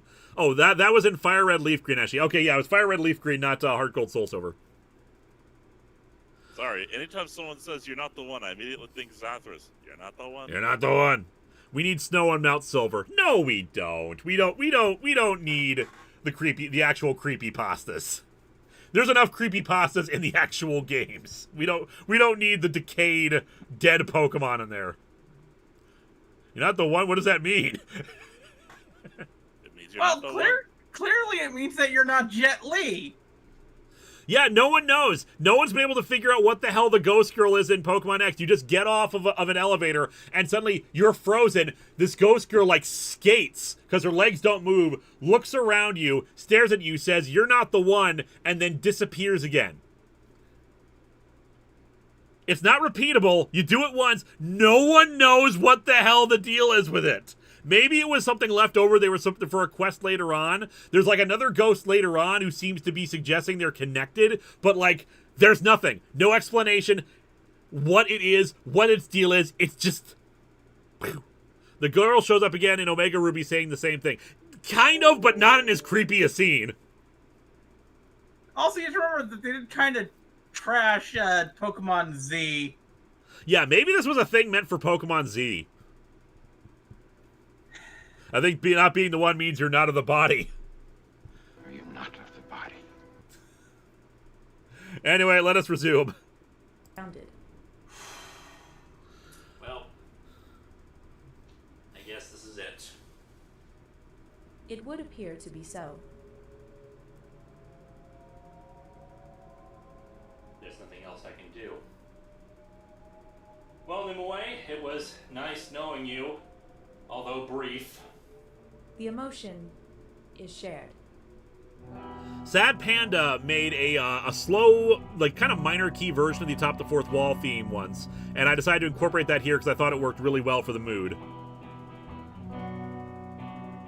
It does, because your car is not, triumphant. Yep.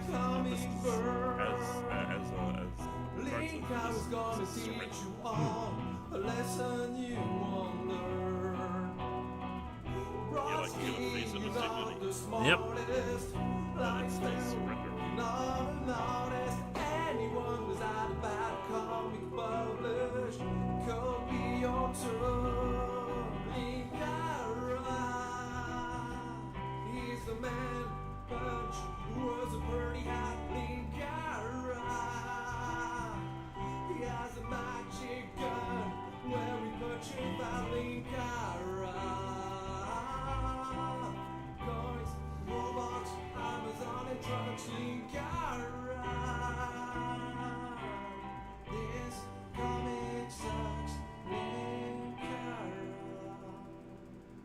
those who don't remember what that's referencing, I had my plan. I knew exactly what I was going to do for this storyline. I knew how it was going to end. And then I did the review, which was Spider-Man Planet of the Symbiotes, which was the annual Clone Saga review. And it's basically the same plan. It's how they defeat the symbiotes. They basically make the symbiotes all have so much despair that they kill themselves. And I was like, well, crap, if I don't point this out, people will assume I ripped off the idea from it. So I was like, okay, you know what? Why don't I just incorporate it into the actual story and have Linkara look at it and get the idea from that?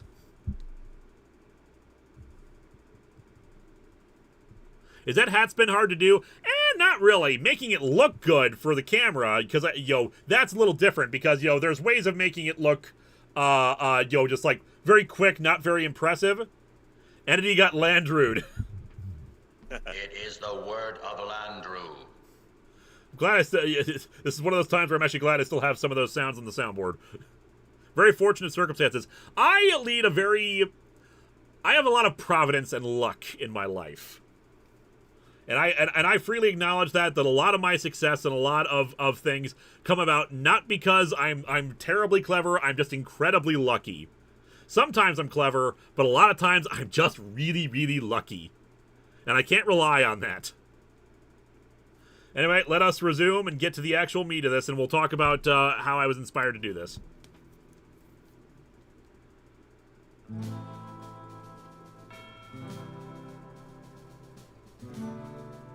I'm actually going to reduce the music a little bit for right here, just for a minute, because unfortunately I think this track keeps getting claimed too, which is, again, another royalty-free track that I, bought the rights to, which annoys me that it gets claimed. That's depressing. That's one of my favorite tracks. Will you add the damn, we're in a tight spot to the soundboard? Damn, I should do that. No. I put a list of new sounds I want to put on the soundboard, and that's a good one. Nothing for me to do. I could shoot you with increasingly larger guns, but it wouldn't work. I could pull some exciting new. Frankly, I'm a person. The entity would get bodied by Albert Camus. Yep. But we both know that wouldn't work either. I forget a lot of Camus stuff. That was one of the things I studied in philosophy when I was in college and took philosophy classes. I am an outer god, human. You are tiny. And there you have it. I could never hope to beat you. It's impossible. The only choice I have is to surrender, because there is simply nothing else I can do. Then welcome to my glory, human. Before I become one with your glory and everything, there is just one thing. A question. You may speak. After I'm consumed by you, what are you going to do next? Caught dingoes, thank you very much. Throughout this universe until it and I are the same. From there, I shall do as I have done before. I shall travel from universe to universe, and they shall become extensions of my being, simultaneously peace and whole. Every star, every cosmos, every dimension, all things living and dead shall become me. No empty space, no limit, nothing existing except for me. Existence shall become solely defined by me because I am existence. Oh, and then what are you going to do? What? I was just curious. What are you going to do after you finish your goal? I will exist. Everything will be me. Yes, we know that part. But what are you going to do? Big Jack Films, hey Lewis, these storylines have been immensely inspirational to my show. Do you have any plans to increase the storyline on your end in the future? I don't know about increase the storyline, but I do have several storylines planned, at least through to the 20th anniversary. Beyond that, I don't have anything specific, but I got a bunch of ideas. So, okay, so where did I get the inspiration for this, actually? So like I said, it was difficult to come up with an actual answer then of how we're going to defeat it. And what actually got me thinking, I looked back at the Cthulhu mythos and a lot of Lovecraftian stuff, because I was asking, okay, is there any circumstance where like the Lovecraftian gods were destroyed or defeated or stuff like that, just to try to find some inspiration. And technically, yes, because, like, they ram Cthulhu with a boat and he explodes, but, like, he starts to reform. But I then started thinking back to that old phrase, dead Cthulhu waits dreaming. And I started thinking about, because the idea behind Dead Cthulhu Waits Dreaming is that Cthulhu is waiting for his time, but like, death is very different for these kind of beings. Hey, El Nage! Nage, you can feel free to join in, though we're not going to be lasting that much longer if you want to come on. Well, actually, I say that. There's like 10 minutes left, according to this, and we keep, and we've already gone for 4 hours for what's supposed to be like an hour and 20-minute long video. Sleepwalker's gonna kick our ass. I think we're gonna have to do Sleepwalker in like 2 or 3. Sleepwalkers might end up being 2 streams. At this rate, I think Sleepwalker will end up being 4 streams. I don't feel it'll be a trilogy. So I started thinking about that, and I started realizing, like, wait a second. Before I understood the idea of, like, death is very different for these kind of beings, I was like, wait a second, why is Cthulhu dead? Why does dead Cthulhu wait dreaming? What is he dreaming of? Why is he dead? Why would he? Why use that descriptor specifically? And then I started thinking, this is a being who is much more powerful than us. Why would it want to conquer anything at all? What does it care? Why does it have followers? Why does it have worshippers? What does it care about us? We are like the buzzing of flies to him. What does the idea of conquest matter to a being like this? Why does it give a crap about that? And so I started, like, creating this headcanon in my head. Maybe Cthulhu died of boredom. Cthulhu, went to the bottom of the ocean to await its time, and then with nothing else to do, it sat there and thought, and started realizing, this is completely pointless. There is no reason I'm doing this. Why am I doing anything? And that's what got me on the track of, what if I defeated the entity with existential dread?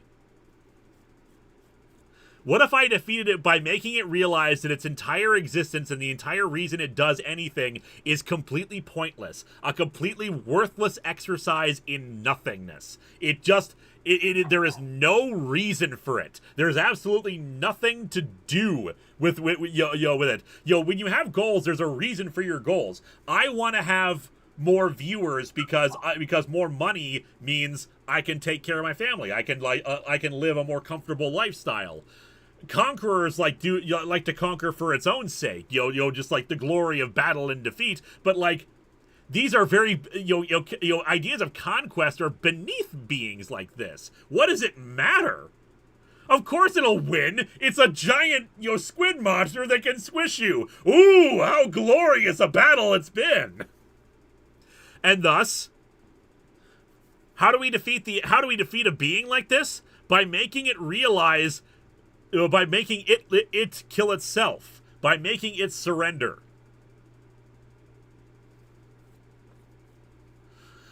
And before we zoom, we have a super chat from Big Jack Films. I just finished my 10th anniversary with my 3-part Ready Player One retrospective. Ended up being my most expensive production and runs for over 4 hours long. So many cameos. Well, congratulations and on 10 years and such a massive undertaking. I think we both know how much work that could be. Mr. Bubbles, I don't know if you've ever heard of 17776. It's a really cool story about humanity becoming immortal and solving all their problems except boredom. I have heard of that. I want to say that, like, Nightmind or someone else did a video on it, but, like, it's a fascinating idea and I love it. And we have one for Pretty Groovy. I saved the universe. You effed up a perfectly good Elder God is what you did. Look at it. It has anxiety now. Thinking about it, Albert Camus probably would have talked it into absurdism and the entity deciding that the work itself is the purpose for its existence. Yeah, but I'm not trying to prop it up. All right, let us resume. You will exist. Neato. What are you going to do to pass the time? You will have absorbed You have a god everything, anxiety. and I do mean everything. I like that. You will not just be the only being in the universe. You will be the universe. So, what are you gonna do as the universe? Will you create things? Well, I suppose you wouldn't, because creating something would mean it would be different from you, and you just reabsorb it back in anyway. So, again, I ask, what are you going to do when you have completed your goal? Existence is important part. Yes, but why do you want that goal? God of anxiety. Now, I know you meant Joey Allen, but like, I like the idea of like, you have a god complex. You have a god anxiety. And when everything is you, what are you going to do next? What is your purpose when your purpose has God been anxiety fulfilled? should be a thing. What will be your meaning when you have made the ultimate achievement? Is existing just an end in itself? Well, that can't be it, because you're already existing and are therefore fulfilling that part of it. So go ahead. All right, here we go. Take your kingdom of the never should. Let the glitch be everything. The distortion the reality. Become everything there is down to the tiniest particle so that you are literally existence itself. This frickin' shot. The last thing I filmed for this, because of course I had to do the costume change, I needed to keep the camera exactly still for this moment.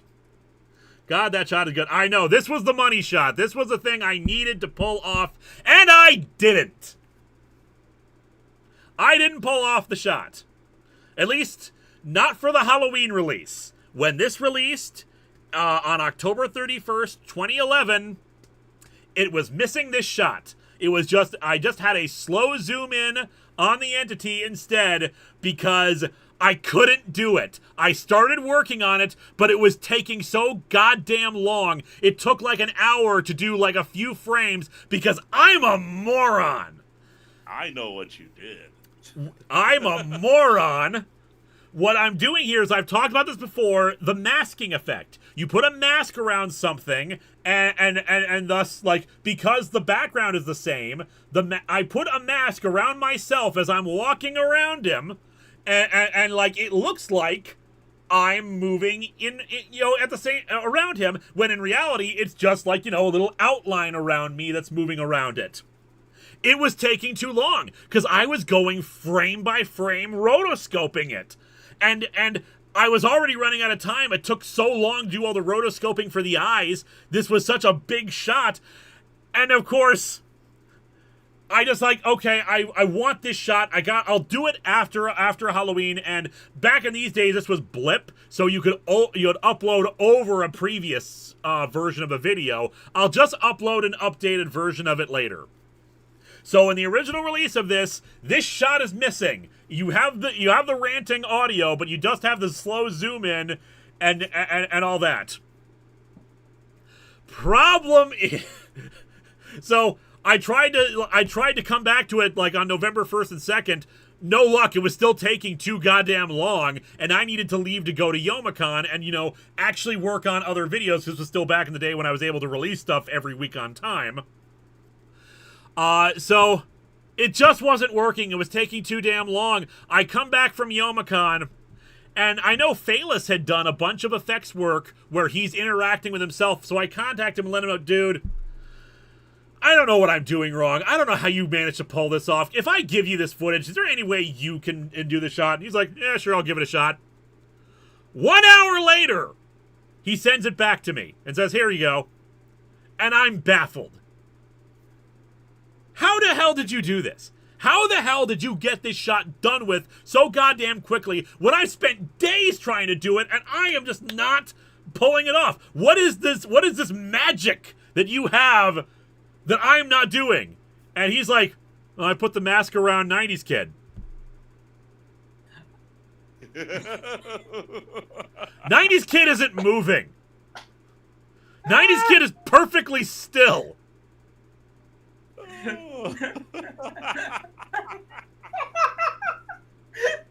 Now he had to do a few bits whenever my arm is overlapping him, obviously.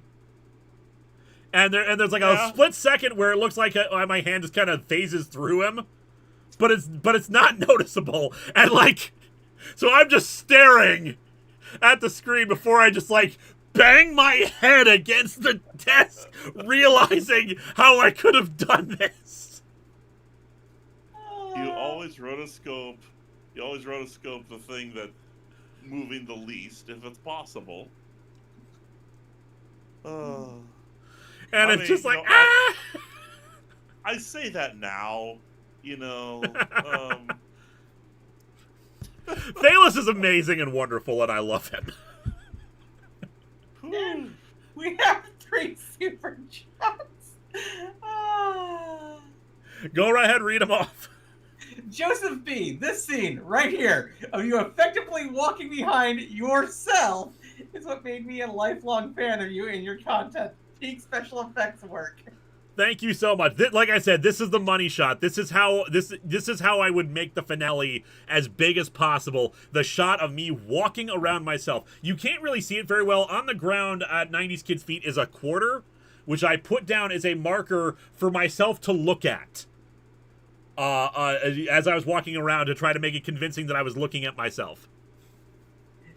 The next one is from Big Jack Films. I wanted to get a cameo from you to have Comic-Con take care of the invasion in the Chicago area, so I just wrote in that it happened off screen, ending with, I'm gonna send him some comics in the mail. There you go. And finally, yeah, you get that one. Pretty groovy. Step 1, absorb everything, become everything. Step 2, Step 3, profit. Mm-hmm. That's why you kept it in your intro for years. Yeah, because it's that good a shot. Oh, now I have other people who do it for me who do it a lot better than me. One more Fruity Groovy. Just say that you facing through the entity is just one of the entity's powers. You literally can't touch it. Yep. By the way, thank you again, GSR, for all your wonderful masking and rotoscoping effects over the years. Oh, absolutely. In fact, I have my own story about one of these. It comes at the The Sleepwalker? No, not Sleepwalker. Clone Saga. Yes, in Clone Saga, the big team shot. Music build. Fun. The music building also adds a lot to the scene. How about a replay? I will try to. Actually, you know what? I'm not going to do that. I'm sorry, but like we need to. We're coming. We're near the end here. We've been going for 4 hours. Yeah, I have to go to work in the morning, and then So yeah, we're. In the end, you will still have. I think I still get sleepy. There is one other shot that was not in the original, but we'll get to that when we get to it. No heaven to aspire to. Because like again, I was running out of time, and I just like screw it. We don't need this. It's a fun little gag. Everything, and existence itself shall be your prison. All experiences will be a part of you. All possibilities will have been considered and completed. Every life form, every molecule, every single should and never should, and it will all have been done. Everything will be you, and everything will be meaningless. I love that line. Everything will be you, and everything will be meaningless. Definition of existence equals missing number. You will scream your shrill hiss and let it vibrate along the totality of your being when the lie of your existence is laid bare, because there is simply nothing else for you to do. You are confusing me. You are attempting a deception. Me deceive an outer god? I sincerely doubt that. I must continue. You shall become. Like I said, cutting corners at this point. Yeah, except it doesn't matter. In the end, you'll still be there, alone in the darkness of mere being. Forever. What it all boils down to is that you are no more significant than a single pixel on a screen.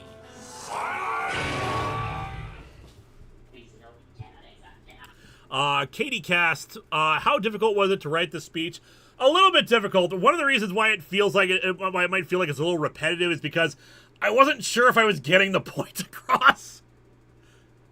Like I wanted to make it dramatic. I wanted to make it account for you're trying to trick me, or like, well, existence itself is its own reward. No. I need to make it explicitly clear how this is just not working for it. It's going to be the worst thing for it. Was any of this speech unscripted? Because it feels like some was. No, this was all scripted. It probably was too long a script, but like, as you may have noticed, I'm a bit of a wordy bastard.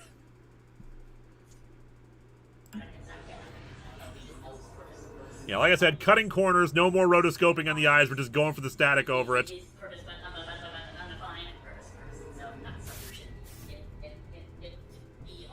I love the idea of it losing the eye static as it breaks down, suggesting this crisis is actually causing it to become more human in its despair. I do like that too, and I think if I recall correctly, that's what I justified it in my head as. You're an outer god, yes? Correct. You are beyond good and evil, a being more complex and grand and terrible than anything that has existed or ever will exist. Yes. Then I submit a question to you, outer god, a possibility to explore. Declare it. What happens to an outer god when it dies?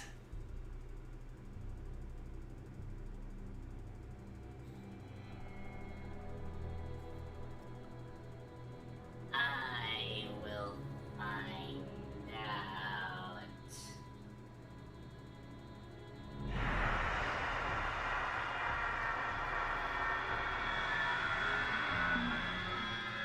Ride Wild, how'd you get the entity's voice/pitch? Much earlier in this, once the VOD is posted up, I do explain how I did it. I think I wanted a much more fancy way of everyone coming back, but again, ran out of time, so I just faded in easy rotoscoping for these shots. That's more masking than rotoscope, but yeah.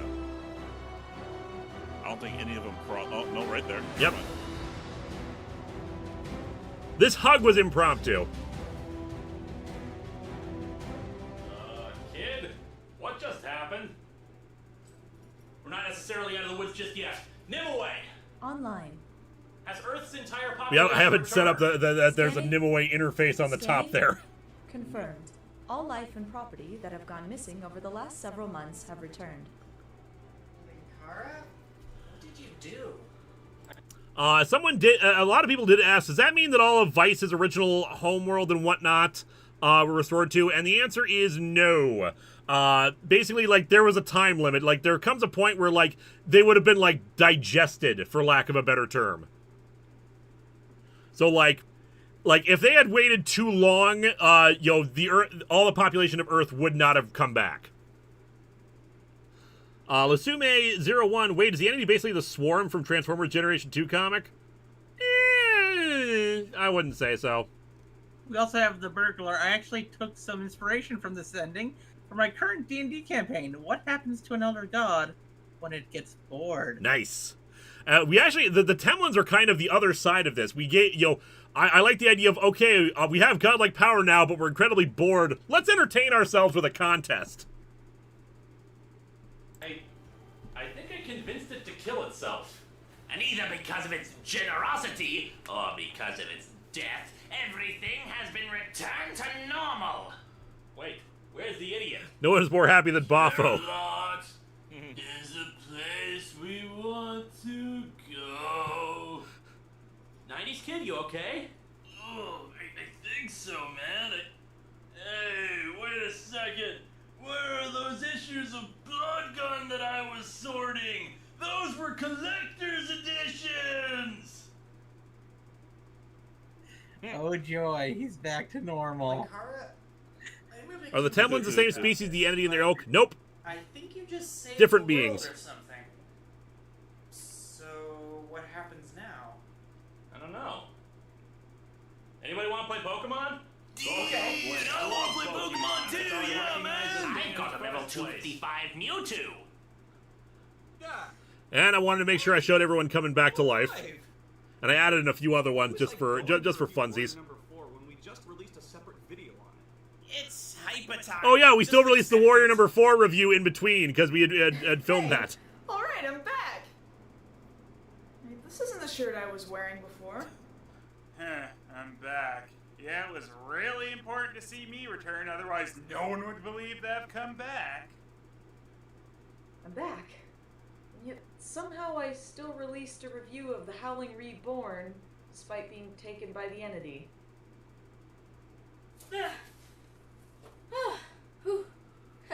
Awesome. Okay. I'm back. Yes. I'm back. And These are the other things you added later? Nope, we're going to see that in a minute. It's one of the things that people have been quoting this entire time. It's actually after the credits, if I remember correctly. Yep. This is actually how I learned about Suede. Ah, dang it, was this whole thing just a Pokemon reference? I love Pokemon, I would have loved to have done a cameo. Oh well, I guess there's nothing for it. Now, where were we? Yes, old man, tell me your secrets, then it's up to Cinnabar.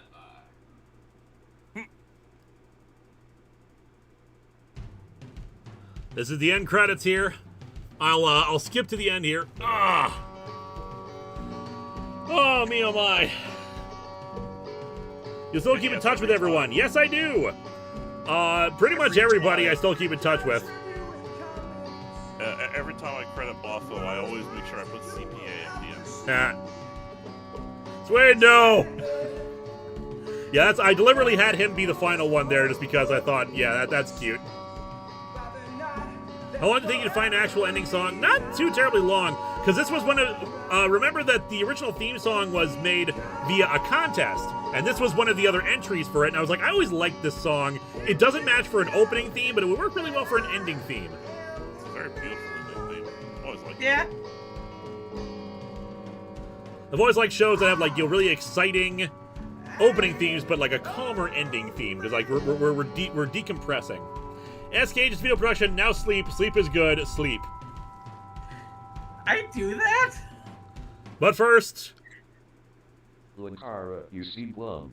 Did you not get the magic gun back? Oh no. People asked if I got the magic gun back, and this was me explaining why. Oh, I thought maybe seeing missing number would create infinite copies of it. Well, that's because it wasn't in the 6th slot of my inventory. You know what was? A tricorder. This wasn't in the original upload. Look, tricorder.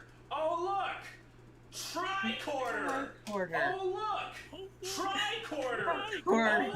Oh look, tricorder. Yeah, because like this was an idea I had slightly afterwards to finally explain that was not in the original release, and I realized, okay, why don't I take this opportunity to explain some of the things that people asked about? Like, did the magic gun not come back? Yes, she did. It's fine. So what was in your 6th slot of your inventory? Tricorders. Why tricorders? Because I had a lot of tricorder props. Like I said, I've been buying stuff off of eBay. I got the really cool tricorder, but I kept finding cool modified tricorder designs or things I could make my own custom tricorder, so I had a bunch of tricorders. So it was the easiest prop I could have for what was in the 6th slot of my inventory. Oh, look, tricorder. You know what makes me sad, though, is that, we didn't include it in Sleepwalker. You talk the entity down and be like, oh crap, what's in my 6? Oh no, not another tricorder. J Manor Productions, that's so many tricorders. Maybe you should get a professional to get that checked. Maybe try a quarterback, but I'm tish. Well, that's a stretch. All right, well, that was A Piece of the World is Missing. It's taken us 4.5 hours to end. There's a lot to say in these things. Yes. Hour and a half storyline, and we talked about it for 4.5 hours. I am starting to dread Sleepwalker now. We will not. Okay. I will either start Sleepwalker earlier, or I will. I have a proposition. Sleepwalker in 3 parts because it does have 3 acts. You're not wrong. That might not be a bad idea. Well, I'll split. Maybe I can split them up into like good. You'll find good stopping points in each one, but I get what you're saying. Also, I have a don't working stopping theory. points, actually. Act 1 ends... spoiler alert, everyone. Act 1 ends when Comicron 1 crashes. That makes sense. Act 2 ends on the entity reveal on Comicron 2. Yep. That makes sense. And you actually look at the timing. That's actually almost exactly at the 1/4 and 2/4 mark. Nice. Also, I have a theory that these are going to take forever. However long that it is, the video is, it's going to take us 3 times the length of that to get things to do the commentary. Well, all right, fans, make your bets now. What is going to happen first? We finish these commentary streams, or Contest of Champions ends? Ooh, there's a trick. All right, well, thank you all for being along with us on this journey. This was fun to revisit and fun to talk about. There's a lot more down the road. We still have the return of Vice. We still have the story the characters turning inwards. But we will discuss these things. Contest of Streams. There's a lot more commentaries down the line. As a reminder, there is no set date for when we're doing these. Viga's out of town right now at Otakon. I figured this would be a good time to leap back in. I'm gonna go make some dinner. Oh yeah, you haven't eaten dinner yet. I want to thank my wonderful guests Eliza. It's always fun being here. And the game show reviewer. Always a pleasure being on. I love doing these commentary streams. And thank you all for joining me on this rough journey, whether you came in later or when you came in earlier. Trust me, some of the questions you have were answered earlier. If you could stomach going back and watching other hours worth of talk about this. All right, everyone have a good night. Good night, everyone. Good night, I am everybody. gonna sleep.